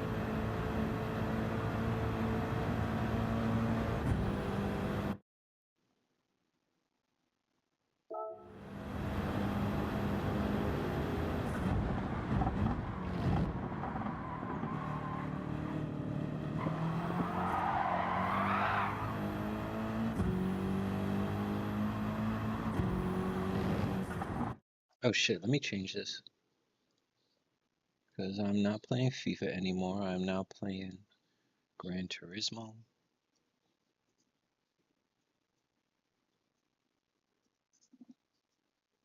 Ugh, I'll be right back. Huh? What do you say? Gran Turismo? It's good. It's fun. It's real fun. You know what I mean? The online racing is really good. The last update they dropped actually helped people who play on controller. They gave us more like control of the car around corners. It's fun. I would recommend it if you really like the racing. I'd highly recommend it. I'm waiting for. I'm. It is good. Hmm. I'll be right back though. It seems like I have a case of the bubble guts. Mm-hmm. Hold up. I just had one cup, you know what I mean? And then for my dinner, I had some salmon and some salmon and mashed potatoes with cheese and sour cream. But then I also fried up some broccoli and seasoned that shit and chopped up the broccoli and threw. You think it could be the broccoli? Well, that's good, you know what I mean? But yeah, I will BRB.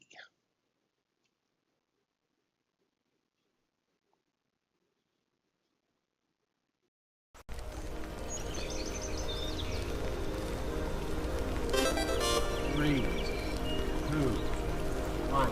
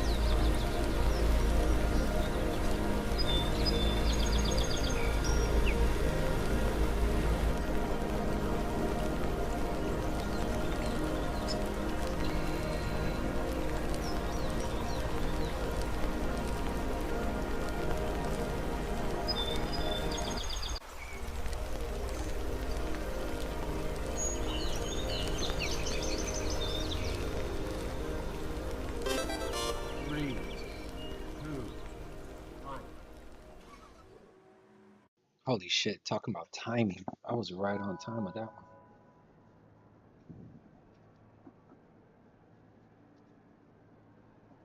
Okay.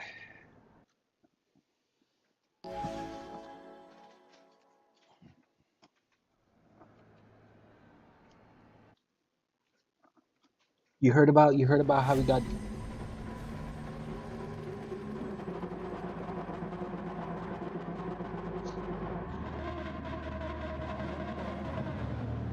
You heard about it? Well, I know you probably heard about it, how he got diagnosed with freaking, what is it, like liver cancer or some shit?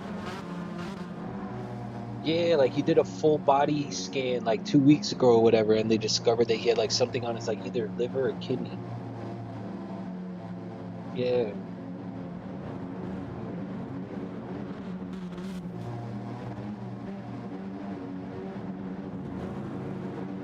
Yeah, I think he caught it early enough. Oh, oh, really? Yeah, because I just heard about that shit like I would say 3 weeks ago.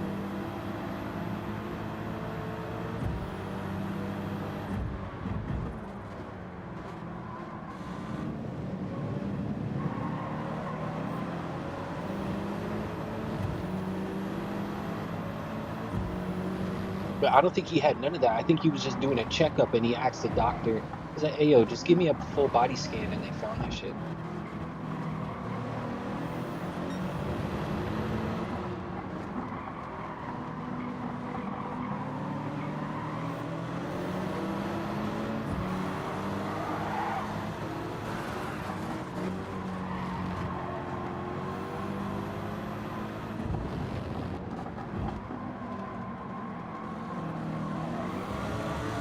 I think so.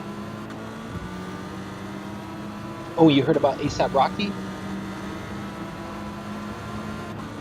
Oh, damn, I was hoping to, damn, I was happy about that shit.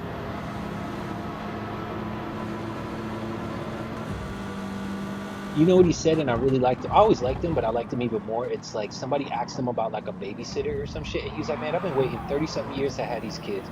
I ain't trying, it's like, he's like, essentially said, it's like, I'm not wasting any time. I'm watching my kids like all the time. Like, I'm a goddamn babysitter.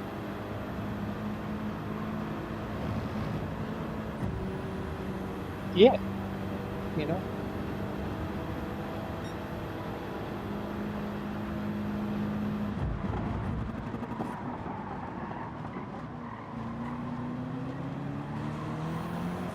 Yeah, he just had his second kid like last year.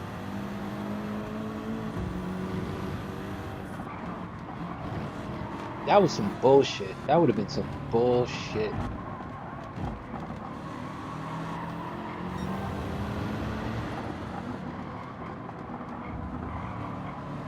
That whatever they charged him with, was it something that happened recently, or was it something from the past that they try to bring up on him?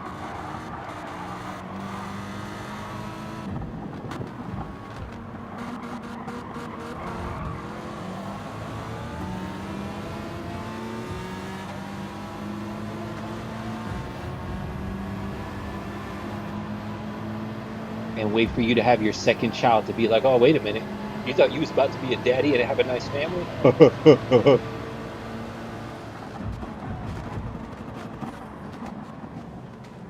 Pretty much.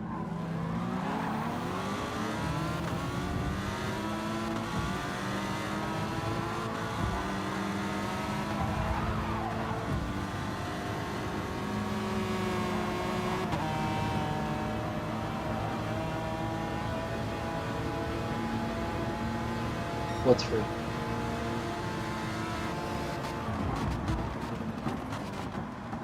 Nice. Aw, what an agency.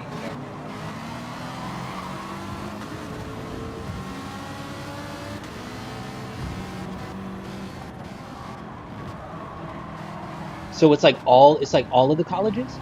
So it's like you could get a FAMU jacket? Can you get FAMU though?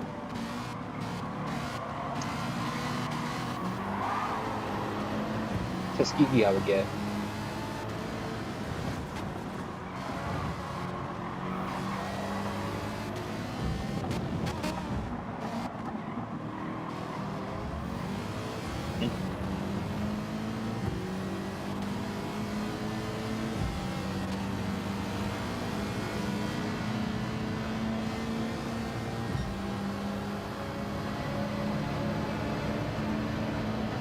Hey, Smoke, what HBCU jacket you gonna get?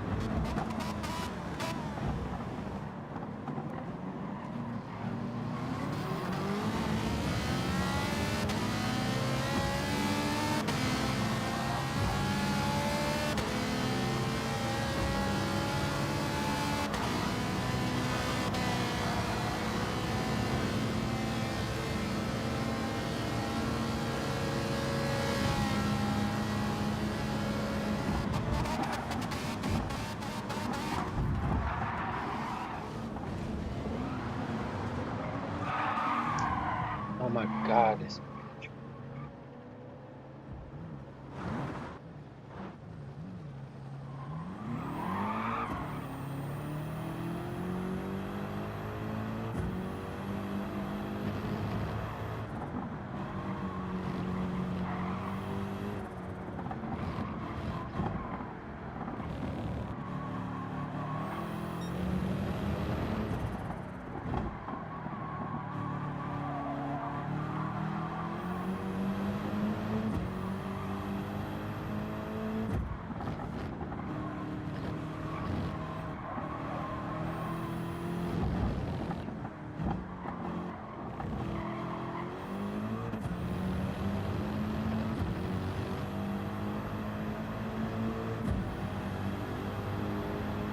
That'd be fire if they had a fam, if they had the Rattler, bro. They should have had a Rattler.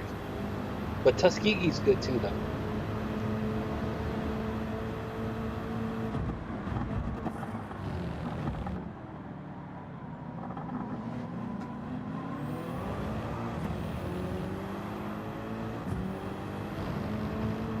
Mm.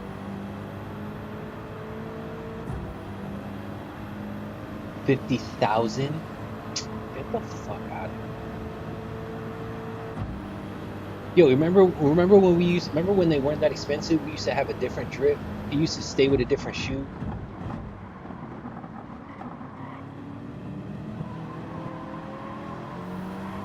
Hey, these price gouging ass fuck. Yeah. And I bet you it was the idea of a bunch of white people.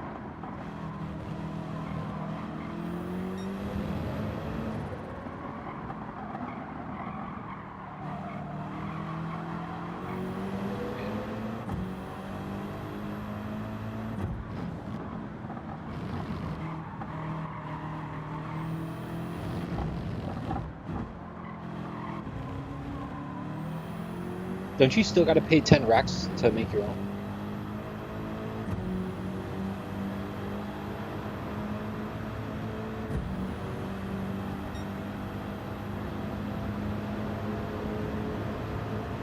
Hey, yo, talk about perfect timing with this race. Yo, I took a shit. That shit, it was like, I had like 15 minutes for this race to start. I literally took a 14-minute shit. Washed my hands and everything. In between every race, yeah. Like in between every race, there's like a like a 6-minute wait. But if you miss a race, there's like, yeah, you gotta wait almost like half an hour for the next one to start. Yeah, you just put in some practice laps. That'd be crazy if y'all got it and did some race.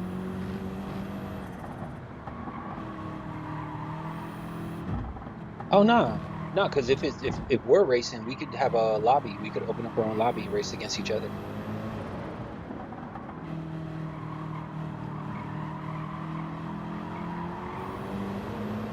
Dust y'all.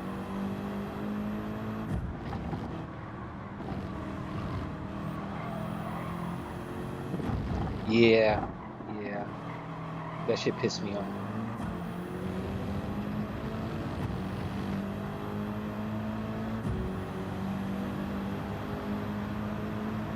You know, I gave myself an ear infection. Fucking the cycling, and I would keep the earbuds in my ear, and because the doctor was asking me, they were like, she was like, what do you call it? Do you swim? I was like, man, I don't swim. I've been in the pool, I've been to the beach forever. And then it hit me. It was like, oh my God, it's the freaking earbuds. every time, I guess. I wonder if that would help it, right? To probably just clean it every time. Yeah.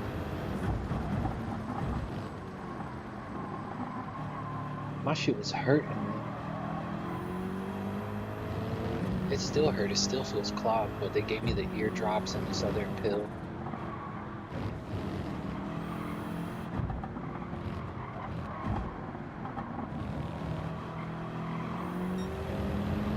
I bought, hey, I'm not even gonna lie to you, I bought Sekiro for $59.90.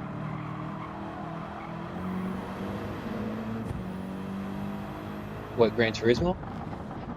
Yeah. Oh, Sekiro? Yeah. Because that's just kind of a classic.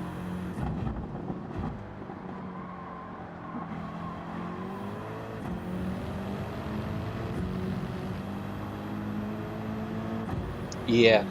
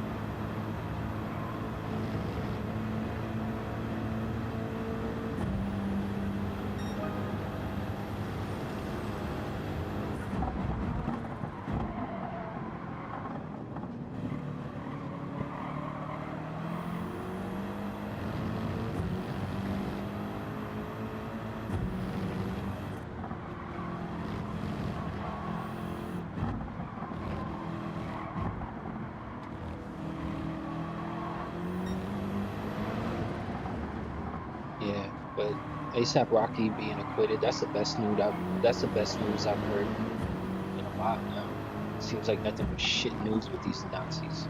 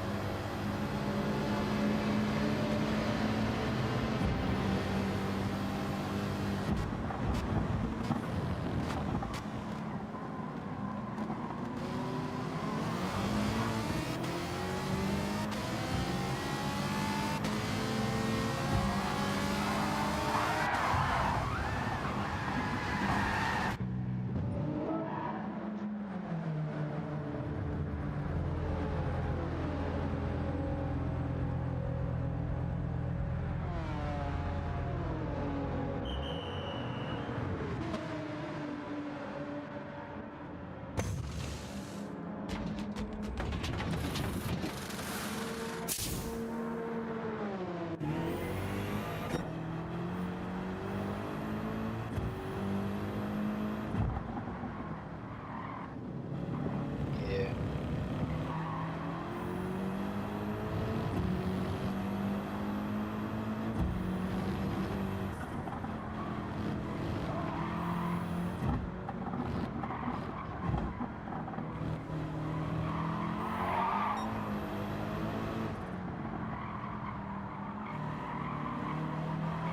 He does, holy shit. It's the nose.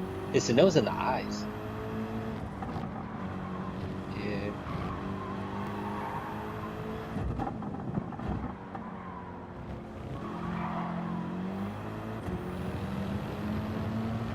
Dog, Roseanne was the best, bro.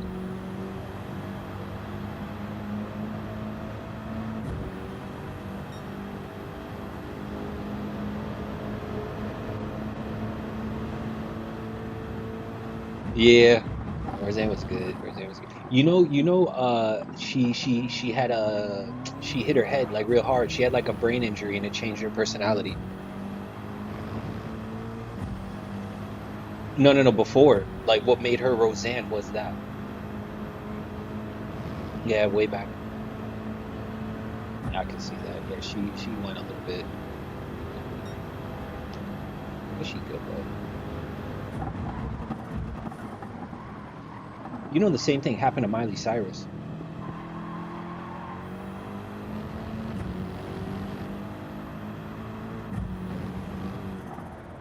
Who, Miley? Yeah. She got hit in her head? That's yeah, I really haven't seen her at all. And the Olsen twins have gone real dark.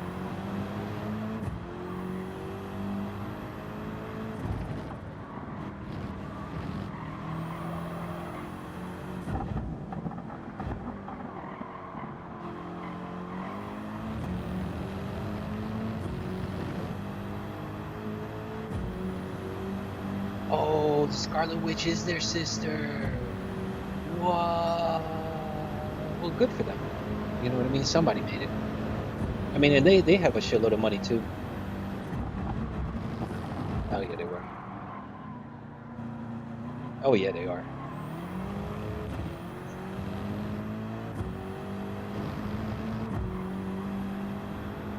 I did not know that. Holy shit. And they went dark ever since.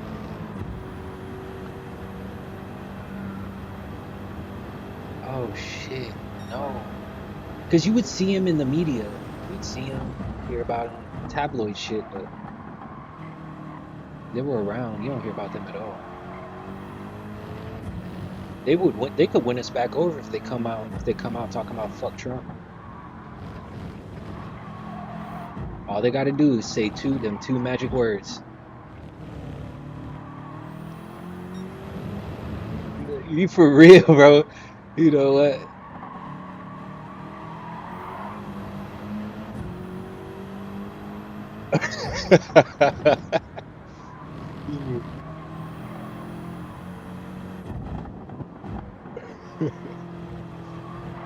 Yo, Bill Burr was a part of that. Yo, Bill Burr was a shit, bro.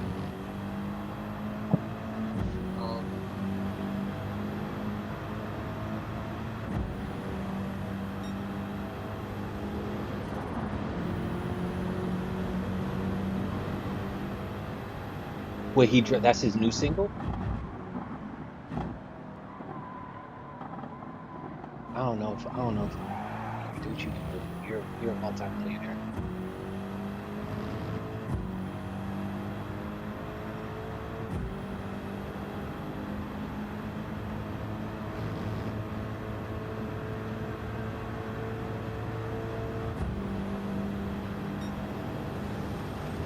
They painted the picture like he really started that shit.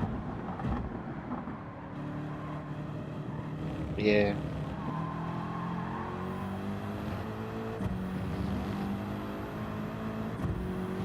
Drake's another one. If all Drake had to do, and he never did it, no point, and nobody in his ear, all he had to do was come out and say fuck Trump, and he would get a good percentage back.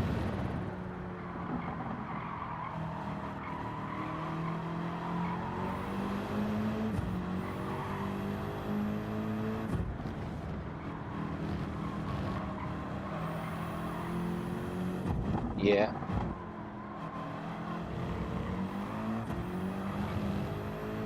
No, he's not doing none of that. He would even Canada was fighting for us. You heard about Hell yeah. You heard about the hockey fight? I know you heard about the hockey fight. The USA Canada hockey fight. It's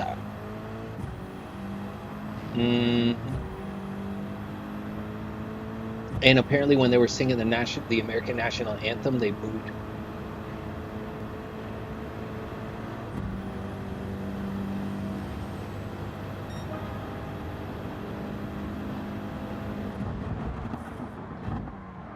For real. For real.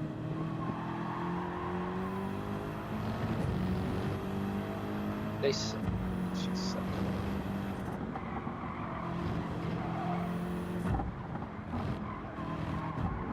Now Ukraine probably don't like us no more, because it's like they're leaving Ukraine out in the cold. Yeah. Yeah, he is.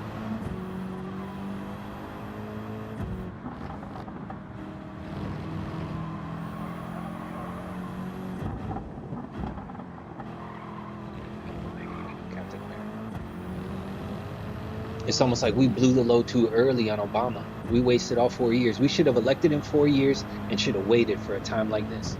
But nah, he wanted to do 8.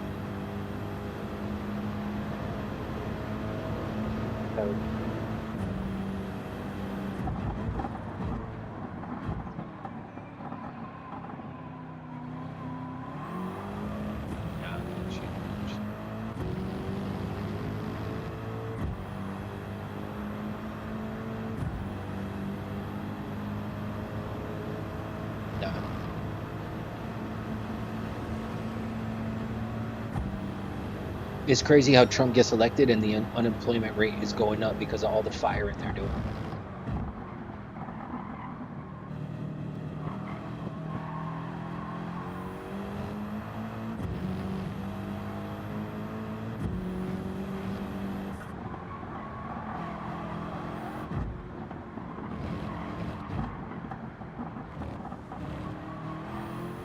It's sad.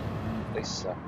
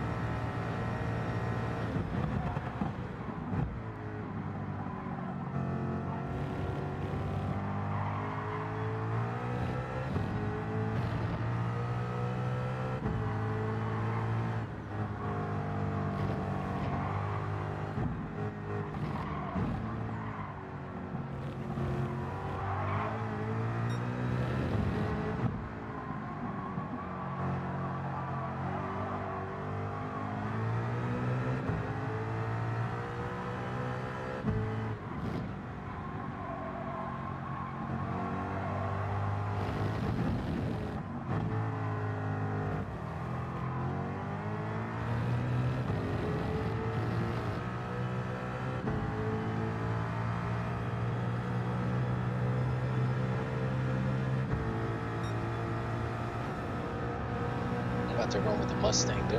Like, nobody uses a Mustang in this game. Let's see how it does.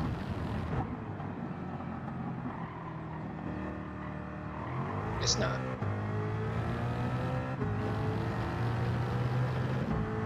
That's exactly what happens. I mean, there's a couple cars, but yeah, for every track there tends to be like, because they have like the world fastest times, like from 1 all the way to like, you know, thousands.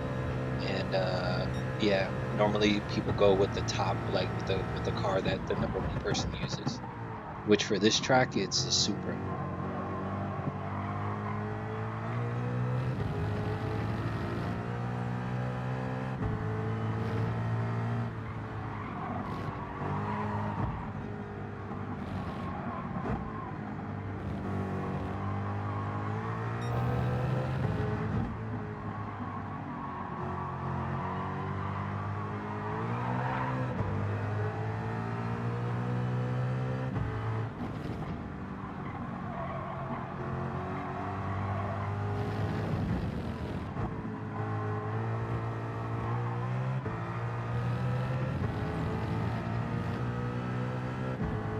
Can't lie though, it's handling pretty well. Shit's going. Sounds good. Yeah.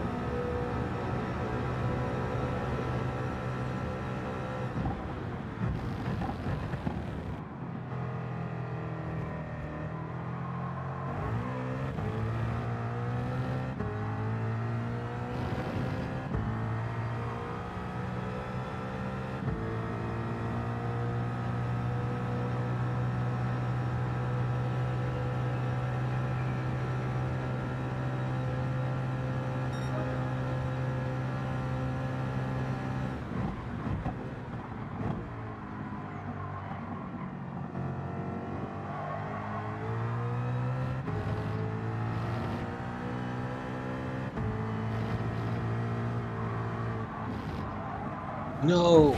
No, this car sucks. Fuck, I'm fucked. I'm fucked. This race is gonna suck.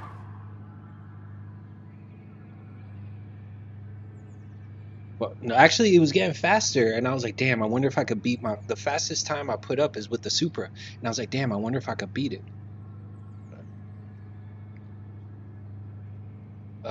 Let's just stick. Oh, fuck, you know what I should have done? Let me make sure the oil is good, because I haven't driven this car in forever.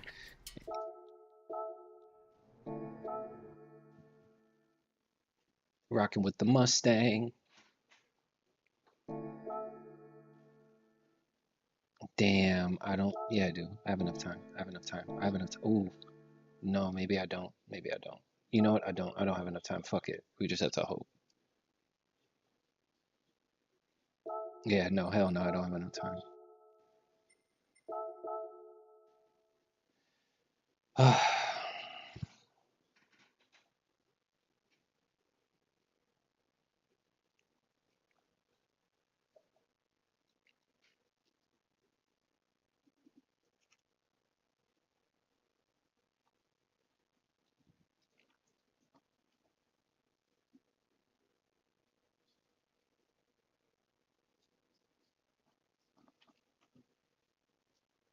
Well, damn.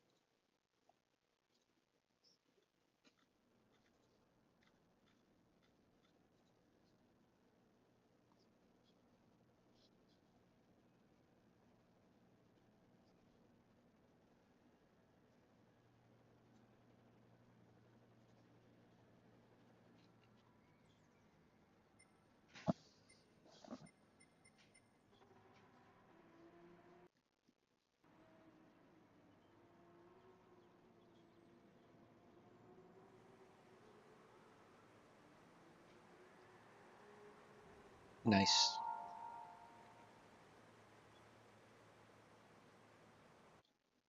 Your PlayStation's in the shop? What happened to it?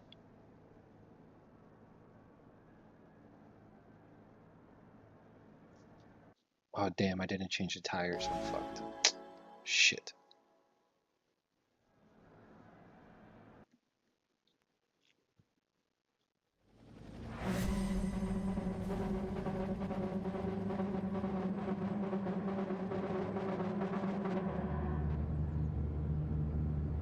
Oh, I bet you I don't even have racing mediums on this car. Oh my God, I hope I do.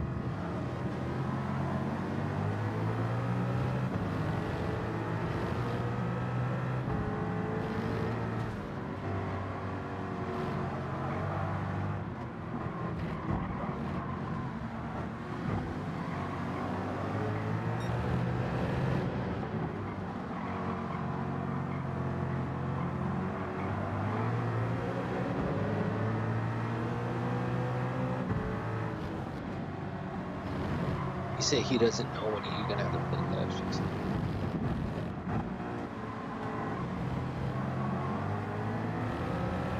Yeah, no. I'd go get it back. Fuck that shit.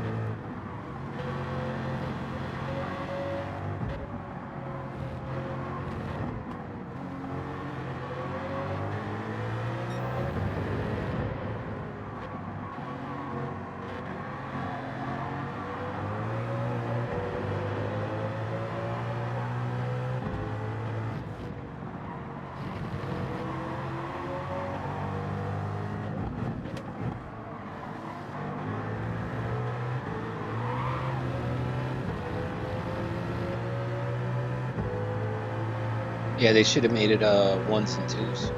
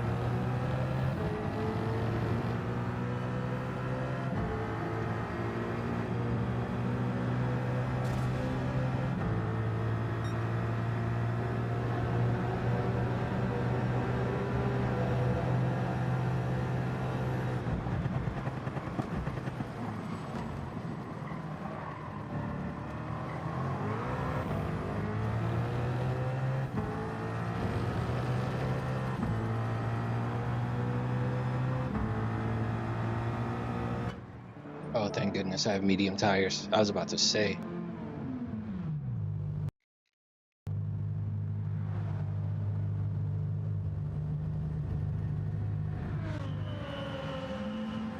Allows the administration to hold future prosecution over the head of Mayor Adams. Tom Homan, Trump's border czar, even admitted this in a joint appearance with Adams on Fox News.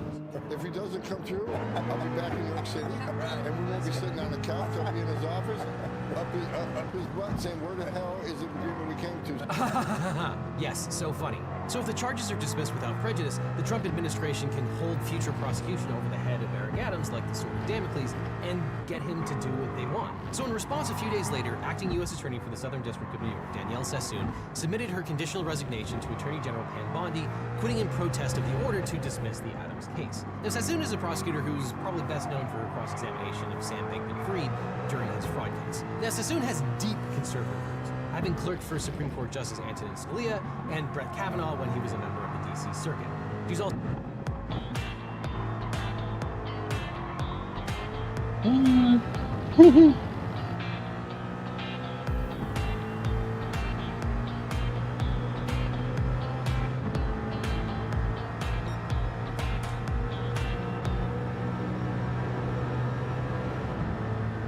Apparently, there's this girl on TikTok making like a lot of money by getting dressed. Free cookie for life. This is why I canceled my DoorDash subscription and switched to cooking. After months spending way too much on DoorDash, I got bored of eating the same fast food meals and I think like, you know, she matching though, you know what I mean? It's like by over 80 celebrity chefs, straight to your door, fresh, never frozen. Not only that, but these meals literally taste amazing. That's crazy. It's actually like you're eating at a restaurant or ordered DoorDash, except it's way cheaper. Also a member of the Federalist Society. But 3 weeks ago, she was handpicked by the Trump administration to take over as acting U.S. Attorney for the Southern District of New York, while Jay Clayton, Trump's pick to run... Hell no, that ain't the game of the year. That shit's ass. I don't know why and people she's like 8 that months shit. pregnant right now, so you can bet she doesn't need this crap right now. Now, Clayton Marvel previously rivals. created his own mini Saturday Night Massacre. You might recall in 2020, Bill Barr tried to fire then U.S. Attorney Jeffrey Berman, who was the U.S. Attorney for the Southern District of New York, and replace him with Clayton, who was the head of the SEC at the time. Berman refused because Clayton had no experience as a U.S. attorney or as a prosecutor. So it's fun we get to relive that. Okay, one scandal at a time. Now, U.S. attorneys take 2 oaths on assuming office. The first is the constitutional oath taken by all federal employees. Quote, I do solemnly swear or affirm that I will support and defend the Constitution of the United States. Game of the year is going to be foreign Grand and Theft Auto domestic, that I 6. will bear true faith and allegiance to the same, that I take this obligation freely, without any mental reservation or purpose of evasion, and that I will well and faithfully discharge the duties of the office on which I'm about to enter, so help me God. Second, here Sassoon took a jurisdictional oath as a member of the New York State Bar. Quote, I do solemnly swear or affirm that I will support the Constitution of the United States and the Constitution of the State of New York, and that I will faithfully discharge the duties of the office of attorney and counselor of law according to the best of my ability. But Sassoon informed Attorney General Pam Bondi that, quote, I cannot credibly represent the government before the courts if I seek to dismiss the Adams case on this record. So let's hear from Sassoon in her own words about what happened and why. Quote, on February 10, 2025, I received a memorandum from Acting Deputy Attorney General Emile Beauvais directing me to dismiss the indictment against Mayor Eric Adams without prejudice subject to certain conditions, which would require leave of court. When I took my oath of office 3 weeks ago, I vowed to well and faithfully discharge the duties of the office on which I was about to enter. Sassoon said her oath as a U.S. attorney includes making, quote, only good faith arguments and not using the, quote, criminal enforcement authority of the United States to achieve political objectives or other improper aims. And that was exactly what Beauvais was doing. He admitted as such. Beauvais cited 2 reasons for dismissing the Adams case, none of which had anything to do with criminal justice. First, because the mayor promised to enforce Trump's immigration priorities in New York City, and second, because Beauvais claimed that former U.S. Attorney Damian Williams weaponized the Department of Justice. Now, Beauvais did not deny that there was substantial evidence that Eric Adams committed crimes, and yet, quote, Mr. Beauvais appears prepared to concede that Adams should receive leniency for federal crimes solely because he occupies an important public position and can use that position to assist in the administration of policy priorities. Federal prosecutors may not consider potential defendants' political associations, activities, or beliefs. See Waite versus United States, politically motivated prosecutions violate the Constitution. If a criminal prosecution cannot be used to punish political activity, it likewise cannot be used to induce or coerce such activity. Threatening criminal prosecution, even to gain an advantage in civil litigation, is considered misconduct for an attorney. See, for example, D.C. Bar Ethics Opinion 339, ABA Criminal Justice Standard 3-1.6. Quote, a prosecutor should not use other improper considerations, such as partisan or political personal considerations, in exercising prosecutorial discretion. Sassoon then quoted Pam Bondi to Pam Bondi, quote, "In your words, the Department of Justice will not tolerate abuses of the criminal justice process, coercive behavior, or other forms of misconduct. Dismissal of the indictment for no other reason than to influence Adams' mayoral decision-making would be all three." This is a classic quid pro quo. Quote, "Adams' advocacy should be called out for what it is, an improper offer of immigration enforcement assistance in exchange for a dismissal of his case." Although Mr. Beauvais disclaimed any intention to exchange leniency in this case for Adams' assistance in enforcing federal law, that is the nature of the bargain laid bare in Mr. Beauvais' memo. That is especially so given Mr. Beauvais' comparison to the Bout prisoner exchange, which was quite expressly a quid pro quo, but one carried out by the White House and not the prosecutors in charge of Bout's case. Now, I probably don't need to tell you, it is extraordinary for a U.S. attorney to accuse the third highest ranking lawyer in the Justice Department of entering into a quid pro quo deal of this nature. But Beauvais himself compared the quid pro quo between Trump and Adams to the deal between Russia and the United States to release notorious Russian arms dealer Victor Bout in return for American gold medalist Brittany Griner. Sassoon called that analogy particularly alarming. That prisoner swap was an exchange of official acts between separate sovereigns, the United States and Russia, neither of which had any claim that the other should obey its laws.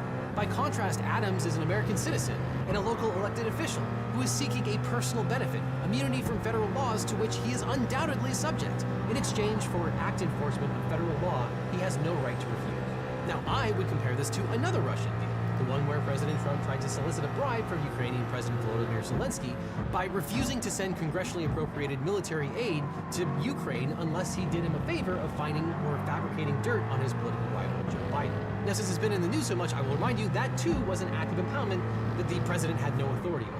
But admittedly, in some sense, this is a little different because with the Ukraine blackmail, it was purely for Trump's personal interest, where here it goes to effectuate political goals.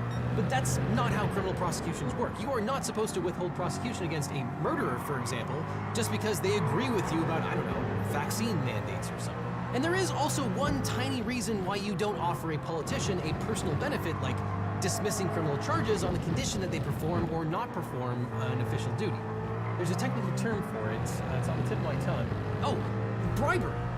If Mayor Adams had discretion in the performance of the immigration-related actions, there is a colorable argument that Beauvais attempted or successfully bribed him to perform his official acts. Now, the counter-argument is that the Trump administration was simply giving him a personal benefit to induce him to perform actions that he was otherwise required to perform, though that goes back to problem number one.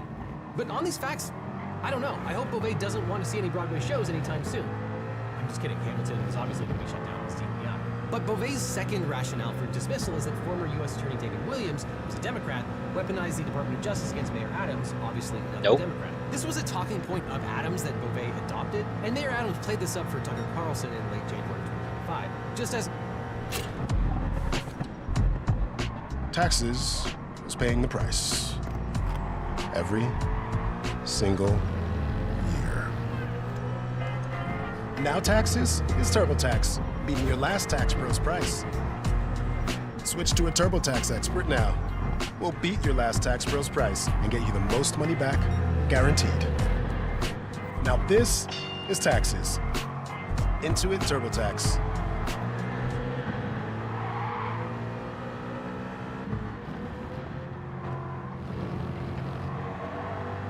Negotiations between his lawyers and Beauvais were heating up. Adams' lawyer Spiro had filed papers with the court a few weeks back that the prosecution should be dropped because U.S. Attorney Williams, who had already left the Department of Justice at this point, wrote an op-ed about how New York was in crisis. Now, the judge, Judge Ho, rejected Adams' argument, finding that the op-ed referred mainly to the problems with New York State, and that the op-ed only made an oblique reference to ethical problems, which did not name Adams specifically, did not contain any opinions on Adams' guilt, and did not go beyond the public record. So Sassoon pushed back on the allegations about Williams' motivations and actions. If anything, I have learned that Mr. Williams' role in the investigation and oversight of this case was even more minimal than I had assumed. The investigation began before Mr. Williams took office. He did not manage the day-to-day investigation, and the charges in this case were trying to set the tone by 4 experienced career prosecutors, the chiefs of the SDNY Public Corruption Unit, and career prosecutors at the Public Integrity Section of the Justice Department. Mr. Williams' decision to ratify the recommendations does not taint the charging decision, and notably Adams has not brought a vindictive or selective prosecution motion, nor would one be successful. And Sassoon criticized Beauvais' assertion that the prosecution was timed to hurt the mayor's chances at re-election.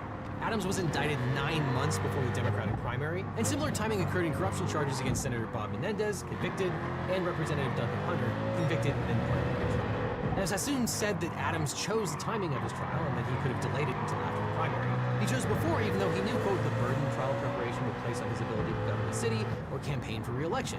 But that is his choice, and the district court has made clear that Adams is free to seek a continuance. The parties therefore cannot argue with candor that dismissing serious charges before an election and holding open the possibility that those charges could be reinstated if Adams were re-elected would now be other than clearly contrary to the manifest public interest. I'm not aware of any instance in which the department has concluded that an indictment brought this far in advance of an election is improper because it may be pending during an electoral cycle, let alone that a validly returned and factually supported indictment should be dismissed on that basis. And Sassoon explained that her office was preparing new charges against Adams, which would have been done long after former U.S. Attorney Williams had left. Quote, we had proposed a superseding indictment that would add an obstruction conspiracy count based on evidence that Adams destroyed and instructed others to destroy evidence and provide false information to the FBI, and that would add further factual allegations regarding his participation in a fraudulent straw donor scheme. And in our video on Adams, we talked about the probable destruction of evidence by several of the mayor's associates. Mohammed Bahi, one of the mayor's aides, is already facing charges of witness tampering and destroying evidence. Now, not surprisingly, Adams consented to a dismissal without prejudice, which means the department could refile a criminal case later. Sassoon claimed that Beauvais negotiated this deal without informing her office, and the offer is dangerous and corrupt. She suggested that the judge may not even grant the motion to dismiss. Quote, Adams's consent would not guarantee a successful motion given the basic flaws of the stated rationales for dismissal. Basically, she is waving a red flag saying that Judge Ho should make an inquiry into this dismissal. And Sassoon said that Beauvais' order requires her to violate her ethical obligations. Quote, because I do not see any good faith basis for the proposed position, I cannot make such arguments consistent with my duty of candor. And she's probably right. Ethical duties prohibit a lawyer from taking positions that are contrary to law or outside the bounds of reasonable advocacy. Sassoon closed the letter by asking Bondi for a meeting. Quote, in the event you are unwilling to meet or reconsider the directive in light of the problems raised by Mr. Beauvais' memo, I am prepared to offer my resignation. It has been and continues to be my honor to serve as a prosecutor in the Southern District of New York. Now, I wanted to take a step back and get a gut check on this outrageous behavior. So I asked former AUSA Mitchell Epner for his thoughts on the magnitude of Sassoon's letter about Beauvais. Thanks, Devin. I'm very appreciative of the opportunity to speak about this. I am speaking on my own behalf, and I am speaking as a former federal prosecutor. When I became a federal prosecutor, the mantra that was drilled into me was that we needed to act without fear or favor, meaning that we needed to act without fear of the personal consequences, and we needed to act without favor or disfavor to any potential defendant on the basis of who they were or how powerful they were.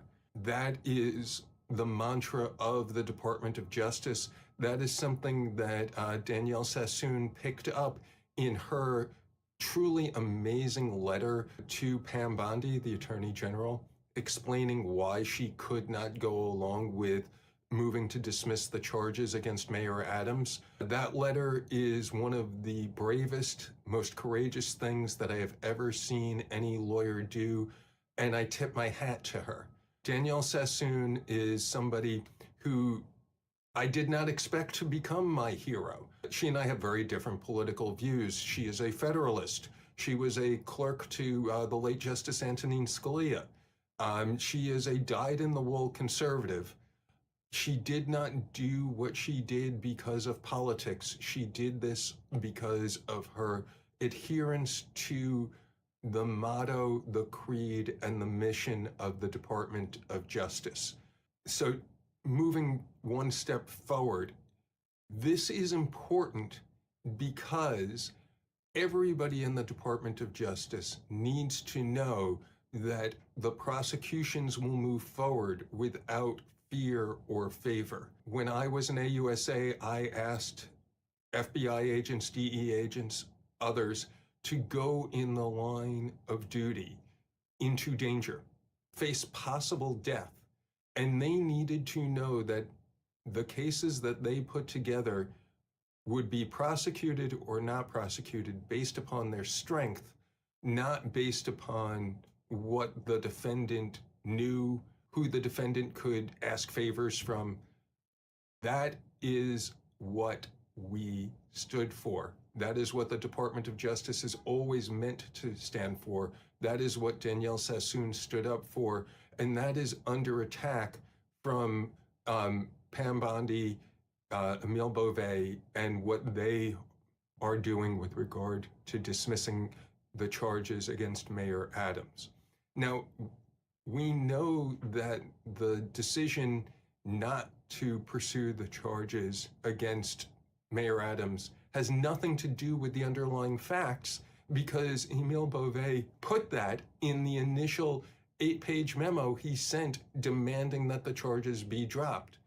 And it is highly problematic that the demand was that the charges be dismissed with the possibility of them being reinstated in November after the results of the election were known for mayor.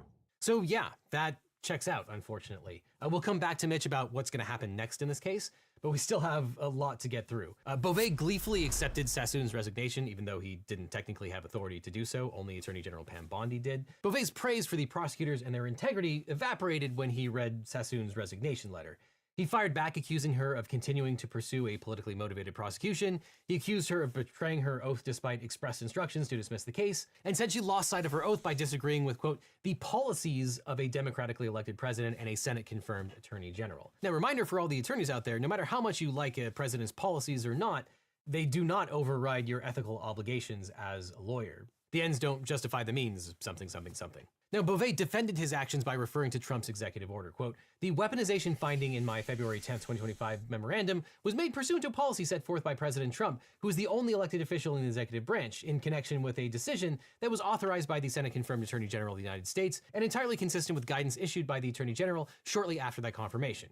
Your office has no authority to contest the weaponization finding or the second independent basis requiring dismissal set forth in my memorandum. The Justice Department will not tolerate the insubordination and apparent misconduct reflected in the approach that you and your office may have taken in this matter. Beauvais again accused former U.S. Attorney Damian Williams of making incendiary statements about Mayor Adams, which apparently demonstrated bias and prejudiced the jury pool, that Williams, quote, launched a personal website which closely resembles a campaign website that touts articles about the ongoing prosecution of Mayor Adams with titles such as U.S. Attorney Damian Williams has come for the kings, a mayor, a rapper, a senator, a billionaire, meet the man who has prosecuted them all, and former prosecutor Damian Williams flexes SDNY power against Eric Adams and Sean Combs. And also said that reviewing the voluminous evidence against Adams would burden the mayor's ability to run a campaign and do his job. Quote, in October 2024, an AUSA responsible for the prosecution of Mayor Adams represented that the first batch of discovery in the case included about 560 gigabytes of data. Thus, as a trial date was negotiated, Mayor Adams was faced with an impossible choice between seeking to defend himself at a pre-election trial and in the hopes that he could campaign based on exoneration, and taking a reasonable amount of time to review the discovery and prepare his defense at a post-election trial.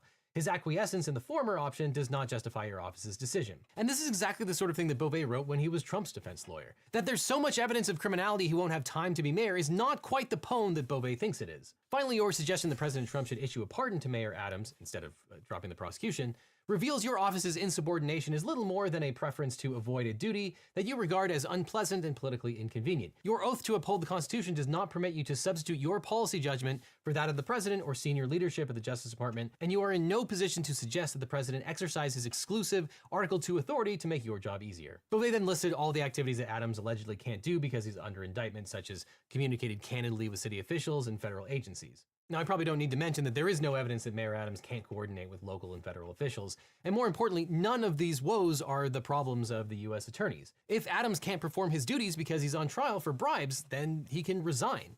And in any event, Texas Attorney General Ken Paxton was under indictment for 9 years and still managed to do all the things that he wanted to do, like prosecuting New York doctors for prescribing abortion pills and suing immigrants' rights groups for political speech. Now, once they accepted Sassoon's resignation, the DOJ reportedly asked John Keller, acting chief of the Public Integrity Section, or PIN, in Washington, D.C., to step in and carry out the order. He refused and also resigned. They then turned to the acting head of the criminal division, Ken Driscoll. He refused and resigned. And according to NBC News, at least 3 more senior attorneys in the PIN have resigned rather than carry out an order that they believed was corrupt, including at least 3 and maybe all 4 of the deputies in charge of PIN. Hagan Scotton, who clerked for Supreme Court Justices John Roberts and Brett Kavanaugh when he was on the DC Circuit, sent an absolutely scathing resignation letter. He said Beauvais wrote him a letter rebuking him for refusing to dismiss the case. Scotton says no one ever asked him to file the motion, but if they had, he absolutely would have refused. Scotton described himself as someone who is sympathetic to Trump's objectives. However, quote, any assistant U.S. attorney would know that our laws and traditions do not allow using the prosecutorial power to influence other citizens, much less elected officials, in this way. If no lawyer within earshot of the president is willing to give him that advice, then I expect you will eventually find someone who is enough of a fool or enough of a coward to file your motion. But it was never going to be me. That is perhaps the most fire-breathing resignation letter I have ever seen from an attorney. And he also pulled no punches in backing up Sassoon's substantive points as well. Quote, in short, the first justification for the motion, that Damian Williams' role in the case somehow tainted a valid indictment supported by ample evidence and pursued under 4 different U.S. attorneys, is so weak as to be transparently pretextual. The second justification is worse. No system of ordered liberty can allow the government to use the carrot of dismissing charges or the stick of threatening to bring them again to induce an elected official to support its policy objectives. And it's worth mentioning that Scotton was a captain in the Army Special Forces and served 2 tours in Iraq and earned 2 Bronze Stars. And following these high-profile resignations, Bondi and Beauvais went completely Squid Games. Former U.S. Attorney Barb McQuaid reported that, quote, DOJ leadership has put all public integrity section lawyers into a room with 1 hour to decide who will dismiss Adams' indictment, or else all will be fired, setting them strength to stand by their oath, which is to support the Constitution, not the president's political agenda. This was the Attorney General of the United States threatening to fire an entire section of the Department of Justice, in particular the one charged with investigating public corruption, if they didn't sign a document that was going to risk their law licenses. But eventually Bondi and Beauvais found 2 people who will probably forever be labeled as a fool and a coward. Antoinette Bacon, a member of the Federalist Society, who they apparently pulled from Florida for this, and Ed Sullivan, a senior lawyer at Penn, who reportedly volunteered to save the jobs of the other lawyers at Penn who would otherwise have been fired. And why didn't Bondi or Beauvais file the motions on their own? Well, they absolutely could have done that, but they wanted to flex their power and they wanted a U.S. attorney to legitimize the decision to drop the case. When Sassoon said that the president should have instead used his pardon power, she was arguing that if he did, public perception would have been that the deal was simply a corrupt quid pro quo handed down by the top executive. So that's why they really wanted a U.S. attorney to file the motion. But now that Sassoon has effectively blown the whistle, filing this dismissal document is a hot potato for anyone's legal ethics. And as far as we know, at this time, at least 6 U.S. attorneys have resigned, and a large section of the public integrity section has also resigned. That is at least 3 times as many who quit during the Saturday Night Massacre during the Nixon administration. And that purge actually triggered Nixon's impeachment. But in 2025, well...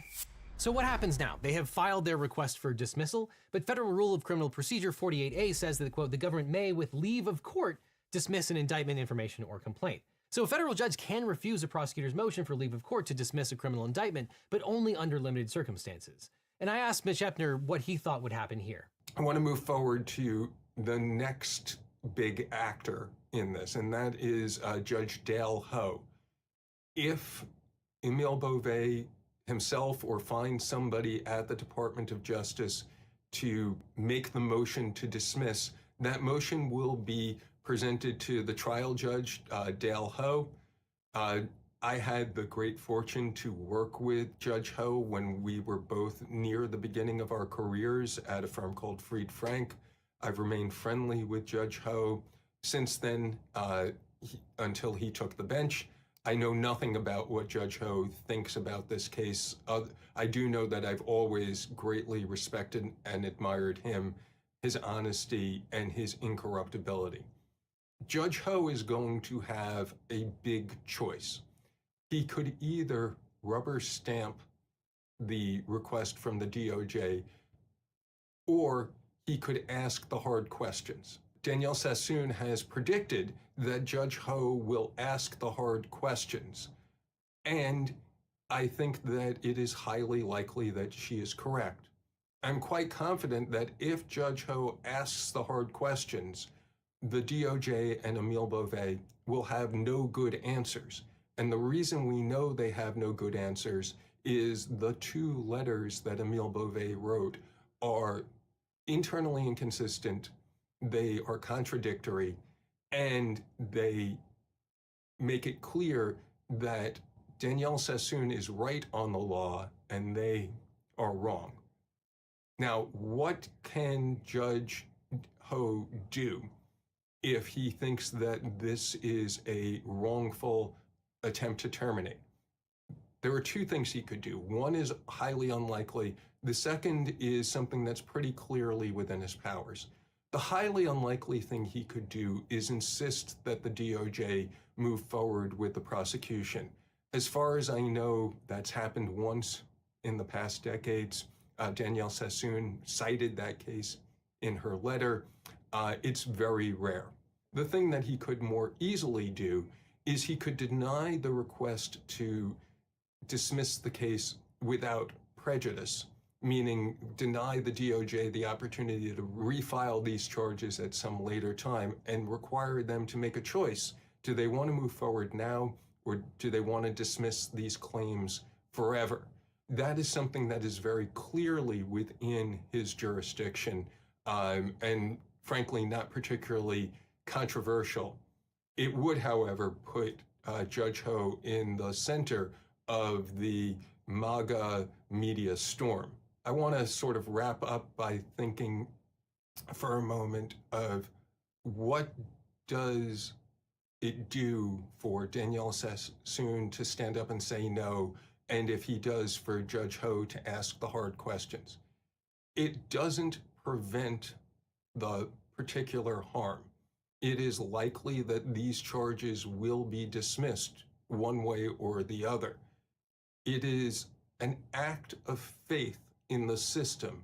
It is an act of faith that by shining a spotlight, acting as a speed bump, they will draw attention from US citizens who will say this is wrong and that it will not continue. Even if the charges against Judge Adams end up being dismissed, that there will be a price to pay because this sort of misconduct is not consistent with the ethics or the mission of the Department of Justice. So I think back to the first Star Wars movie, when Obi-Wan Kenobi realized that he no longer had the strength to beat Darth Vader in a duel, and he knew he was about to be killed.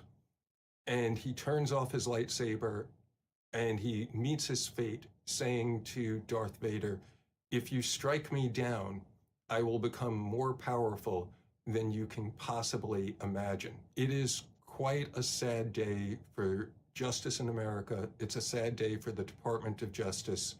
And I am only thankful that I've been given this opportunity to share my thoughts. Thank you. So it's hard to say what's going to happen next. I suspect Judge Ho will want to ask some very hard questions, maybe hold a contempt hearing, which he should. My hope is that he puts people under oath and at the very least creates a clear record. A clear record including putting one or more of the attorneys under oath, especially Emile Beauvais. You'll note that the Rule 48 motion for dismissal that Bacon, Sullivan, and Beauvais signed and filed with the court was very carefully written to put the onus on Beauvais. It places the action very carefully, like, quote, "The acting Deputy Attorney General has determined and directed. The acting Deputy Attorney General concluded that dismissal is necessary because the acting Deputy Attorney General also concluded that continuing these proceedings would interfere." So yeah, bring him and potentially AG Bondi into the court and make them make those representations under oath. Though I expect after this, they might just welcome a dismissal with prejudice just to get out of it. But this is a mess. It is a black eye for the Department of Justice and for the rule of law. It is one of the most corrupt, craven, lawless, and politically weaponized uses of the Department of Justice since Watergate. It's almost as bad as how data brokers use your private information for their own benefit, which you can fight with today's sponsor, Incogni. I'm really sorry. Our sponsors help make videos like this possible, especially on a 2-day turnaround, and Incogni is a longtime supporter and actually a good service. And it's especially important now that the data that the government has about you is now in serious risk of being compromised if it hasn't been already. And all it takes is one hack for your personal and private information to be endlessly copied and sold to data brokers who then copy and sell it to anybody in the world for pennies on the dollar, leaving you drowning in scandals. Oh, these motherfuckers, bro. You know, but luckily These there are people out bitch there who ass can help, stuff. and that's why we recommend signing up for today's sponsor, Incogni. And you can use my link in the description of the code Legal Eagle for an exclusive 60% off discount. Because Incogni removes your personal data from online data brokers by reaching out directly and forcing them to take your personal info down. If those brokers resist, Incogni will take care of that too, because Incogni fights back. These data brokers are the reason why in the US you can search your name and find a bunch of websites that will give anyone your home The address, smoke ain't been phone kicked number, out at and all in extensive none of these history. games, huh? It's shocking just how easy it is to find all this information. It also might be why you're getting so many spam calls lately, or even how someone might steal your identity. Incogni is a great way to take back control of your data, increase your online privacy, and cut down on those annoying scam calls and emails that used to flood my voicemail and inbox. And now I've been using Incogni for years, and in that time you can see This is the quickest way to pee out fat. Good God, man. Stop eating those. You're going to blow up. No, I'm not. The number... man, yesterday was a really bad day for him, and this is what he did. And so we are in a state of emergency. Okay, white supremacist violence is and always has been the #1 threat to our society. But I'm also very proud that my wife is white. The Breakfast Club, bitches. All right, Charlene, please tell me, why was I your donkey of the day?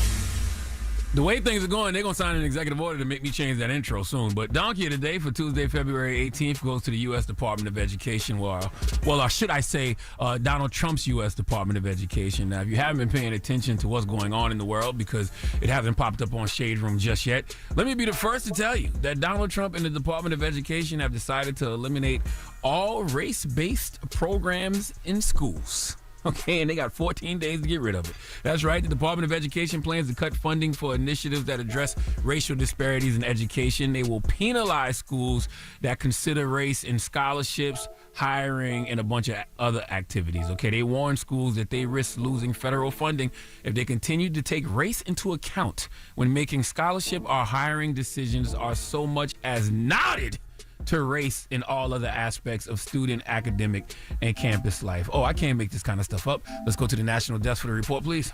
DOJ's newest target, diversity, equity, and inclusion at the Department of Education, identifying 70 DEI training grants amounting to $373 million. According to DOJ, one such grant trained teachers to engage in self-reflection to confront their own biases and racism.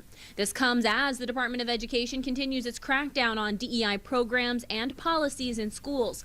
On Friday, the acting assistant secretary sent out a letter reminding institutions any discrimination based on race, color, or national origin is illegal, adding institutions failing to comply with federal civil rights law face potential loss of federal funding. Critics quick to respond. What does this mean? Are they going to take away funding from historically black colleges? Are they going to take away funding from public schools that have a Latino student union? To me, it indicates just the fanatical obsession that this administration has in terms of going against DEI. This is America, 2025. You know, America's core values allegedly have always been liberty, equality, and justice. These values are supposed to be the foundation of American democracy, but they aren't. Okay, never have been. It's liberty, equality, and justice for white men, and then there's the rest of us. All right. In fact, the only reason things like affirmative action exist is because government needed a remedy for the effects of long-standing discrimination in this country. Now, somebody needs to explain to me what's changed. Okay, in a country where systemic racism is literally rooted in every institution, the solution is now to pretend that racism and other forms of discrimination just simply don't exist. Let's go back to doing things the way they were being done before these race-based programs existed. So let's go back to doing what caused us to have to come up with the race-based programs to begin with. This is all part of a broader agenda to remove what they call wokeness from American education. And look, I don't care for wokeness either, okay? I believe most woke people just simply need some sleep. But the reality is, wokeness and programs designed to level the playing field for marginalized students are not the same, okay? You can't just strip away those programs. That's like having a leaky roof and you decide to fix that leaky roof by removing the roof entirely. That would make no sense. Now, this is also the latest step in the Trump administration's move to reshape programs intended to make things equal for historically underserved populations as a form of racial discrimination. Craig Traynor, who's the Education Department's acting assistant secretary for civil rights, said related programs and scholarships, many of which have historically helped Black and Latino students attain college degrees or find community, had come at the expense of white and Asian students, many of whom come from disadvantaged backgrounds. Now, let me read to you a quote from Craig Traynor because this is interesting. He said, and I quote, "At its core, the test is simple. If an educational institution treats a person of one race differently than it treats another person because of that person's race, the educational institution violates the law." Well, goddamn. How many institutions have treated white people differently and given them preferential treatment over every other? Okay. Traynor says, put simply, educational institutions may neither separate or segregate students based on race, nor distribute benefits or burdens based on race. I could be wrong, because I am not the highest grade of weed in so this crazy country. for a white But man to say in America racism based is gone. programs. We implemented things like affirmative So action to crazy make for- sure that policies and programs gave limited preferences to minorities and women, not just in institutions of higher education, but job hiring, awarding of government contracts, other social benefits. They had to implement these things because if they didn't, white privilege would rule everything around me. Education is supposed to be the great equalizer, but how can it be when the very programs aimed at uplifting the underserved are being dismantled? Donald Trump and his Department of Education are sending a very clear message, and that message is F you niggas. All right? They aren't interested in addressing the real issues of inequality in our schools. Instead, they would rather gaslight us, tell us we tripping, sweep the inequality under the rug, and then tell us to act like we don't see the lump. So all these colleges that offer scholarships and grants specifically for students of certain ethnic backgrounds, all that's just gone. Schools are just barred from using race in decisions pertaining to admissions and hiring and promotion, compensation, financial aid, scholarships, prizes, administrative support, discipline, housing, graduation ceremonies, and all the other aspects of student, academic, and campus life. Who is going to be policing this? Okay? What about America in 2025 should make any of us believe we can trust people to do the right thing in regards to prejudice and discrimination? Because if you ask me, what the Department of Education is currently doing is indeed prejudice and discrimination. And you know the main reason we should teach the true history of America? So we don't repeat our mistakes. Winston Churchill once said, "Those who fail to learn from history are doomed to repeat it." We have learned nothing. And so here we are. Come on. Please let Kathy Griffin give the Department of Education the biggest hee-haw. Please give this giant jar of mayo the biggest hee-haw. It's a cold world. Yes, it is. It's a cold world. Crazy. All right. Well, thank you for that donkey of the day. Mm-hmm. Donkey of the Day is sponsored by renowned personal injury attorney Michael the Bull Lamonsoff. Don't This be a the donkey Department of when you need a Education. fighter I on just your told side. you. If you're ever injured, go to michaelthebull.com. These motherfuckers goddamn are gonna eliminate all race-based programs in schools. Wake that ass up. Roll. The Breakfast Club.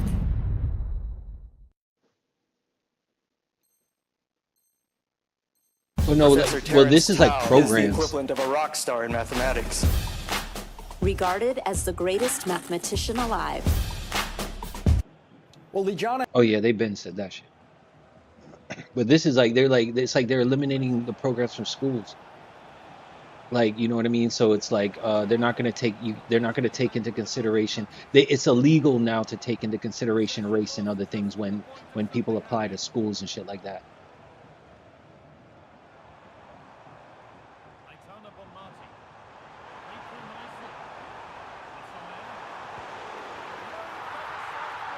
I could see that.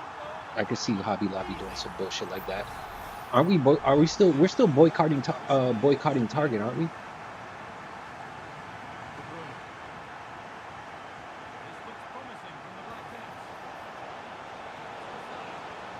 Yeah, my mom sent me that. Don't go to work. Does that land on the weekend?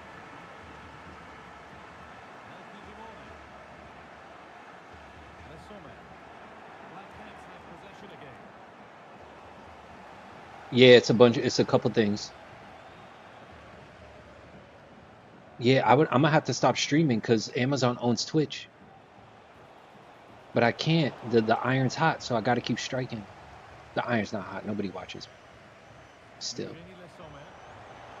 There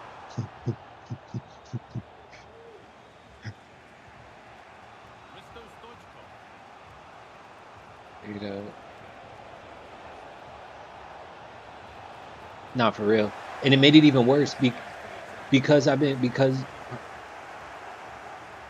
bro, but no, like because I've been talking so much political shit, saying fuck Trump and fuck Elon Musk and fuck them fuck niggas. I can't stand them bitch ass niggas. I hate them. Like they categorize my Twitch stream as like political. So now even less people watch me. And when I have these videos playing in the background, I'll see a couple people come in and watch. But as soon as they hear like what the videos I'm playing, motherfuckers leave because they bunch of fucking hoes. Oh, I don't want to see that when I'm playing video games. Shut your bitch ass up, stupid ass nigga. You ain't got time to turn your brain off now, you dummy.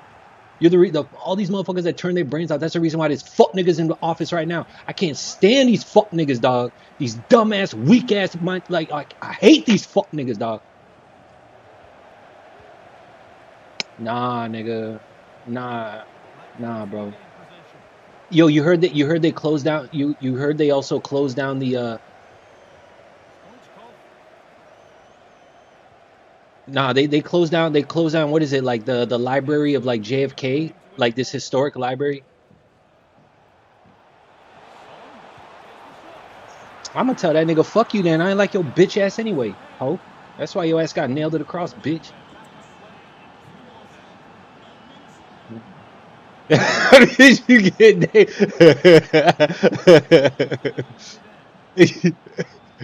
yeah.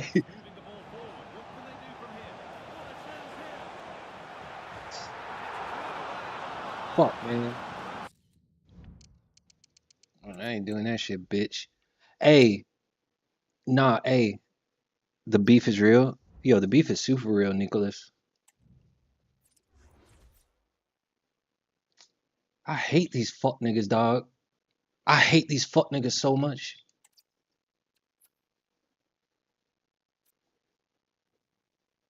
Nah, but hey, check it out though. Guess what else they did? Yo, guess what else they did? They closed down the fucking, what is it, like the John F. Kennedy Library in Washington D.C. They closed that shit down, but they left open the freaking apparently what's his name? What's his dude? It starts with an N. What's this other president? Nixon. They left Nixon's library open, and Nixon's the only president in history to be impeached.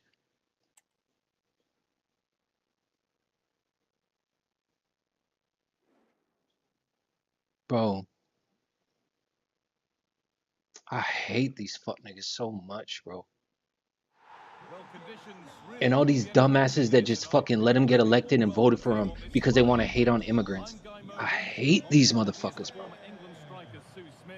And the focus here is on division rivals action. It's the Velvet Touches, and they take on the Bulldogs.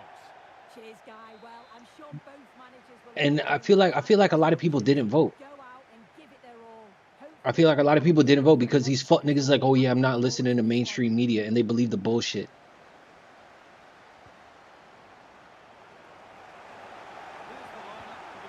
Yes. And that's how you.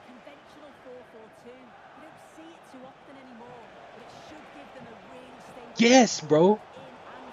Yes, bro. This country's filled with the bitch ass motherfuckers that love to throw a stone and hide their hand. Stupid hoes. Stupid bitch ass fuck niggas.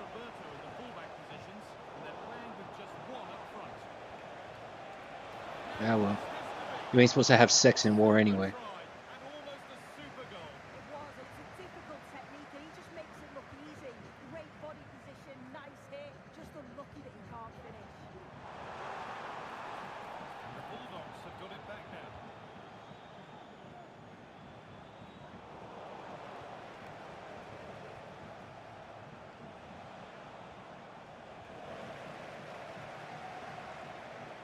Yeah, that's not a good state of mind to have either. There's a lot of people that think like you. That's why this fuck nigga's in office right now. Oh, it don't matter who in office. My vote don't matter. And yes, it does, bro. Yes, it does.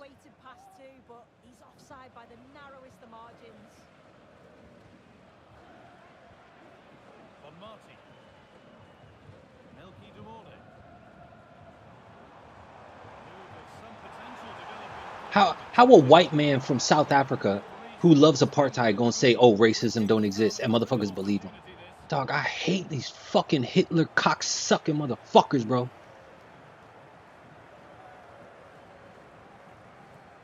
Who? Nah, Elon Musk and them do.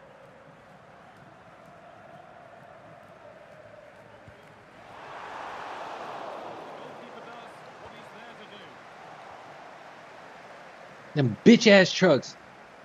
Hey man, I ain't gonna say shit. I ain't gonna say shit because I ain't trying to put about. Man, you be surprised. I'm surprised at some of these motherfuckers that got these trucks, dog. I'm like, bitch, you gonna rock this nigga's car after everything he said? Really? You? The fuck? I mean, I ain't sure. Bit of a squeeze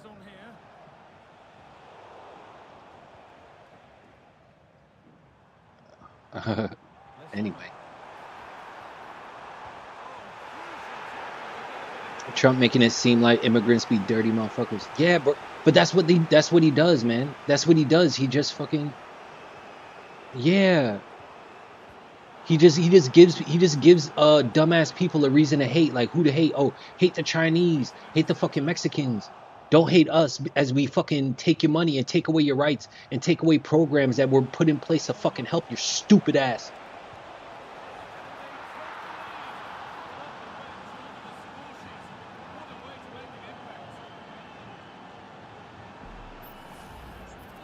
Oh man, I need to watch what I say because I'm streaming, nigga. I'm glad you said it, and my stream can't hear you, but I'll tell you this much, I fucking agree. I agree, nigga. I agree so much, bro. You feel me?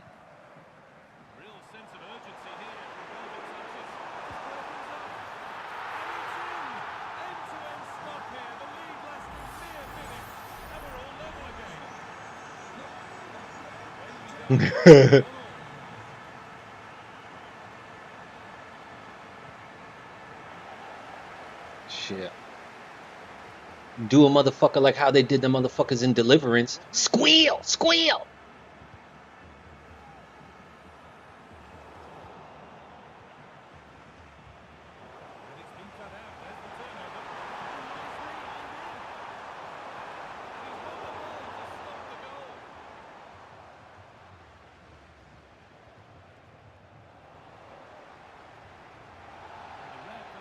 Hell yeah. No, it's not. You need to know better. No, you be aware of your surroundings, dumbass. The fuck you gonna hit this man for or do something like that when he's got his whole family with him? Are you dumb? Nah, that motherfucker deserve everything he got. Hell yeah.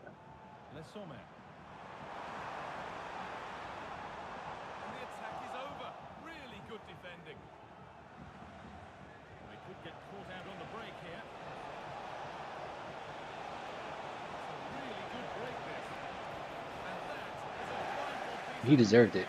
He should have known better.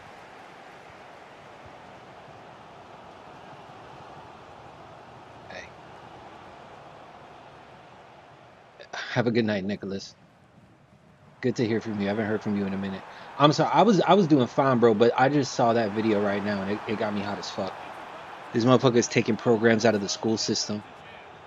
That shit it's just like this dirt ball motherfucker, dog. This ugh. Can't stand these niggas, dog. I can't stand them. I can't stand them. You know what I was thinking? You know what? I hope they burn in hell.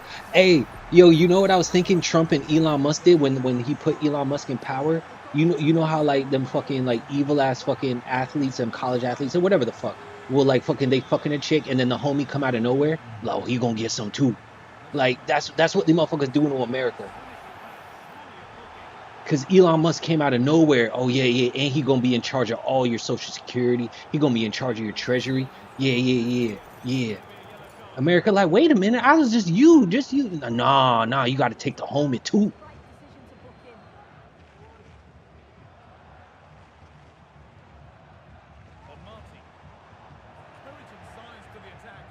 Yeah, nah.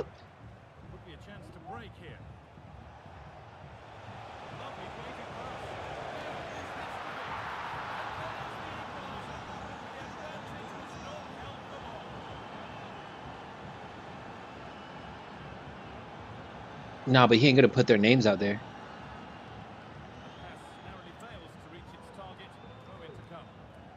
For real. Nah, I heard about that too. And it's only what they consider fraud. It's like, yo, like finding fraud in the government, fine, whatever, but not these bitch ass Nazis. Cause they just gonna pick and choose, dog. Like what they cut the U.S. aid, and one of the things they cut immediately was literally helping people in like fucking Africa and shit like that with like HIV and shit. Like there was a program that was like helping babies, like if like the mom had HIV or whatever, it was like some kind of medicine that the baby wouldn't catch it. So the mom is kind of like fucked, right? But the baby like still had a chance. Like they cut all that shit.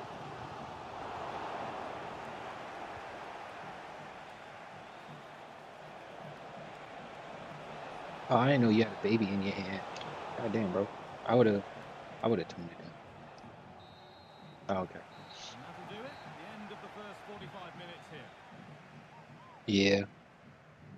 That shit had me so hot. I just seen the video right now. That shit had me so. I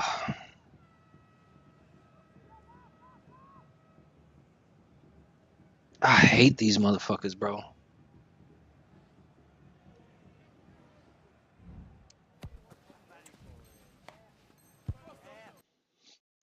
Man. Well, it's even Steven after an entertaining first half. Will we get a winner in the second 45?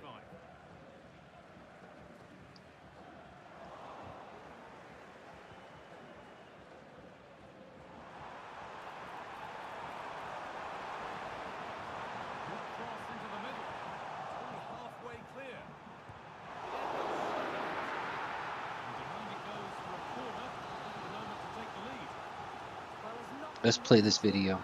John F. Kennedy Presidential Library in Boston is the best presidential library in the country, completed in 1979. It became the model that all subsequent presidential libraries aspired to. And today, Donald Trump closed the John F. Kennedy Presidential Library.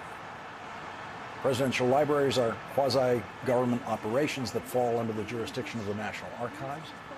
The John F. Kennedy Library has federal employees.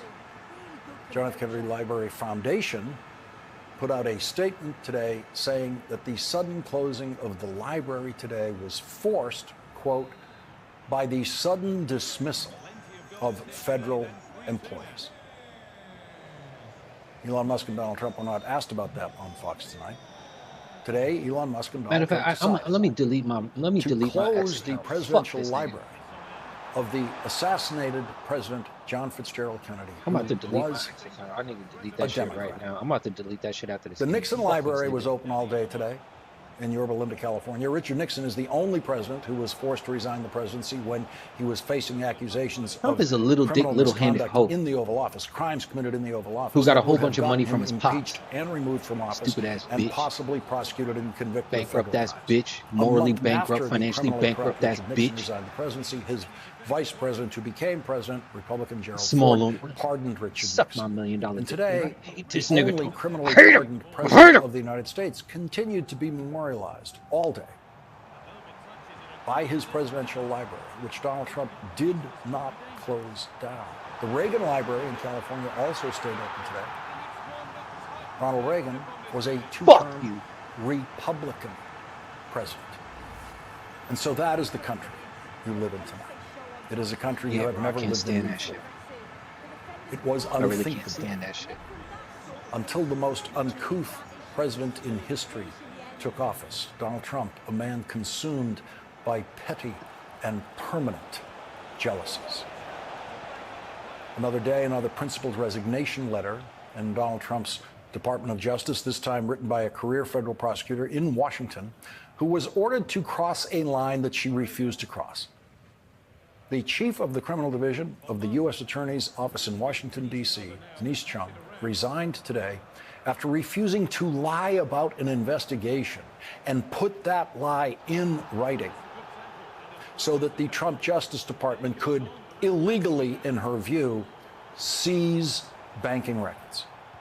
Denise Chung is a 1995 graduate of Harvard Law School. She has spent the last 24 years as a prosecutor in the Justice Department, beginning her service under the Republican President George W. Bush and continuing under every president until today. Like the principled resignation letter written last week by the acting U.S. Attorney in Manhattan, Danielle Sassoon, today's resignation letter specifies exactly how far the Trump team in the Justice Department tried to push Denise Chung. In her letter, she wrote, "When I explained that the quantum of evidence did not support that action, you stated that you believed that there was sufficient evidence. You also accused me of wasting 5 hours of the day doing nothing except trying to get what the FBI and I wanted, but not what you wanted. As I shared with you at this juncture, based upon the evidence I have reviewed, I still do not believe that there is sufficient evidence to issue the letter you described, including sufficient evidence to tell the bank that there is probable cause to seize the particular accounts identified. Because I believed that I lacked the legal authority to issue such a letter, I told you that I would not do so. You then asked for my resignation. And this brings the total number of principled resignations just in the last week in the Trump Justice Department alone to 8. Also today, federal judge Tanya Chutkan considered new claims by the Trump administration that Elon Musk is not the head of the Department of Government Efficiency, as Donald Trump has repeatedly said that he is. In considering motions in a lawsuit against Elon Musk and the Trump administration to prevent them from arbitrarily shutting off funding and shutting down agencies created by Congress, Judge Tanya Chutkan said the case has strong merits, adding, plaintiffs legitimately call into question what appears to be the unchecked authority of an unelected individual and an entity that was not created by Congress and over which it has no oversight. The judge considered an affidavit presented under oath by the Trump administration claiming that Elon Musk has no role at all in the so-called Department of Government Efficiency. Judge Chutkan said, referring to that affidavit, quote, defense counsel is reminded of their duty to make truthful representations to the court. That is something judges say only when they think the lawyers are not being truthful. Judge Chutkan refused to grant the plaintiff's emergency injunction, shutting down the activities of the so-called Department of Government Efficiency at this particular stage of the case. The case remains open for the plaintiffs to provide sufficient evidence to the judge to merit that injunction that they are seeking. Leading off our discussion tonight is Andrew Weissman, former FBI General Counsel and former Chief of the Criminal Division in the Eastern District of New York. He's also an MSNBC legal analyst. And Andrew, I want to begin on the latest principled resignation in the Justice Department and how this has now become, from the start, it was something we haven't seen before. It had airs of what we had experienced during Watergate when there were resignations against Richard Nixon's attempt to take over the Justice Department. But today took us to yet another level. So let me just make sure I put this in context.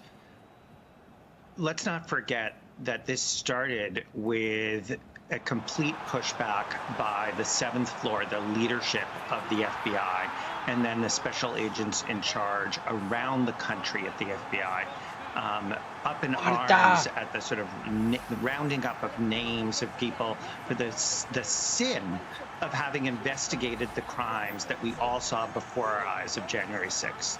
That sort of was step one, and that was being orchestrated by Mr. Beauvais, the acting Deputy Attorney General of the United States, who, by the way, just footnote, worked on those cases as well.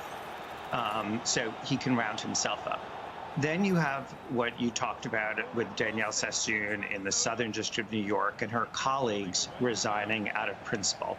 You have a slew of people at Main Justice in Washington, of all things, the public integrity section. And now in the DC U.S. Attorney's Office, you have Denise Chung. All of these people resigning because of actions emanating from the Deputy Attorney General, the acting pretty soon they're going to do You Can't Play Online if you ain't people thought was either immoral, unethical, or even illegal. And these are career G, you about to be the only one in this shit. Watch, give it another Denise month. Is somebody I know very well from my time. She worked for Republicans and Democrats. She is the most apolitical person. You do not resign out of a snit. You do not resign someone like her because she just thinks it's a policy difference or a good faith difference. You're resigning because you're being asked to do something that the law does not allow. And in this case, she's outlining what would be a violation of the Fourth Amendment, which protects all of us if there isn't probable cause to seize something, which is what she was being asked to sign off on.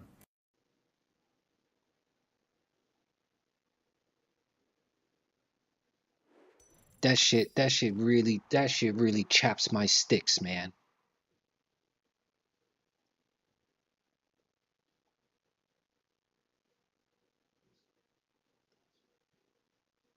because, man, this man is just getting able to do all of this bullshit and nobody's checking him.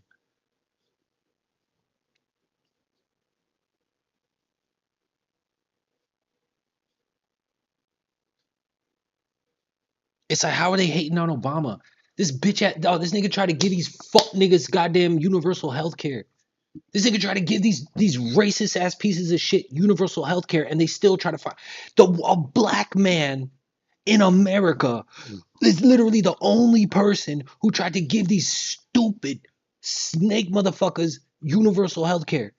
A black man tried to do that, and they still hate on Obama. Like, it's like, bro. Ugh. Oh God, you know what?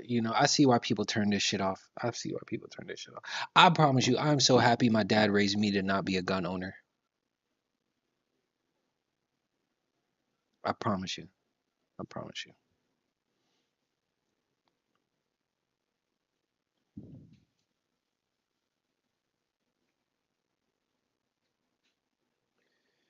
Ay, ay, ay. You know what? I ain't taking down this stream. This stream gonna stay up.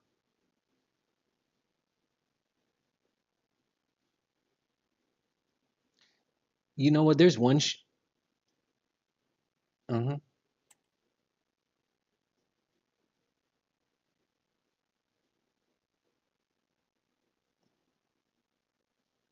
I give you a high five and a hug right now, but the mileage is a bit far.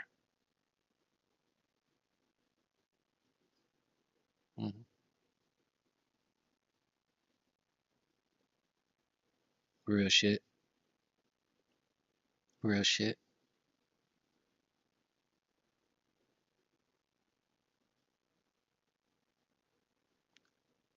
I can't. I want to talk politics. The mission statement on my YouTube. Let me reread the mission statement, which I had ChatGPT help me write. It wrote everything for me. Hello, my name's Dade County Fresh. Feel free to call me Fresh. I'm passionate about gaming and all things fun, but I'm also mindful that while we dive into the latest releases, the world is facing some significant challenges. My goal is to create a channel that blends gaming with real-world issues like these fuck nigga Nazis, exploring both play and perspective. You might not know it from my 900 plus silent playthroughs, but I'm looking to bring more conversation and depth to my content. I'm figuring out the balance between gaming news and global events, and I'm excited to see where it leads. I'll be putting more thought into my streams, still haven't done that shit, and aim to make each new video reflect that growth. Catch my streams on YouTube, Twitch, and Kick. I may not be an expert, but I'm willing to pause a game, research facts, and bring a bit of the world into our gaming sessions. Of course, I'll still be talking about the games themselves too. So that's in my mission statement. So if these motherfuckers actually read, they would know what they're getting themselves into when they click on my shit.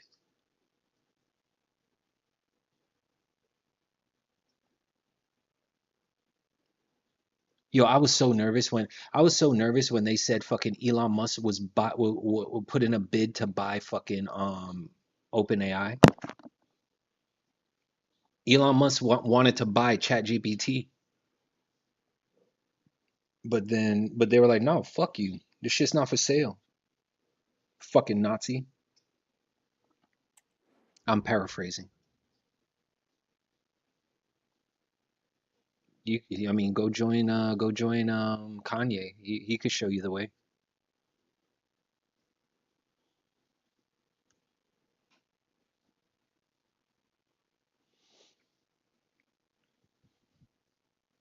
G's like, hold my beer.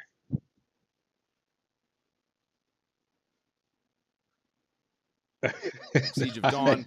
I'm sorry, G. Are you really the last person to find out about the Skip Ads Forever button? This is Pi, and if it sounds familiar to you, it's probably because you've...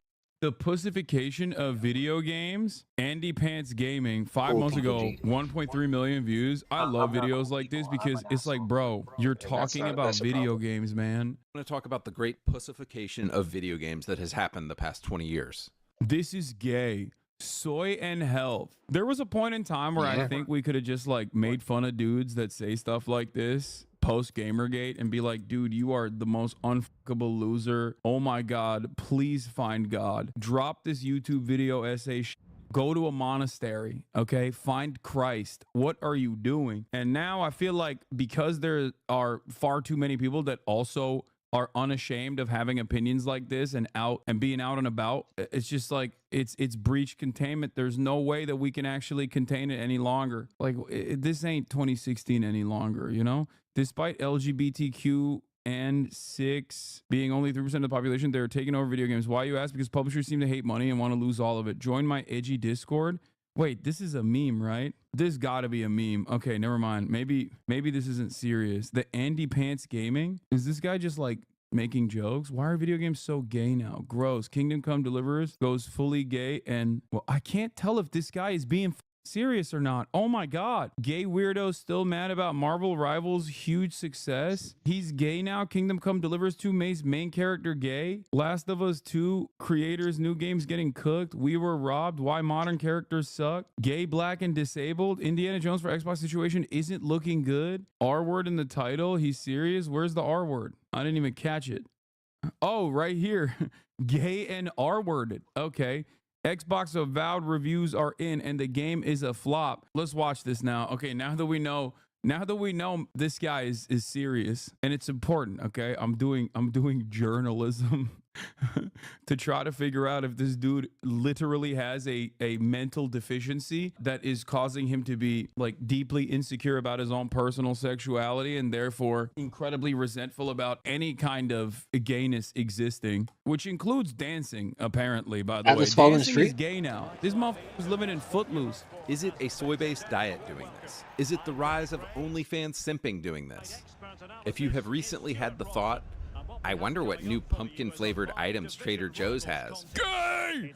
What? Whoa, what is this? Be careful, my brother in Christ. You might be gay now. But if there's one thing that is straight as hell, it's the rock-solid video games of the 2000s. Your Gears of War, your Medals of Honor, your Chronicles of Riddicks. Hey, Olivia. These games are also awesome, yes, but I'm a little confused. I mean, Chronicles of Riddick is a banger. Like, let's just be real. I never really played. I'm chilling. Just got some shitty news. I was responding to it. I'll put the link in the chat. Or if you go on my YouTube, you can rewind and see the video. Nah, that's Assassin's Creed 3. Oh no, it's nothing. It's political. I mean, it sucks. Yeah, it does suck.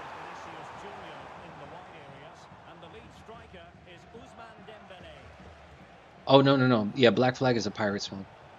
This is how the visitors will set up today. Well, on paper, they look a very balanced team. But the three advanced midfielders must at times make runs beyond the centre forward. Otherwise, they might just lack a bit of penetration.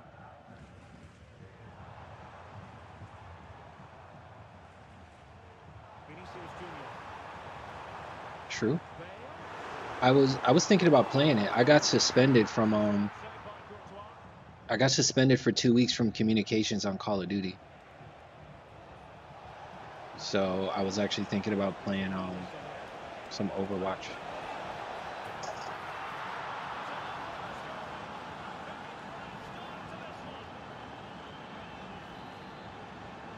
I mean, stuff.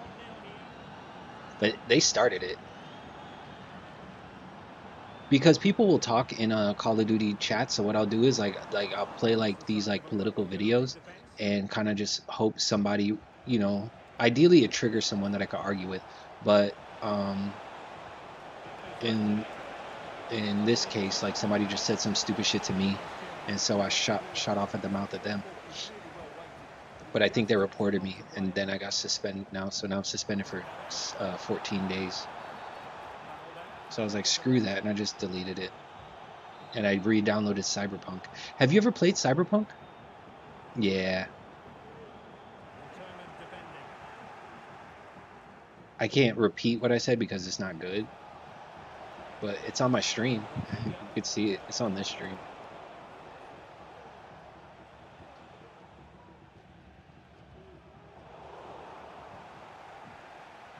But Yeah. It's just disappointing, you know.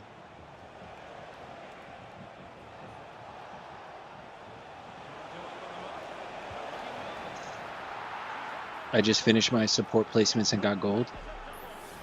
Nice. I remember I was trying so hard to get gold to get out of silver, and it just was not happening. It was not happening.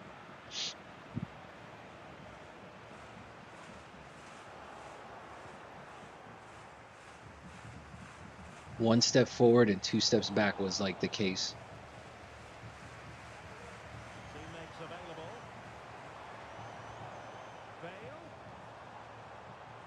Do you play with people? Like, is it a group of people? Yeah, the last time I saw you playing, you were teamed up with people. I had half of mine. Like the last time. Yeah, that crazy thing. Hold up.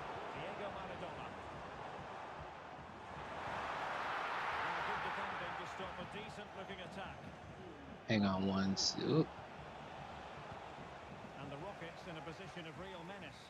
And credit is due for that good piece of defending.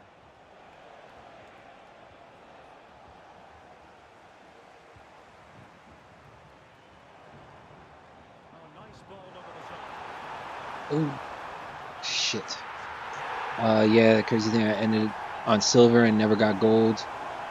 I played like half of games with team and then the rest were solo.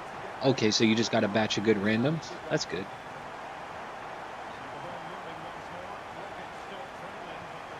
I heard they brought back loot boxes. They're really trying to compete with Marvel Rivals. I still don't see why I still don't see why people like Marvel Rivals like that.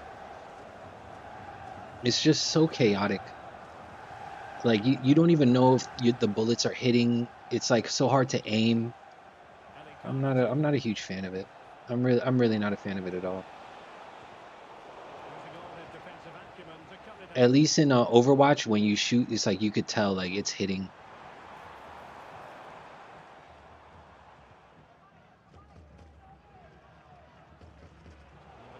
Hang on. Let me.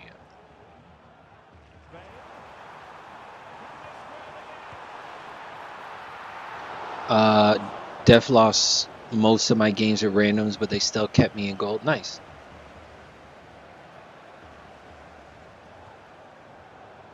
Yeah, I haven't played Overwatch in months now. It's like it's so crazy. It's like once Marvel Rivals hit, as soon as Marvel Rivals dropped, I stopped playing Overwatch. It's like I didn't even talk to anybody, and it's almost like I just knew that everybody was gonna switch to Marvel Rivals.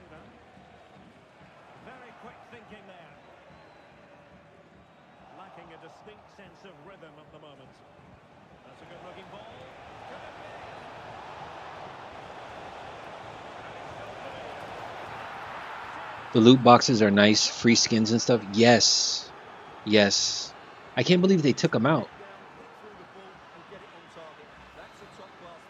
It's like, why would they take them out? I mean, but there is one argument. I like Marvel Rivals for one reason and one reason only. The competition.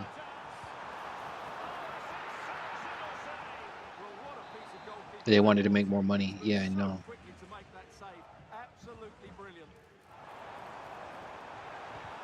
Shit, you got me fucked up. I will never spend money on freaking Overwatch. I'll never spend money on Marvel Rivals. I'll never spend money on any free game. Like have I ever done it? Okay, there is one free game I've spent money on, but it gives you so much game. EVE Online.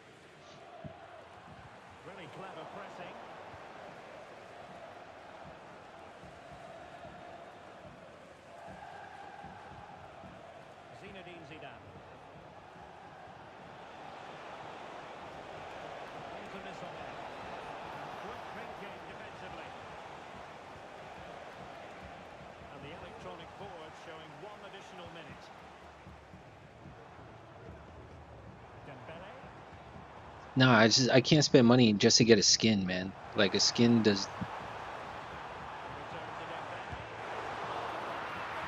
I won't say how much I spent on Fortnite, and I know you won't. Nah, I know. No pressure. No pressure.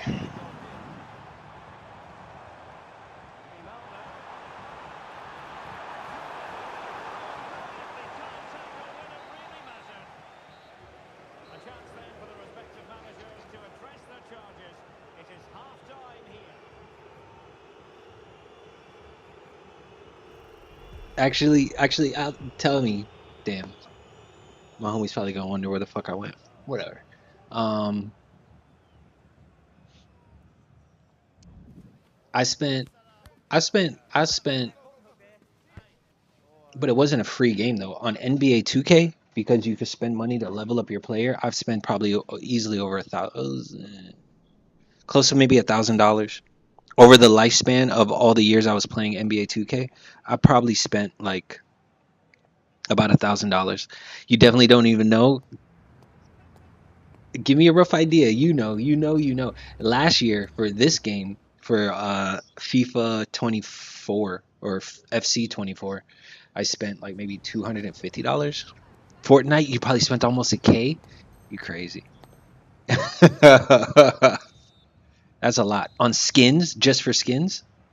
Well, the ball moving again with the velvet touches very much in charge after the first 45. That's a lot.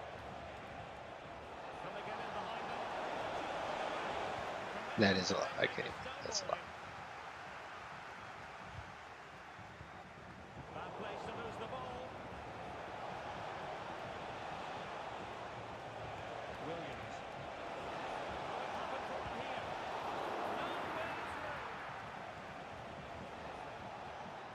This is also over the span of a couple. Right. Okay, yeah. No, for sure.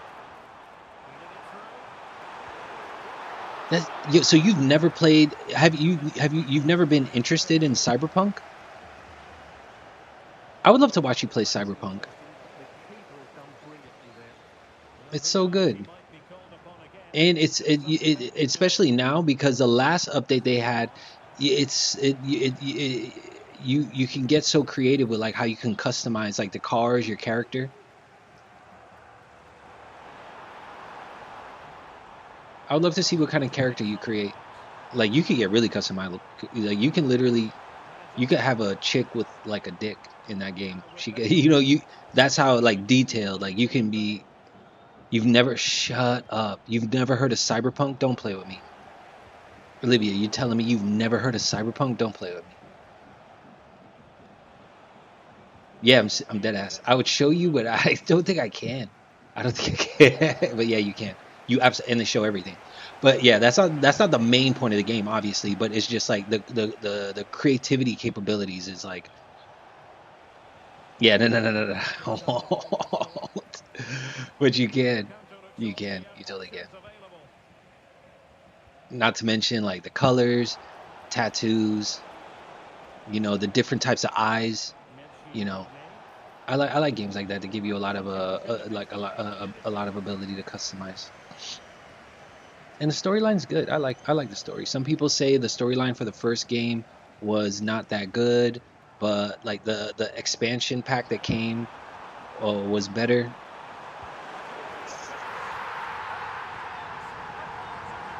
Yeah, you can. If anything, just don't. All you have to do is just don't stream the character creation.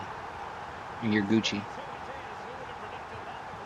Honestly, I want to say I was on stream when I replayed it. And nobody said nothing to me. The most they say is that it's for mature audiences. Like my stream is that like my stream? What does my stream tell you when you click on it? Doesn't it say, oh, this person uses vulgar language, and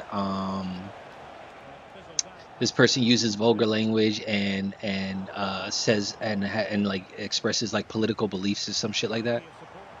You should. I would highly recommend it. I feel like it because of the colors in the game. Like a lot of it's a game girls would like as well. Like it's a really colorful, just fire ass game. That's crazy. You've never heard of Cyberpunk? That doesn't make sense.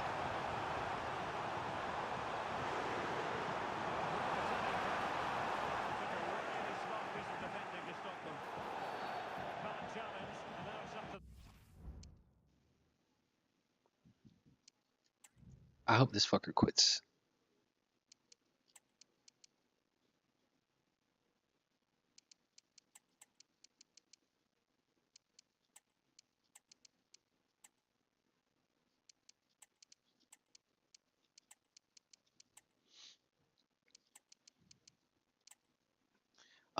It just says intended for certain audience for me, but maybe that's because I'm of age.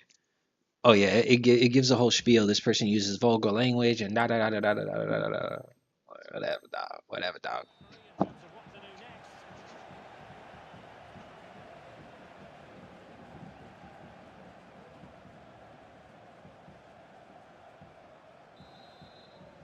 What really gets me is that it puts me in a political category, so even less people watch. Like it's like it. That's what really sucks.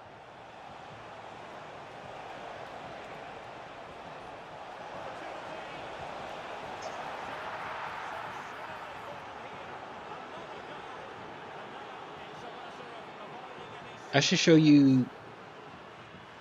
I should play the beginning of Cyberpunk.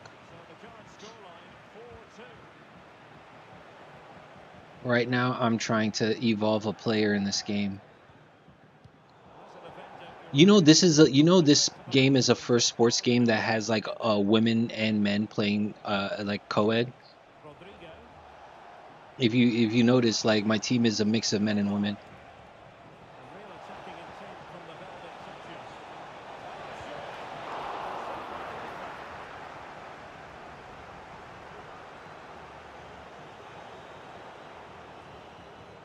I click the thing and it just say, yeah. Significant profanity and vulgarity. Significant is crazy. Oh, fuck. And sexual themes. Yeah. Yeah. I mean, yo, I'm an adult. Yeah, significant is crazy. Significant is crazy. I can't lie. Significant is a little wild.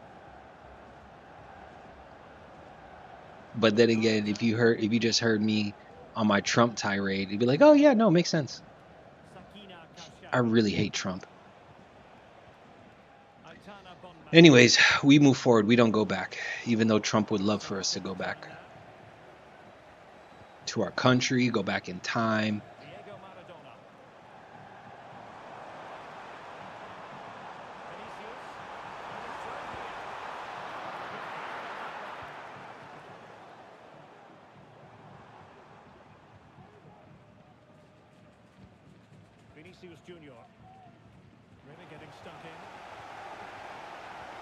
Did you stream today?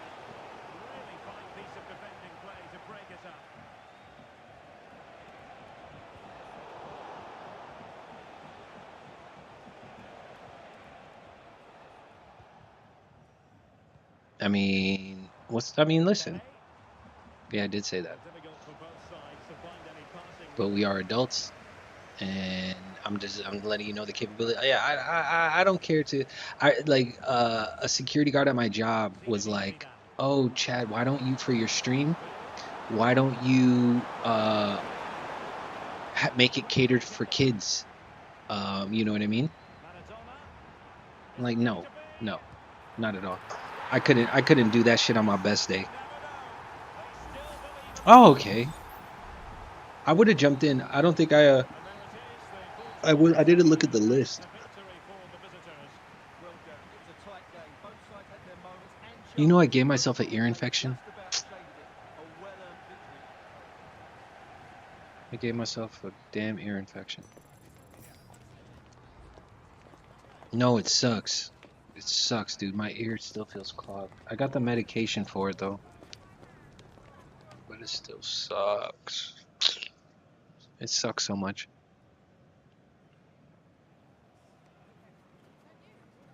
Yeah, it's whatever. No, for sure. Thanks for the lurk. Thanks for stopping by. It's always good to see you. What game were you gonna play?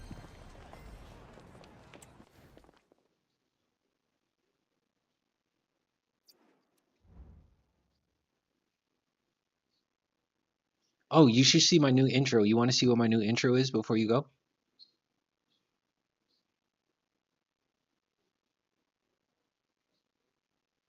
More Overwatch?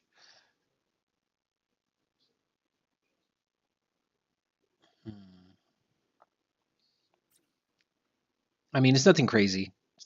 It's really nothing crazy.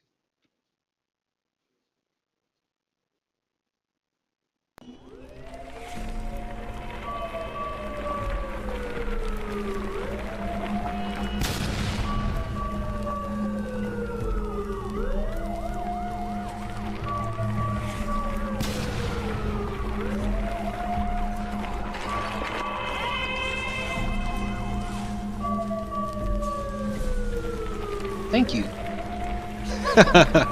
Thank you. You're like, ooh, nice.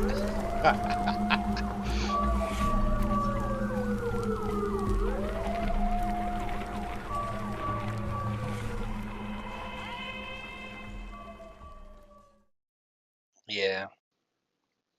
I feel like it's needed for the times we're in. At least show some political themes. Yeah. Yeah.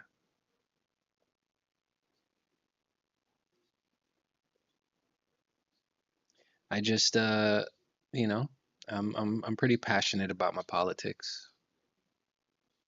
And we're living in a crazy time right now. We have a very petty racist president, a very petty and very racist president.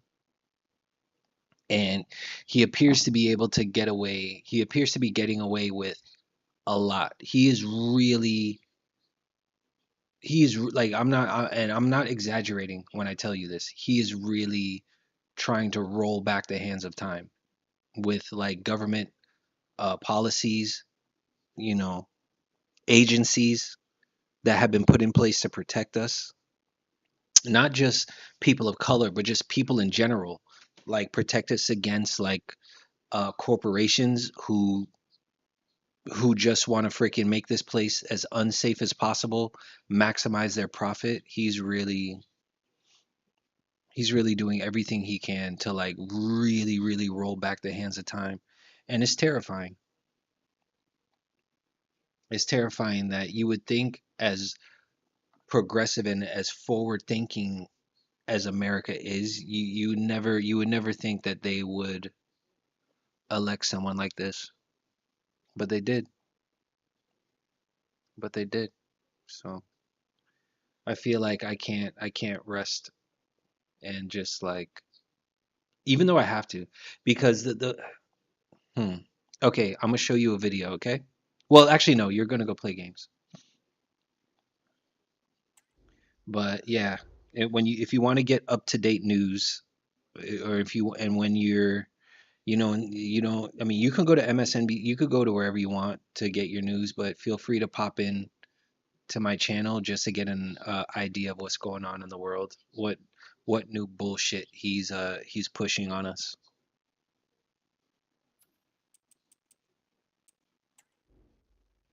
Anyways, have a good night. Good luck on Overwatch. You will see me on Overwatch again, like soon, very soon. I just have to win one more game.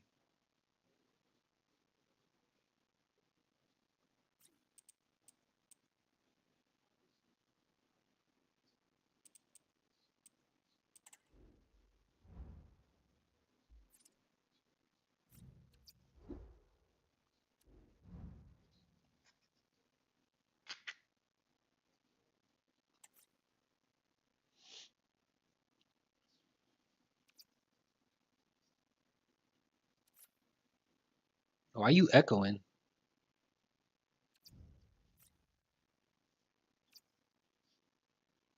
Oh. No, I'm not talking to the app. I'm talking to y'all through the PlayStation.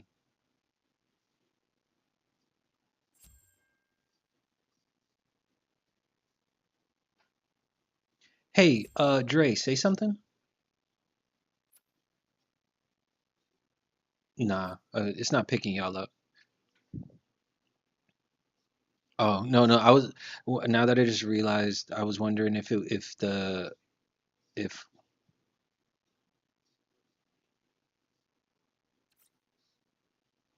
Kobe, my man. Gears, I play Medal of Honor. The Chronicles of Riddick is fantastic. Like he just pulled out a choice one. Oh god, I'm old. Hey, that's what it is. This guy is old, and games don't hit no more because I'm a 40-year-old loser. And obviously, when I was 14 and playing these games, life seemed a lot nicer.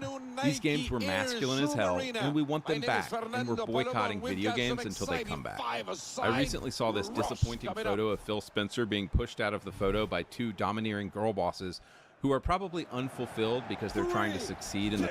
I'm not gonna lie. This probably goes super hard though if you're dumb as you know what I mean? Like, can you imagine after a long day of working your IT job that you absolutely despise, you come home, you turn on your Goon Cave, you got Asmongold on one screen, he's doing the damn thing, he's doing it, the mad lad, speaking truth to power, okay? DEI equals die. You got this video on the other screen, this guy's talking about women and executive leadership in video games. That sucks. You fire off the Dino Nuggies. Your mom used to make them. Now you have to make them yourself. They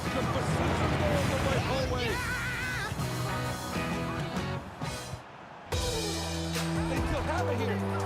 And the ball goes out for a corner.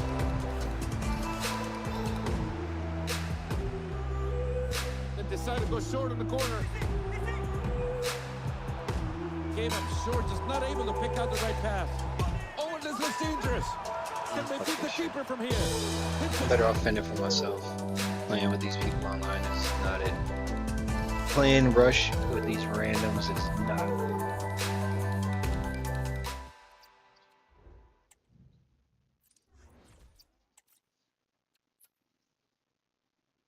See if I could get one more win and level up this player. You get in your jammies, you sit down at your Goon Cave commander station, and you just kick back with the boys in the Discord server, okay? You guys are really laying it into people. You're laying it into those god gays and the whammons. That's it. That's a good night. Let's continue. Corporate world, instead of having children at home like God designed them to. And don't you love Phil's cute little Doom shirt? Like, hey guys, I'm still one of the bros, right? Dude, this is another thing that's really funny. Yeah, women should be at home as God designed them is such a funny thing. Dude, God would smite you, okay? You heathen. You goddamn heretic. Do you think God's design for you is to sit around with a thumb in your ass as you're trying to get the that you couldn't push out after eating 7 bags of Doritos as you write this goddamn YouTube video? You think that's your destiny? You think that's what God had for you? No. Under normal circumstances, you should be on the front lines getting hit with a god mallet to the head, and you're out by 24. That's it. Lights out. None of this. Oh, women should be in the kitchen. Okay, how about you? Should men just be constantly crying about video games online? Is that what men are supposed to do? Wah, wah, wah. So I have found that there are still people out there who deny the simple fact that games have gone woke, homo, and gay in 2024. Games have gone woke? Literally prove it to you. Oh, this guy's brilliant. Games have gone woke, homo, and gay in 2024. I love this guy. Using science. What we will do is read the back of the box description of 6 random games from 2024, and then we will read the back of the box descriptions of 6 random games from the 2000s. And if what I'm sure they will be very random. Famously, the best games that came out in 2024 are these random games that he chose, as opposed to the entire decade of the 2000s, where he basically chose some of the best fucking games. Look at this totally random list. So to find 6 modern games, I didn't have to look very far. I literally just went to the front page of Xbox Game Pass and found these games. This is clearly what Phil and his team of homos actually expects us men to play. Here they are. Creatures of... Expect us men to play. Men. Dude, if you are, one, so goddamn insecure about your manhood that you can't play a single game with, like, women in it or, you know, like a cute game, then you're not a man at all. That's number 1. Number 2, what kind of game you play does not make you more of a man, you delusional, insecure loser. Holy dude, I cannot comprehend the fragility. I just don't understand how these guys are not more embarrassed. I really think the hug box actually broke so many people's brains. Like, guys like this that have attitudes like this never go outside in the real world, never have anybody check them to be like, dude, what the fuck are you talking about? The masculine gaming? Like, what do you mean? Go play your video games, dumb. There's no shame anymore. No third spaces, no walkable cities, no interaction with your fellow man that could just turn around and be like, the f do you mean a masculine game? It's a video game, dude. Like, what do you mean video games are no longer as masculine? It's like men used to go to war, man. What are you talking about? Go work at a construction site, please. Of Ava, Dungeons of Hinterberg, Flintlock Siege of Dawn, Flock, Magical Delicacy, and Chia. Now you might say, oh, Andrew, you're specifically picking out games aimed at children. No, dude, I'm literally just going to the front page of Game Pass, and these are 6 games featured on the front page of Game Pass. Also, side note, isn't it weird that these pedo developers are always making games aimed at kids? These pedo developers, but also don't take away my lolly. All right, so what games from the 2000s should we compare these with? These are 6 kind of random games that I just happened to pull off the shelf without thinking too much about it. They are Brothers in Arms Road to Hill 30, Ride to Hell Retribution, Modern Warfare 2, Dark Sector, Deus Ex Human Revolution, Chronicles of Riddick, Assault on Dark Athena. And again, all I'm going to do here is read the description. Dog, this is marketing. This is marketing. I don't understand why these guys are so brain broken by capitalism that they mistake marketing for like what you're actually supposed to get out of the game. Chronicles of Riddick is an incredible game, not because of the box art or how they marketed it. It's an awesome game because I just really like future dystopian prison structures in general. I think that's like a very cool concept. That's why Andor is awesome. Anyway, but that's like Road to Hell Retribution. That game was unplayable crap. I don't know about that game. I've never even seen that one. And Chevy Equinox EV helps give you peace of mind with advanced safety and driver assistance features such as reverse automatic braking, a vehicle you know, value you'd expect, and a dealer right down the street. You can go EV without changing a thing. Chevrolet. Together, let's drive. Show plan. Through HIMS, you can find personalized weight loss prescriptions, including GLP-1 injections and oral medication kits, 100% online, so you can feel healthy and confident in your own skin. GLP-1 injections starting at $165 a month at hims.com.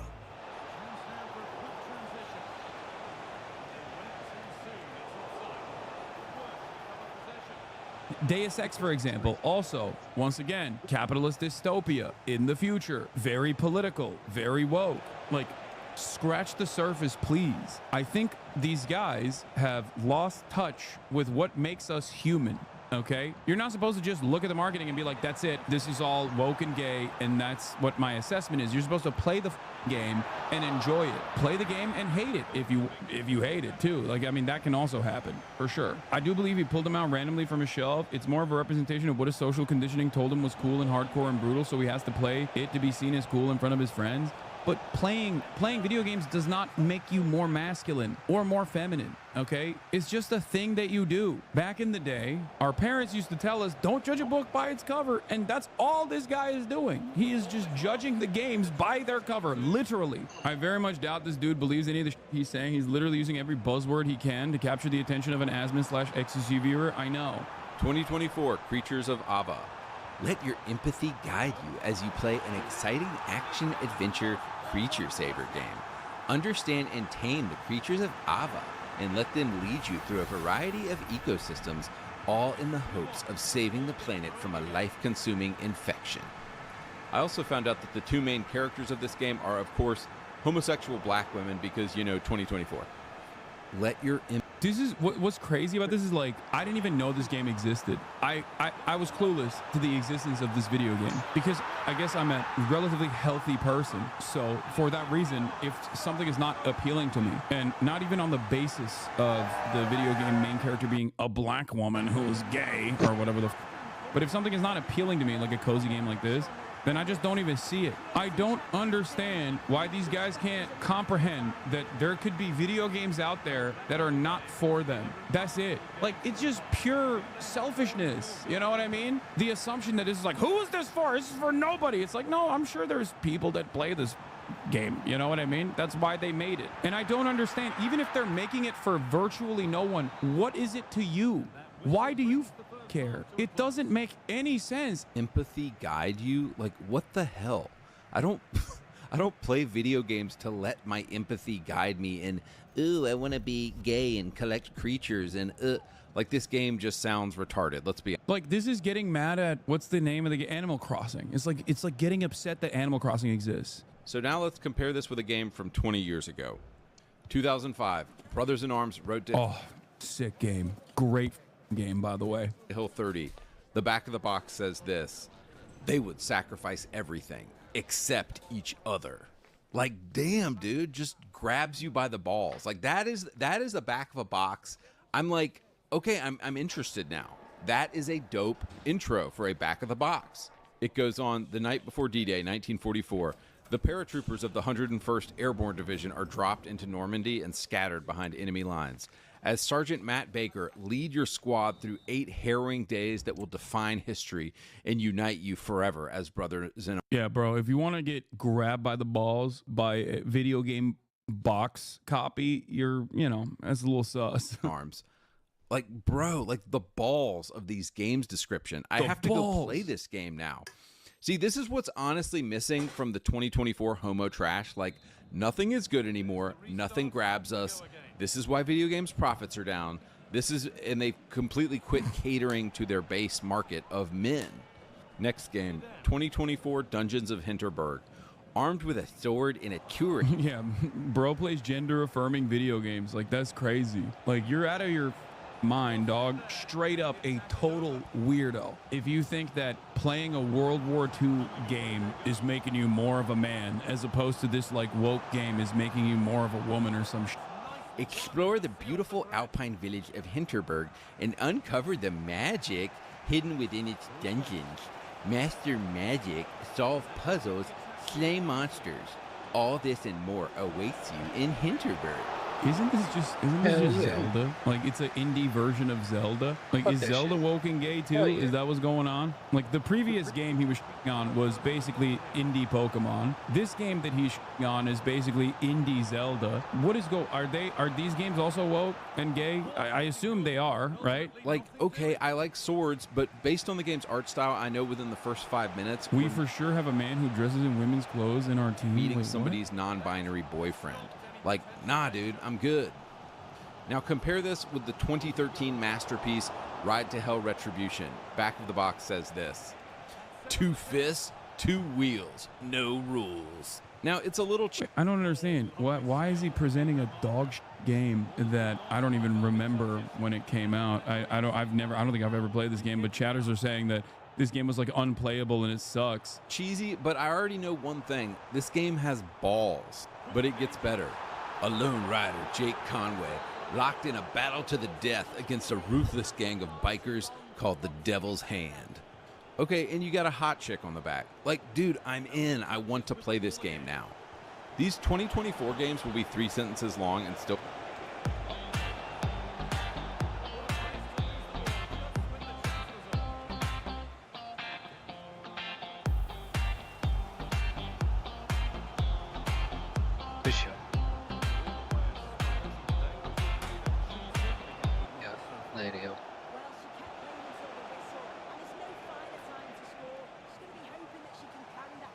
If none of your friends have told you about the skip forever button, those aren't your friends. This is Pi, and if it sounds familiar to you, it's probably because you've seen their ads everywhere, especially this one.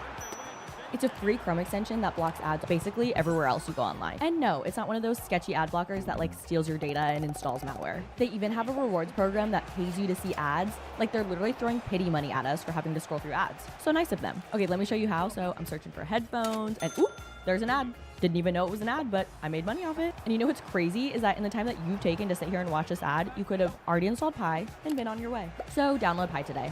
It's free.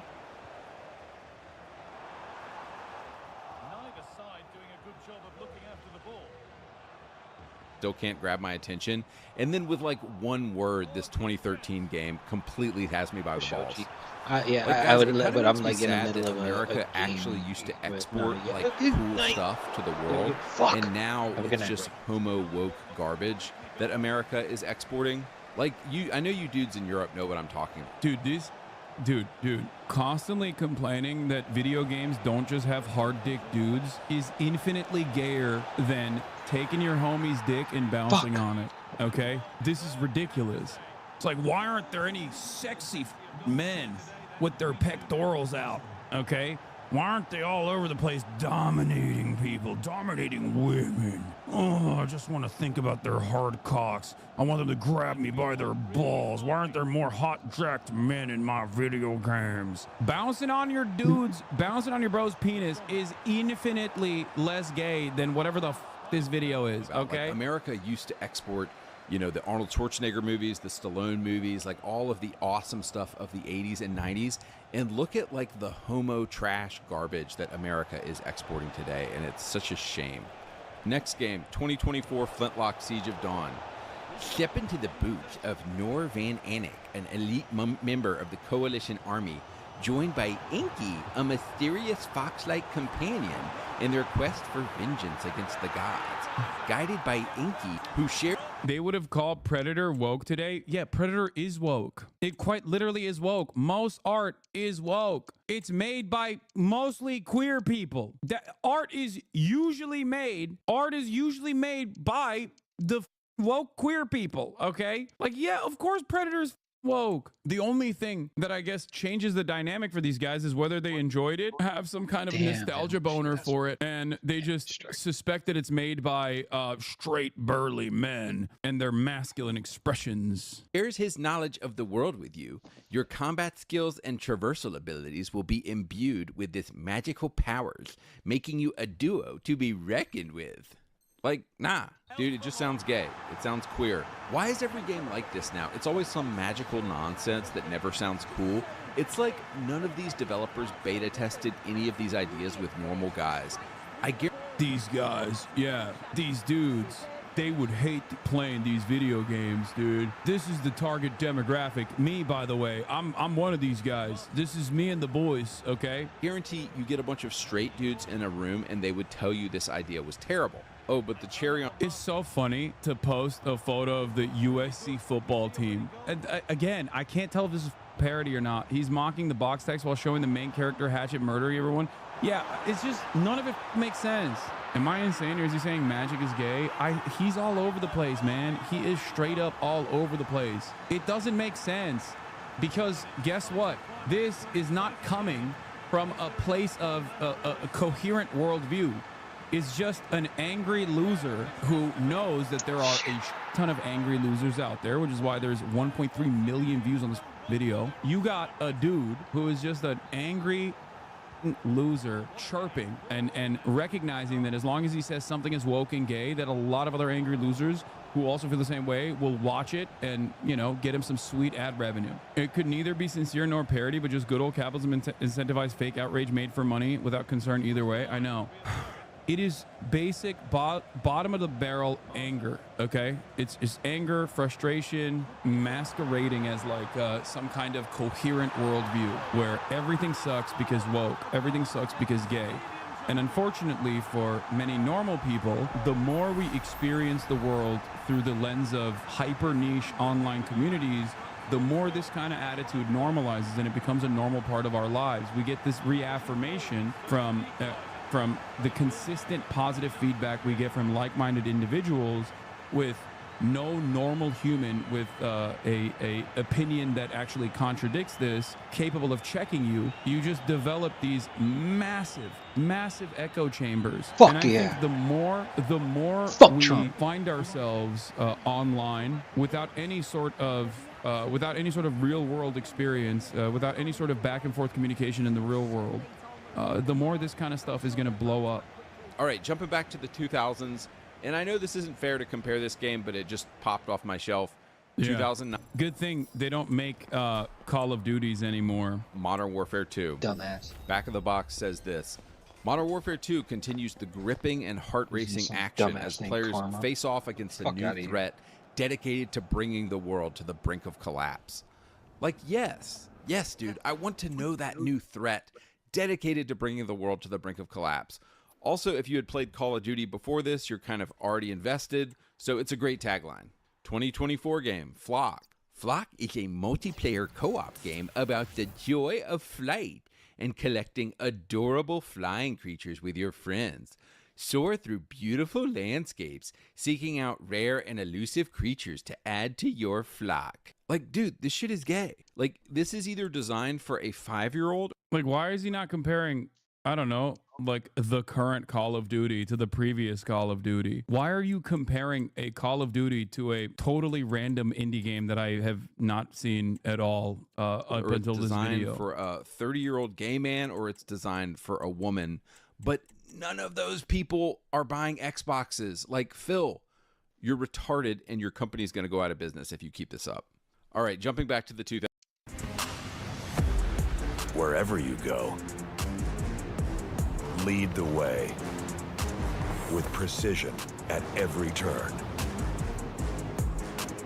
In the GMC Hummer EV.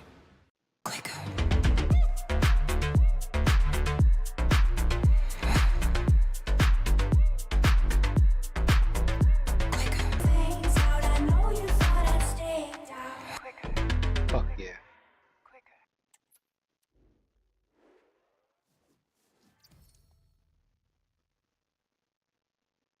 Thousands. This is a good one. Dark Sector 2008. Become the ultimate weapon. The virus, the source of your pain. Your enemy, your power. Unleash the deadly power of the glaive and become the... Does he think that games like this don't exist anymore? Like, what is happening? Like, just play Warframe, man. Hero. Like, dude, that's the back of a box right there. Now I'm intrigued. Now I'm like, whoa, a virus? My power? What is the glaive? Like, what is this?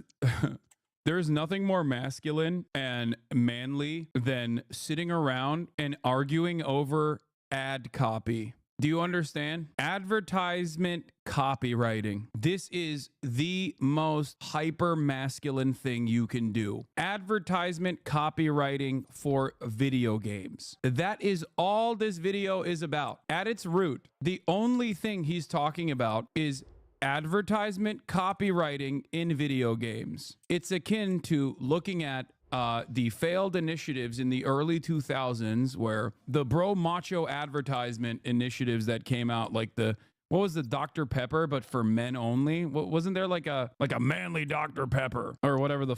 It's just he wants to go back to the Dr. Pepper 10 for dudes only. Like, he wants to go back to a society where they just have manly Dr. Pepper, none of this gay shit like Dr. Pepper cream and soda, 0 sugar. That's for women, which unironically was a massive failure, and that's precisely the reason why they stopped doing that, by the way.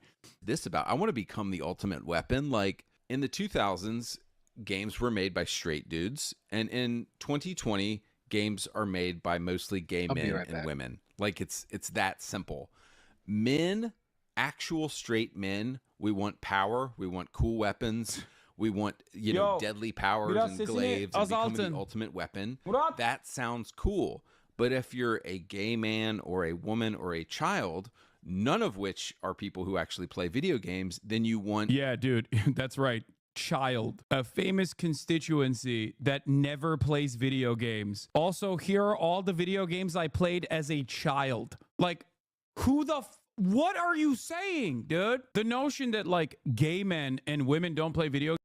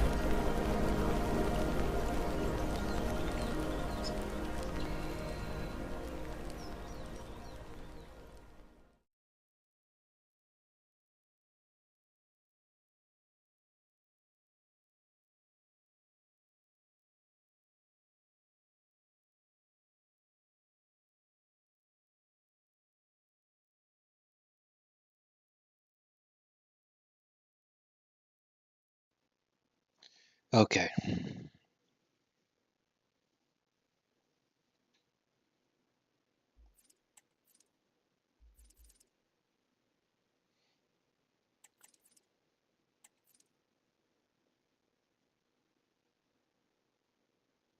Hmm.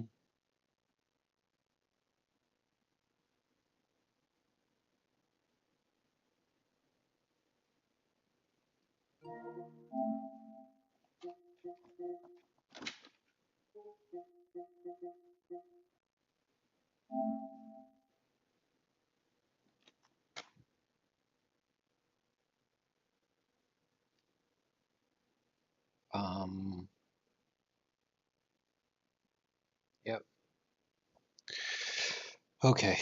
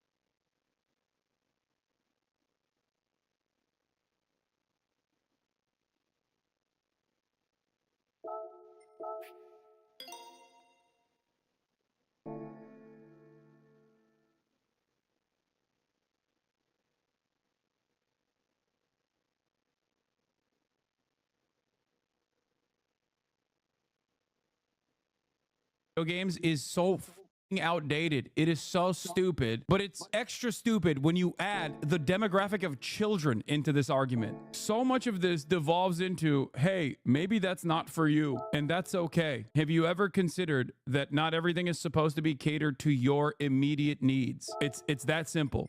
To collect adorable creatures. It really comes down to that. 2024, magical delicacy, and I've made fun of this game before. A wholesome pixel art platformer.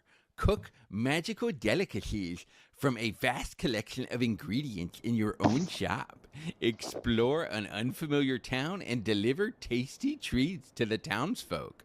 Like, I think maybe this is like a way for these ridiculous nerds to also feel more powerful. It's like making fun of children and like making fun of women, making fun of like indie developers, to be like, I'm so masculine. It's like a way to make up for what you're lacking in your real life. It's like a bully, like a playground bully. You know what I mean? Like what a strange thing to do. Like there are video games that are specifically designed and marketed to women. Right? Young girls, as a matter of fact. It's like getting mad that Dress to Impress exists, okay?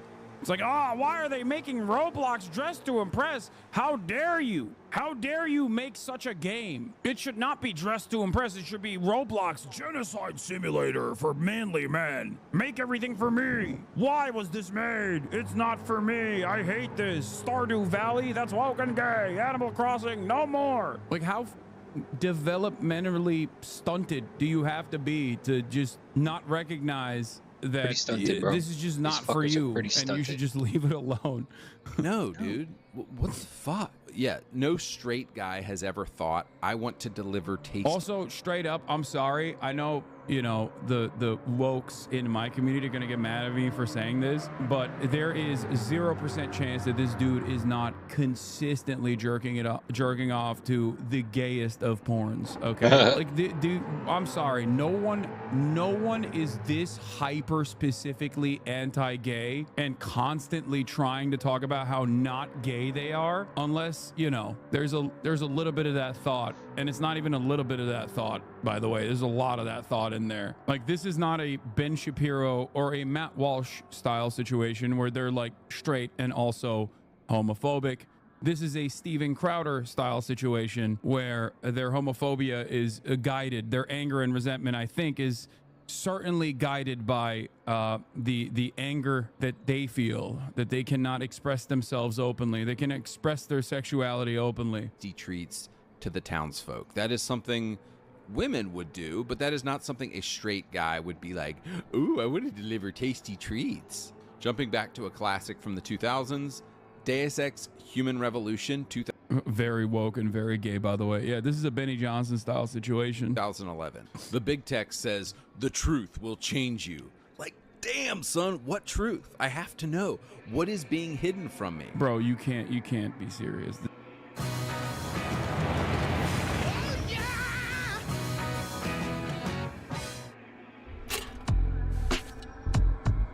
Taxes was paying the price.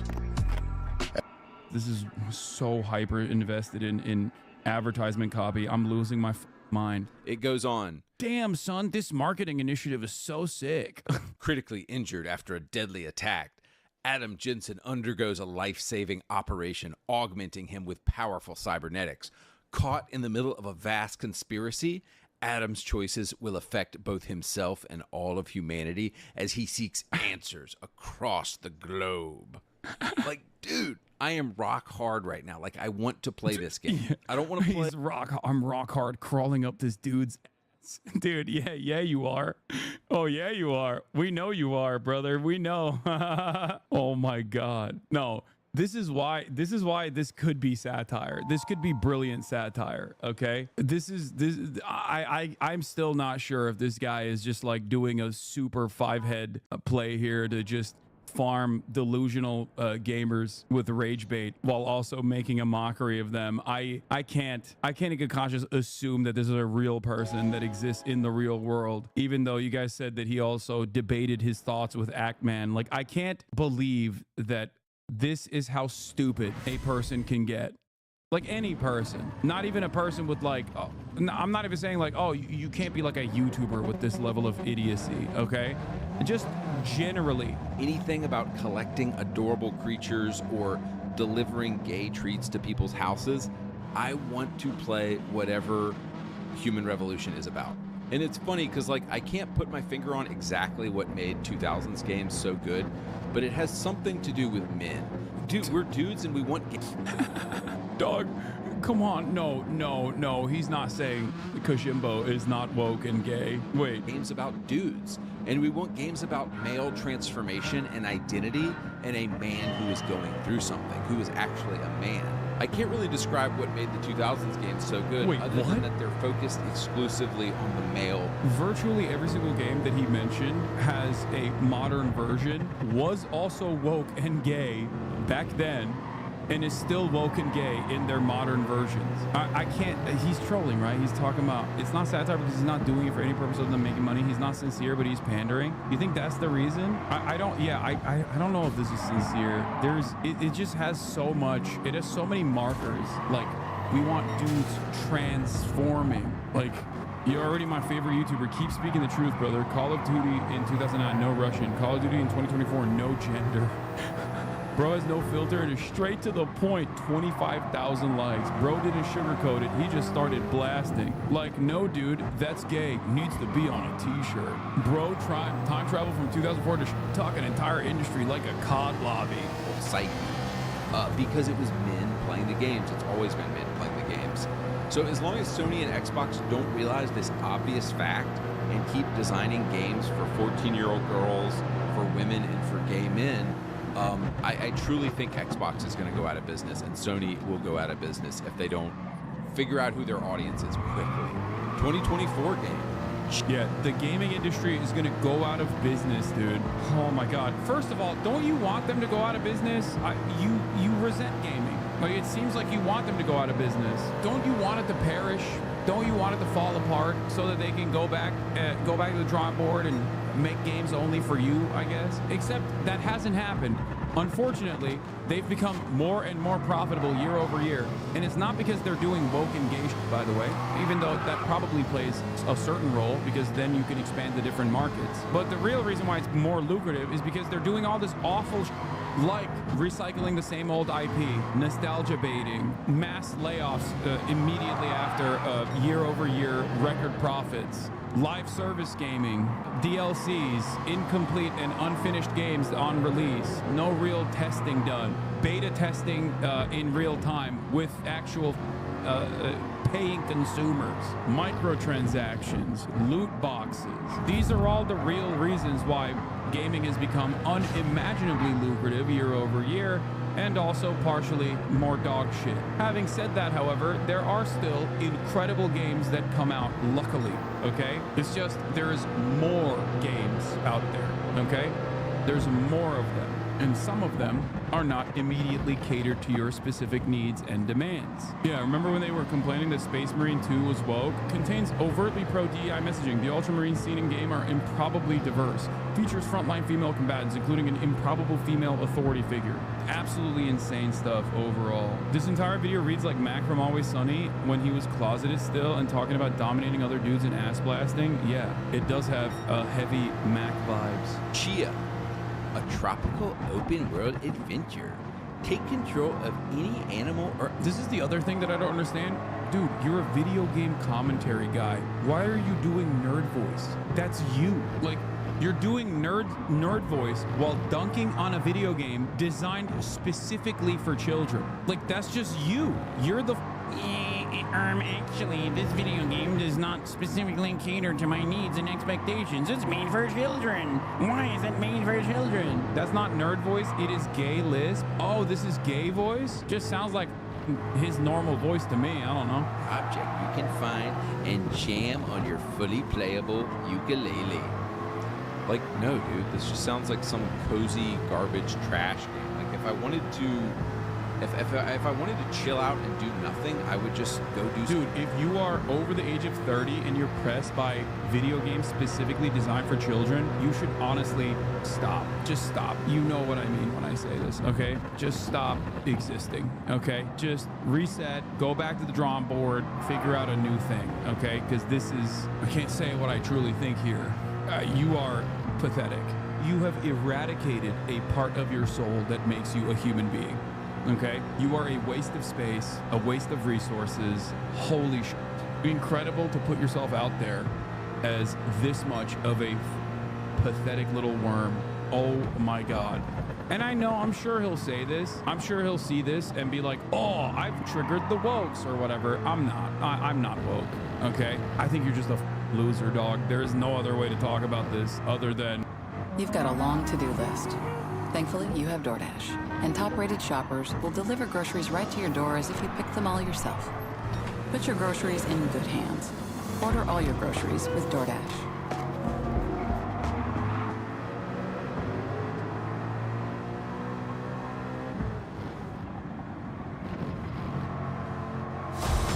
Enter a brave new world with the GMC Hummer EV.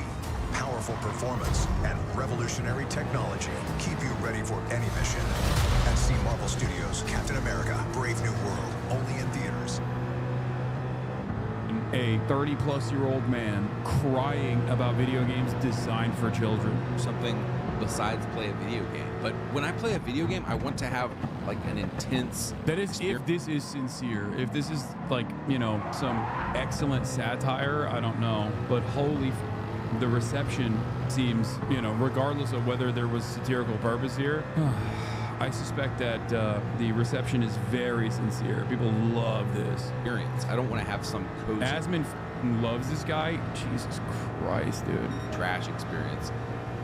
So my only thinking with this is that Xbox seems to think that their target is gay men, 5-year-olds, and women. But the super obvious fact, as I've said it again and again, is that their audience... Yeah, your audience is actually a 37-year-old divorced dad. Why don't you understand? It's me. I'm your audience. It's only me. There's so many games out there for this loser to play, dude. What the... Yeah, it's a child's game. What's wrong with you? It's like dunking on Minecraft, dude. It's dunking on Roblox. It's full of 30-year-old dudes. So, like, at this point, I just think Xbox is probably going to go back. Wait, no. Oh, he is literally saying, like, the audience of gamers is just 30-year-old men. But the super obvious fact, as I've said it again and again, is that their audience is full of 30-year-old dudes. So, like, at this point, I just think Xbox is probably going to go bankrupt because they keep putting stuff like this out. All right, and let's look at the final game here that I found from the 2000s. And it is called The Chronicles of Riddick: Assault on Dark Athena. I hate that he's bringing up Riddick. It's such a... I love Riddick. I love Riddick, dude. Asmongold reacted to his channel. He got 2.4 million views. Who killed masculinity in video games? I'll tell you who killed him. Blizzard. I already know this box is about to go hard. At the top, it says in big letters, there is power in darkness. See, like men, we want power. We're all about powers, domination, and conquering. Understand your audience, guys. Below that, it says a dark, intense shooter set in an epic sci-fi world. Like, this is all things we want. We want darkness, we want intensity, we want shooting, and we want sci-fi. Yeah, someone in the chat also said this, but like, if I woke up tomorrow and I was this guy, I would end it. I would end it all. Straight up. Brings the darkness. Like, in a video game, of course. But goddamn. And then for the first time, play as Riddick in multiplayer on System Link or online. Below that, it says, be Riddick, the most ruthless criminal in the universe. In his latest chronicle, Riddick has been captured by the Dark Athena, a mercenary ship hell-bent on eliminating him once and for all. Using his intense hand-to-hand combat skills, explosive firepower, and lethal stealth, Riddick must shut down the maniacal Captain Ravas and her deadly crew when Riddick steps into the darkness. No one is safe. Like, dude. And this one's good because the woman is evil. The woman is a villain. Don't you want to play that game?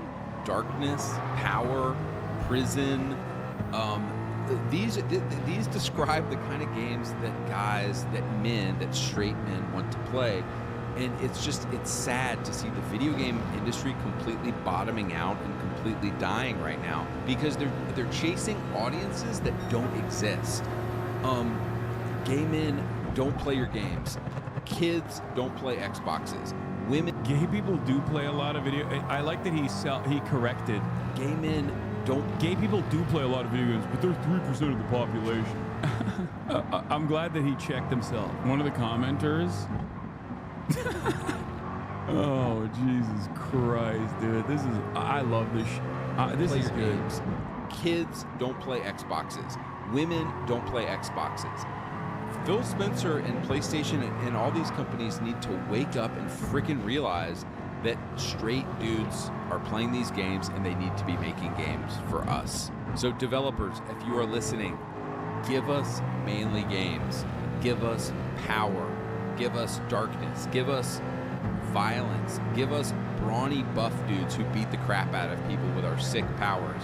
And if y'all do this, if y'all quit being pussies, if y'all quit pussifying the game industry and actually give us manly games, we will buy games. Like, how the f do we go from this guy, okay, this guy, being a figure that everyone universally dunks on, to this guy presenting himself as a beacon of masculinity and all things that represent men, with a legion of different variants of this guy running around and actively being like, no, you don't understand, you simpleton. Immediately, you must bazingify all of the video games to my liking. How the f did this happen? What is going on? Oh my God, the internet was a mistake, dude. Oh my God, Vivek was wrong. We venerated these losers too much.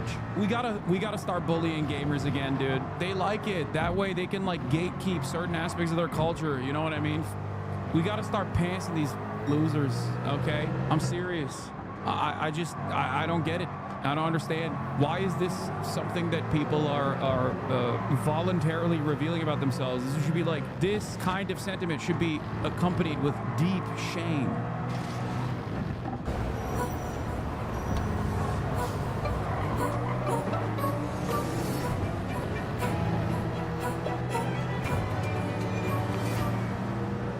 Finding where you fit. LinkedIn knows how. Yeah, I heard they were going to bring back loot boxes.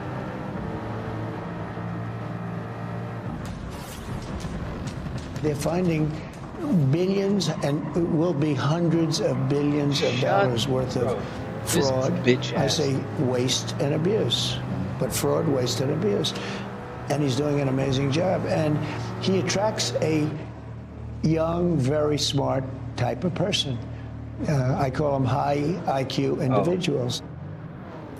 Let's be clear about something. There has been waste and fraud and abuse in the federal government. Last year, not this year, the Inspector General for the Social Security Administration issued a massive report. It showed that from 2015 to 2022, the administration made improper payments of almost $72 billion. Most of them were overpayments. They clawed a lot of it back, but at the end of 2023, there were still $23 billion in overpayments out there. So there is waste, and we are glad that we know about it.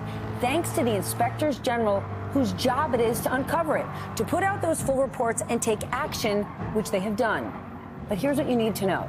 The Trump administration has already fired more than a dozen of them. Ron and Dan are still with us.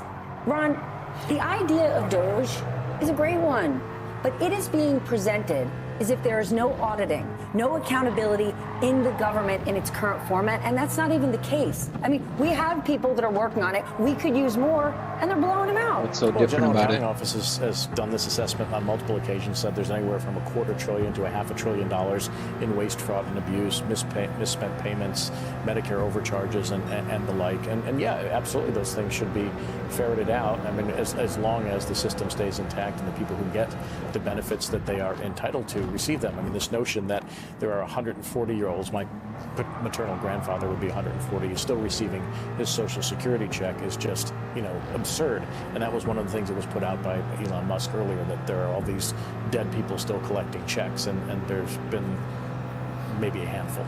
None of us are defending the status quo, right? 99% of Americans would say, yes, let's find the waste, let's find the fraud, and we're currently doing that. But there are folks out there saying it's great that Elon Musk is there. We've got the brightest and biggest name in business, the greatest builder of our time, going into the government to clean this up.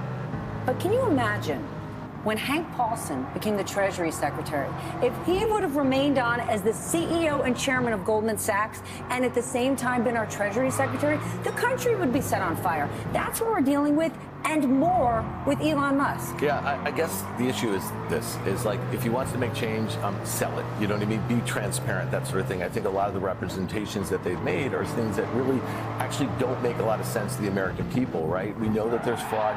Figure it out, sell it to the American people, put a plan in place, that sort of thing. Show it to us. Well, no, show it to us. I mean, I just do think it's a little bit early. We're, a month and a half into this administration. And so if you're going to take a great American, the way he is thought of here, and he's a builder builder, as you just said. He's done some amazing things at some companies. Well, then just really kind of go forward with it. Set up some organizations, give some transparency, you know, that sort of thing. The way you would do it within a business, right? And so let's give it a little time. Let's see what happens. I think Elon probably gets bored of the chaos once he gets to a point where he just realizes that there's not a whole heck of a lot of fraud that you can cut right now. Okay, but before we give him time, how about Elon Musk removing his conflicts of interest, right? He's not hiding the fact that he is still doing business while he's part of this administration. And it was highlighted last week when Donald Trump was asked about it. Watch this. I assume he wants to do business in India, but India is a very hard place to do business in because of the tariffs. They have the highest tariffs just about in the world. I think he's meeting with the CEO or meeting with a representative of your government. Well, he's meeting with me in a little while, so I'm going to ask him that question. All right? So that's the Prime Minister of India, Modi, meeting with Elon Musk. And Donald Trump basically saying, maybe they're talking government, maybe they're talking business. I get that the business community, the CEO community thus far, many are like, well, let's see what Elon Musk does. They don't care about USAID getting cut because it doesn't impact them.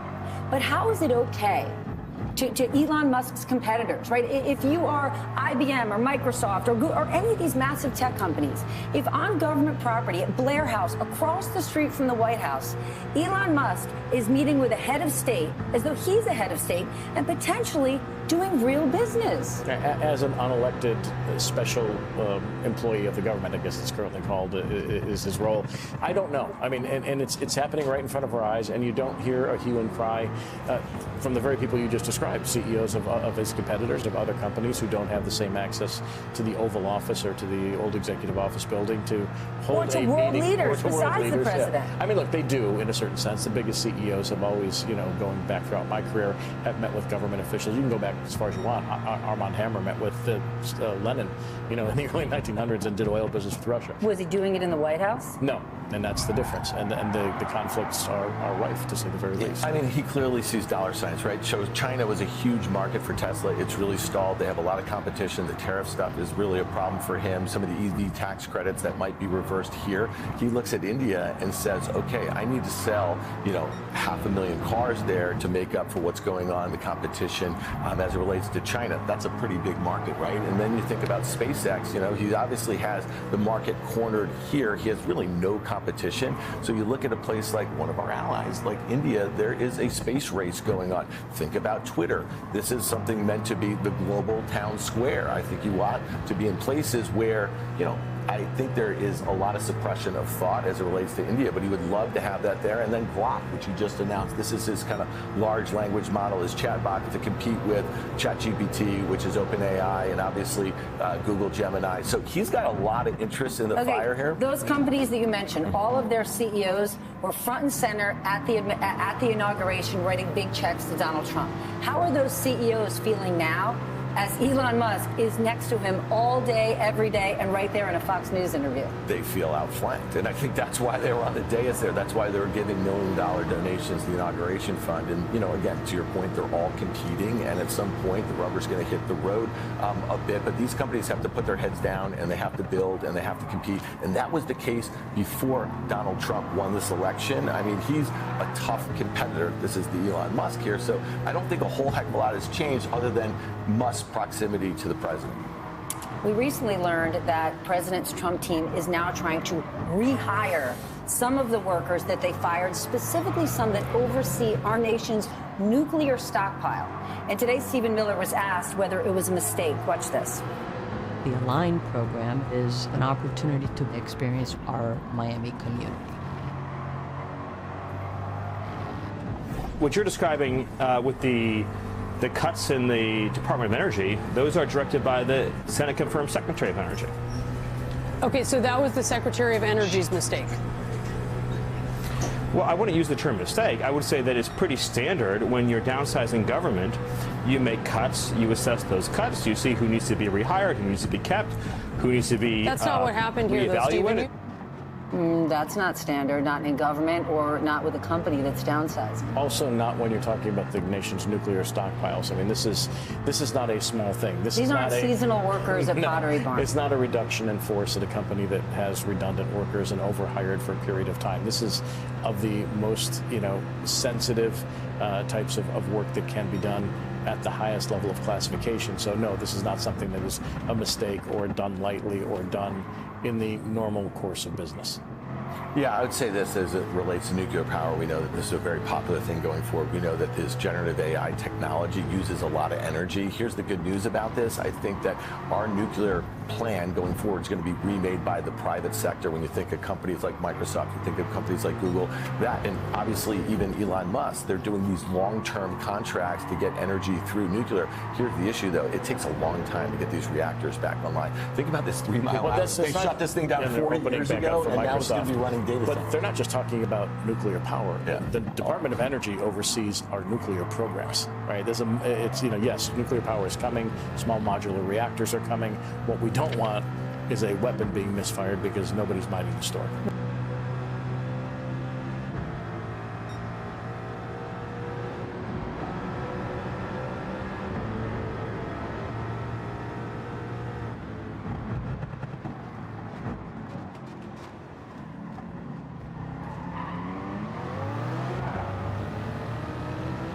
But you know how back in the days, man, you go to the Wiz and you get an album and you just throw that bitch in your CD player and you just let it ride, bro. And that shit is hard, front to back. Yeah. They don't even do that no more. They just making singles and 2-minute songs and shit is ass. Yeah. Man, I threw on Showbiz and I was like, yes, we are back. Yup. We are fucking back. Yo, tell him what happened though. While you was bumping Showbiz, he got so in his bag. Oh yeah, he I got had pulled so over, much bro. energy. This motherfucker got pulled over. I got pulled over by yeah. They was like, yo. First of all, this is some bullshit because I hit my blinker and the motherfucker was like, yo, I pulled you over because you failed to signal. He was just mad because I cut off in front of him. That's what it was. Like his order Empanada Mama was ready. He got the alert and his shit was getting cold. He got mad. Mike, don't let him lie to you, Mike. Don't let him lie to you, Mike. That's not why he pulled him over. He said, yo, he pulled him over. Mike. He said he pulled him over. He said, whoop. Well, what's that you're listening to there? He's like, it's the Showbiz by Mike. He goes, shit is hard. Thank you. That's fire. That's fire. 2 points on your license. Yeah, 2 points on your license. For driving while listening to heat. Yeah. Driving under the influence of fire. I'm crying. You know what Nah, you said Empanada Mama. I was like, oh yeah, I know the cops on that block be crazy. Yeah. You already know. Exactly. Every single location. Yeah, it don't matter. You gotta say which one. Yeah. Every single Empanada Mama location because they know. Yeah. Somebody's coming here at 3 a.m. drunk. Oh yeah, You know what I'm saying? Yeah. Like I done been in there. All right, listen, we're gonna get into Mike, but who's the weirdest connection that you've made at Empanada Mama on the late night tip? Yeah. Because I went in there one time and I think it was Trevor Noah. He was on a date with like 3 shorties, and I was just like, damn, this is crazy. But also, this would happen at Empanada Mama. You feel me? Yeah. You know what I mean? Yeah. Ooh, I feel like Empanada Mama is the type of place, not really no crazy connection, because I feel like I'd be there at like if I'm at Empanada Mama, I probably don't, I'm not there on purpose. It's like a liminal space. It's just somewhere you end up. It's like White Castle. It's like the last option. Like the rest of the world has closed down, but Empanada Mama is still going. Empanada Mama's like a water bottle in the desert, bro. Just, shit. Yo, you're like, oh. It's fucking it's 4:30 after Dweller. Type shit. You know what I'm saying? Yo, but nah, hold on. Let's get a little deeper into Mike because, bro, Showbiz. Speaking of Showbiz, Mike is on his 10th studio album. 10th album, Holy bro. fucking shit, That's man. too short shit, bro. 10th studio album. Rapper, producer, allied to the city of NY. You know what I'm saying? Word. You know what I'm saying? Mayor's a cop. Make some noise for Big Mike. The mayor's a fucking cop. Mayor's a cop. The mayor's a fucking cop. And he's going on a 71 show tour that culminates in a hometown show at Irving Plaza on May 31st. You know what I'm saying? Mike makes music for this is who Mike makes music for. Come on. If your father is black, you are a black man. That's right. If your father is black, you are a black man. That's right, brother. And if you a shorty and you 5'5" and thick in the thighs, Mike's music is for you. That's right. That's right. You know what I'm saying? My sisters, 5'5" and thick in the thighs, baby. You know what I'm saying? Yeah, my sisters got me. Yo, but Mike, growing up in New York, you know what I'm saying? You grew up in New York. You also spent some time in the UK, but you have also Jersey, right? Yeah, Jersey, yeah. So you've been everywhere. I thought you was from New York, but you have a bar saying "Ain't from New York, but I'll show you the town." So where is Mike from? Yeah, all right. So whenever usually low key, like. I was born in Jersey. Okay. I was born in Jersey. But then I moved out of Jersey when I was like 5 from my mom, and we all moved to England. Oh, okay. And I was we was out there very random, like, but just out in England, real like culture switch. But then we moving around, like, first we lived in London, then we moved outside of London to this place called Essex, which is like, there's, Jersey Shore. Yeah. Like out there is like Geordie Shore. Like, it's like it's like the English version of that shit, which is like it's like waterproof tech suits. It's scary. I'm not gonna lie. Like they, that like back in the day when the white women used to have their hair like standing up. Like the little beehive shit. With the pompadour looking like Johnny Bravo. They for fake be coming with that shit, but I don't think it'd be on purpose. Like it's crazy out there, but. They got some shit in there, bro. They got a knife. They got a knife in there and some shit. Cause they don't got guns out there. Niggas just be poking each other, bro. Imagine a bitch pull a fucking switchblade out of her head. Utility box. Yeah, for sure. Yeah. She pull out some roofing nails at the top of her dome. Oh, you're thinking that was 50 quid right here. Sure. Jersey is I was gonna say strange, but that's crazy because I live there now. You know what I'm saying? It's not strange, but there is a distinction, right? Like it's like North Jersey is like more New York. South Jersey is more like, yo, I'm from Pennsylvania. Yeah. You know what I'm saying? Like, so after I left from London, or left from England, I moved to Philadelphia. So then whenever I come, I had cousins who've been living in New York, like live in the Bronx, who I would go and visit like every summer. I spend the summer with them. But I'd take the train so it would be like, I see like that whole kind of journey of Jersey from like the super like suburbia type shit, and then you get to like Newark and that shit. I don't even know. I feel like I'll compare that shit maybe to a New York that I was not here for, because that should be like the scary shit they be talking about. Like Randy said, ON is in the building. And I'm here to tell you right now, Newark. Yeah. It is 1987 in Newark. Yeah. It is 1989. That shit is crazy. In Newark right now. You know what I'm saying? Bro, the crack is fresh.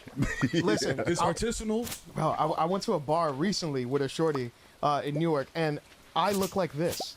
So I pull up into that bar with a petite Puerto Rican shorty, curls and all that. It was like a fucking movie, bro. The whole bar looked like, you know what I'm saying? It looked like Vic or Hassan or Mike. So I walk in with this, like, you know what I'm saying? Looking like me with little light skinned Puerto Rican shorty, curly Rican shorty. Bro, it's like a fucking movie. Rican. Literally, the whole bar, I swear to God, the music stopped. I walked through the door, the whole bar goes.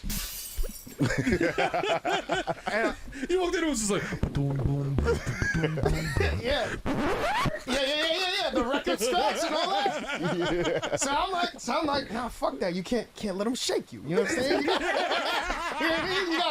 I mean? You gotta walk in 10 toes type shit. So we chill. Confident. So we macked or whatever, order some wings. It was chill. Shout out Newark, bro. Yeah, okay. Yeah, like you know what I mean? Yo, shout out Newark, bro. Yo, big shout out to Newark. But so like Randy was saying, wasn't born in New York, but I'll show you the town. What is your what is like a New York kid story that you got? Because we New York City kids. Liz Bell, esteemed co-host, is out of the country right now. Yeah, she's not in effect. Handling business in DR, you know what I'm saying? Shout out to you, Queen. We'll see you when you get back. We love you. So we often talk about like growing up in the city and the shit that's very specific to us, like seeing shit on the train, taking the commuting to school, that type of stuff. You know what I mean? Yeah, I used to take the train like a lot because I used to live in the Bronx off the 2 train, like Burke Ave. Yeah. Oh shit. Yeah. What's up? Yeah. Bro, guy nigga in the trenches. Yeah. Shout the whole ad. You know what I'm saying? Okay. Right. I used to live there, but then I was going to school. I was going to Bushwick campus, like. So all the way like Brooklyn, like that's a journey, bro. It was a journey, Yeah, like holy shit. hour 30, almost 2 hours every day. Jeez. So like I would just go early on some like let me just like be able to like. So I'm just not coming to school late every day type shit. So I'm like, let me go super early. So I go early, but then like on the train it would be like me and like 2-3 other people. And mind you, I see these niggas every day. Right. Also on some weird shit, when I'm coming back home, we just all happen to be coming home at the same time. I'm like, nigga, I got a 2-hour ride back home. How do you keep catching me in this shit? Yeah. It's literally one of the craziest, or I have two crazy. I was just talking about this shit the other day. One time I'm waiting for the train. I'm low-key like, I'm aggy as shit because I'm like 16, 17 at the train station at like 6 a.m. Like, yeah, like, well, like niggas who like is about to go to start their construction job. I was gonna say, yeah. I was gonna say, you on that union shift. Yeah, bro. They already got sheetrock on their face. Yep. You in there with a bag full of books, like. Nah, it's Mike and Ernesto on the train. Yeah. Only Mike, Ernesto, and Trevor. That's dog. it. Yeah, that's it. Trevor like, Ernesto, where y'all go? Y'all work today? Yeah. Y'all feel work? Y'all go to the site? Yeah, and Ernesto's like, chinga tu madre, güey, no mames, I'm just going to work. Like, and then poor 16-year-old Mike. He's just sitting there right He's just sitting there. I'm on the train with a Mexican and Jamaican. They going to the work site. Word is born. Yeah. But I'm sorry. Go on. So yeah, so you on the train with same people. So I'm waiting for my train to head to school. It's another young nigga hop on the platform with me, but this nigga is like 10 years old. This nigga's like, yo, like, you smoke weed, da-da-da-da? I'm like, yo, and mind you, like, I'm old, but I'm not old enough necessarily where I'm about to be a nigga role model. Like, I definitely, like, especially you call me off guard, like, I'm like, bruh. And this before, like, niggas is doing, like, the, you know, the reaction, like the social experiment shit. Yeah. You know, Oh, like, yeah. If it was now, then I'd definitely be like, bruh, what you mean you about to smoke weed, bruh? Like that's crazy. Yeah, like you shouldn't do that. Yeah, like come on. I'm Mike. I'm music artist Mike. Literally. You shouldn't do drugs, little kid. Go straight to the camera and shit. Yeah. He like, you got weed? Like, he's like, you smoke weed? I'm like, yeah. But da-da-da. He's like, oh, you trying to match? Da-da-da. I'm like, bro, nah. I'm on the way to high school. Your shoes don't got laces, gang.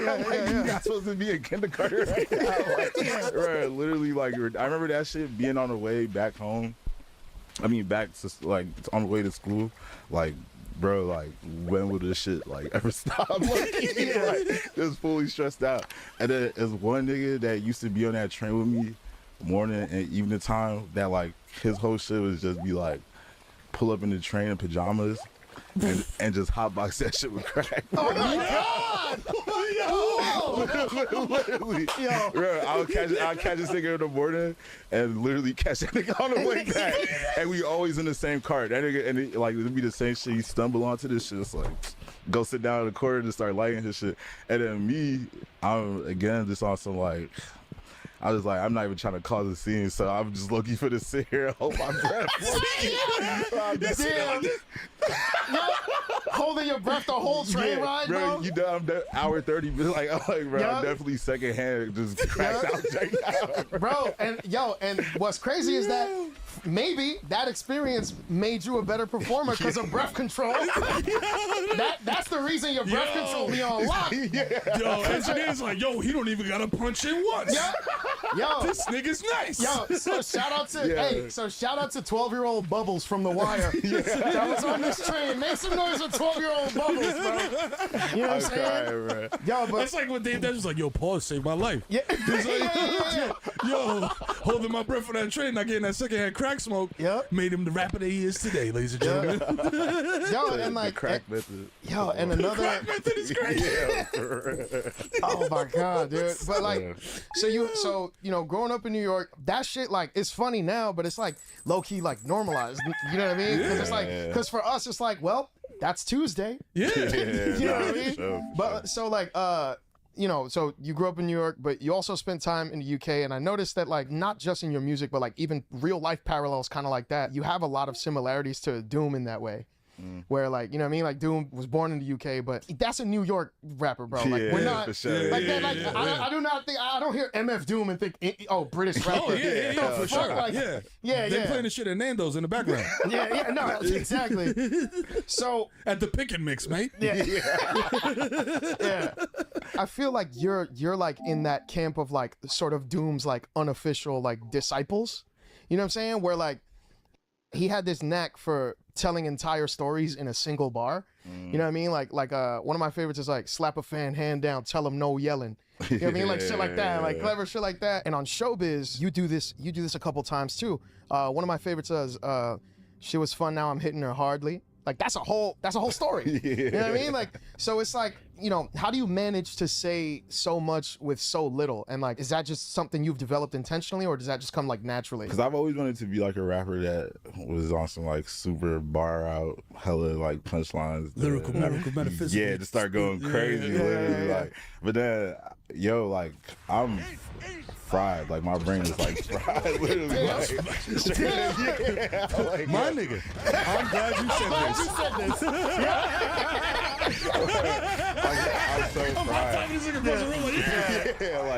But like literally sometimes it be the shit where like I'll make some shit and like won't necessarily even fuck with it until like a long time after, when like another person is like, yo, I don't think you realize like you da-da-da-da-da-da-da. And I'm like, oh shit, you got a point. Maybe this is my favorite track. Yeah, man.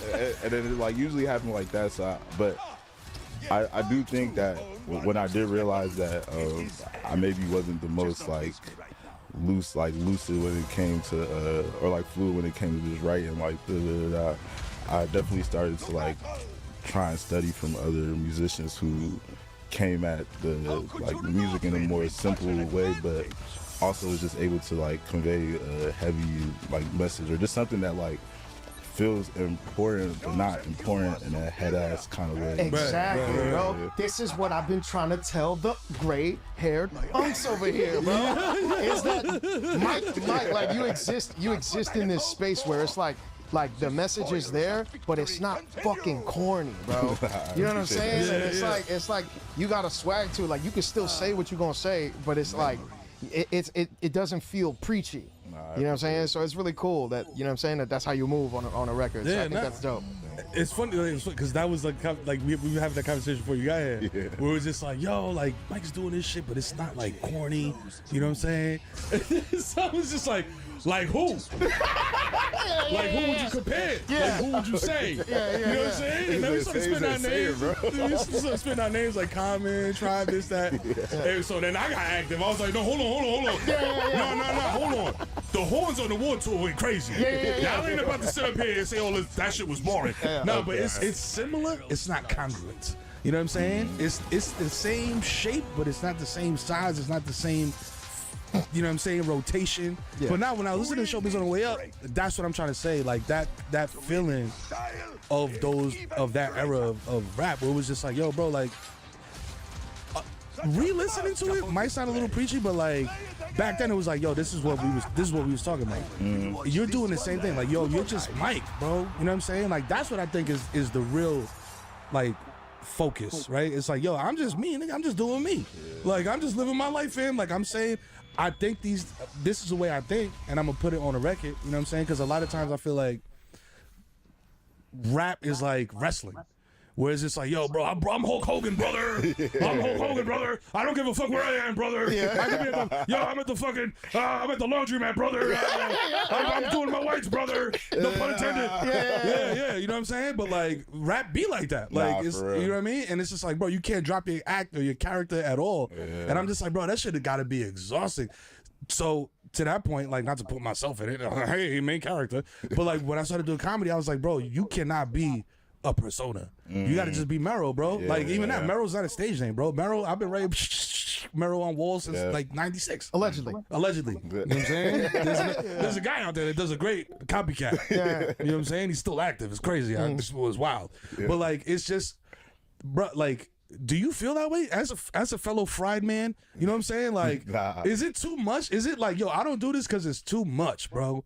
You know what I'm saying? Because you do have a little bit of it in there. Where you have like, you know what I'm saying? Like kind of like alter egos, but it's clear that it's not like, yo, like this is, I'm doing this. Yo, listen, I'm really this guy. I was like, y'all need to stop playing. Exactly. That's exactly what it is. Yeah. Like when I first started rapping, I thought it most like a billion different names I could have went by and shit. Like at one point I was like Mike the Kid or like Mike the Terrible or some shit just to spice up the Mike shit or whatever. But then eventually I'm just like, all these shit sound kind of stupid. And then I was just like, all right, I'll just go as Mike at least until like I can figure out something that's like fire or whatever. Because at the end of the day, the most important thing is that like I could rap or like do whatever. And then I think as I fell more into that, it does help when you don't try and like be a thing that's like not with you all the time, because like you can't morph into that thing. But like also the thing about life is too though that I think either whether you do entertainment or like you're doing comedy or music, art, or like you might just even be like a bartender who you might be having a good ass night and now you just in there acting like the nigga like the black Venom Spider-Man shit. Like literally like I'm like bro like it be times like let me make another mojito, Mike. Yeah. We're going to make a mojito. Literally, I like bro. Heavy pour. Nah, you just hear Hassan in your head like, drop the drums, Mike. Where are the drums, Mike? No cat. Give me a heart stare. But I be feeling like you need those moments in life every now and then to be able to romanticize, like, because and I think that'd be the thing that like I feel like the idea of me even being able to be Mike and go anywhere with it was at first just a romantic idea. That like eventually like I did like a couple of times I got kicked out of the fantasy or whatever. Nigga was like, I searched up your name, nigga, we can't find you. I've like last week a nigga told me like, yo, you should change your name. Like, that's what I was saying. Like, but I think it's good though, like when cause like fantasies are meant for that, for you to like see something that nobody else could see kind of vibe. So I think that shit just helps you like, especially when you're building your own fantasy. You're not building a fantasy that's based off of like a reaction, like I gotta be the toughest rapper because I gotta, like I'm low-key insecure that I'm not the toughest nigga in the world, you know what I mean? So then like, it's nice when you're like, nah, like whenever I'm turned, I'm just a more turned version of myself. You know what I mean? It helps out. And I've noticed how your energy shifts based on who you're collaborating with. Because Mike by himself sounds very different from Mike next to Earl or Mike next to Neonte or Mike next to Cousteau, like, you know what I mean? Like to next to those guys. And Showbiz is 24 songs, 47 minutes. And you made an interesting choice that I don't think anybody else has asked you about yet. But you made an interesting choice in the track list to put the intro 19th. And I've never seen that done before. Because like as a listener, there does seem to be speaking of shifts in tone, there does seem to be a considerable shift in tone from Burning House to the intro. And it's almost low-key like a post-credits like little EP, like at the end of that. Was that intentional? And if so, like what inspired that choice? Time out. Before you answer that question, I'm waiting for you to just be like, yo, bro, I was just fried, nigga. I forgot to put the intro, and then I was just like, yo, we gotta press this bitch, nigga. And then I threw the intro at the end. Yo, it wasn't that deep. Like 75% halfway fried. Oh, God damn it. Halfway fried because Mike is my people, bro. Yeah. The homie Nav here too, and he actually knows good because like we literally like, I remember like the track list had dropped, but like on some fried shit. The track list, like right before I'm very working on the project all the time type shit, like changing shit every day. So like even the order of the project there's so many parts of the project that I was like, these 3 songs sound good together, but I don't know if they should be at the beginning or be at the end or be in the middle. So at this point, I'm just putting random shit in the track list, trying to like make sense of all of it. Like I remember we dropped one single that was called "You're the Only One Watching," and then I was like, in my head, like in notes, I'm like, "You're the only one watching." Showbiz Right. kind of has a connection. So I just put it together in the track list. Oh. And then I sent it to that homie. So like when it dropped, it's like You're the Only One Watching released album name like by accident, but then we just like, yeah, we like fuck it. Like, literally then I remember when this shit had dropped. I realized, I'm like, fuck, I never took the intro shit out of where that song Showbiz used to be, because that was lucky the original intro type shit. Yeah, so like even with Burning House was the last song. You're right. And then that's why like I feel like it kind of feels like a loop in the middle of like a loop. It has last song energy. Yeah. Like Burning House has last song energy. Yeah. So that's what made me feel like the choice to put intro after, and then those couple songs after that. That's what made me feel like it was intentional. Yeah. But then I feel like, not to try like be like trying to be like, yo, it was kind of intentional at the same time.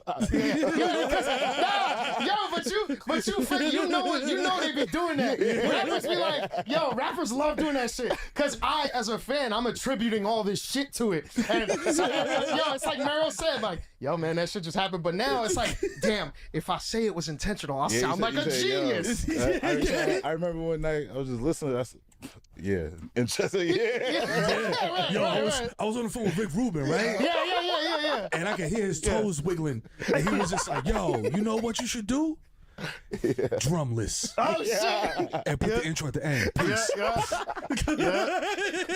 Yo. Okay. He was like, "Yo, then I went to sleep, and Prince came to me in a dream." Yeah, I'm pretty exhausted. I'm gonna call it for the night. Yeah, 8-hour stream. It's good enough for me. Back at it tomorrow. Thanks for watching. Later.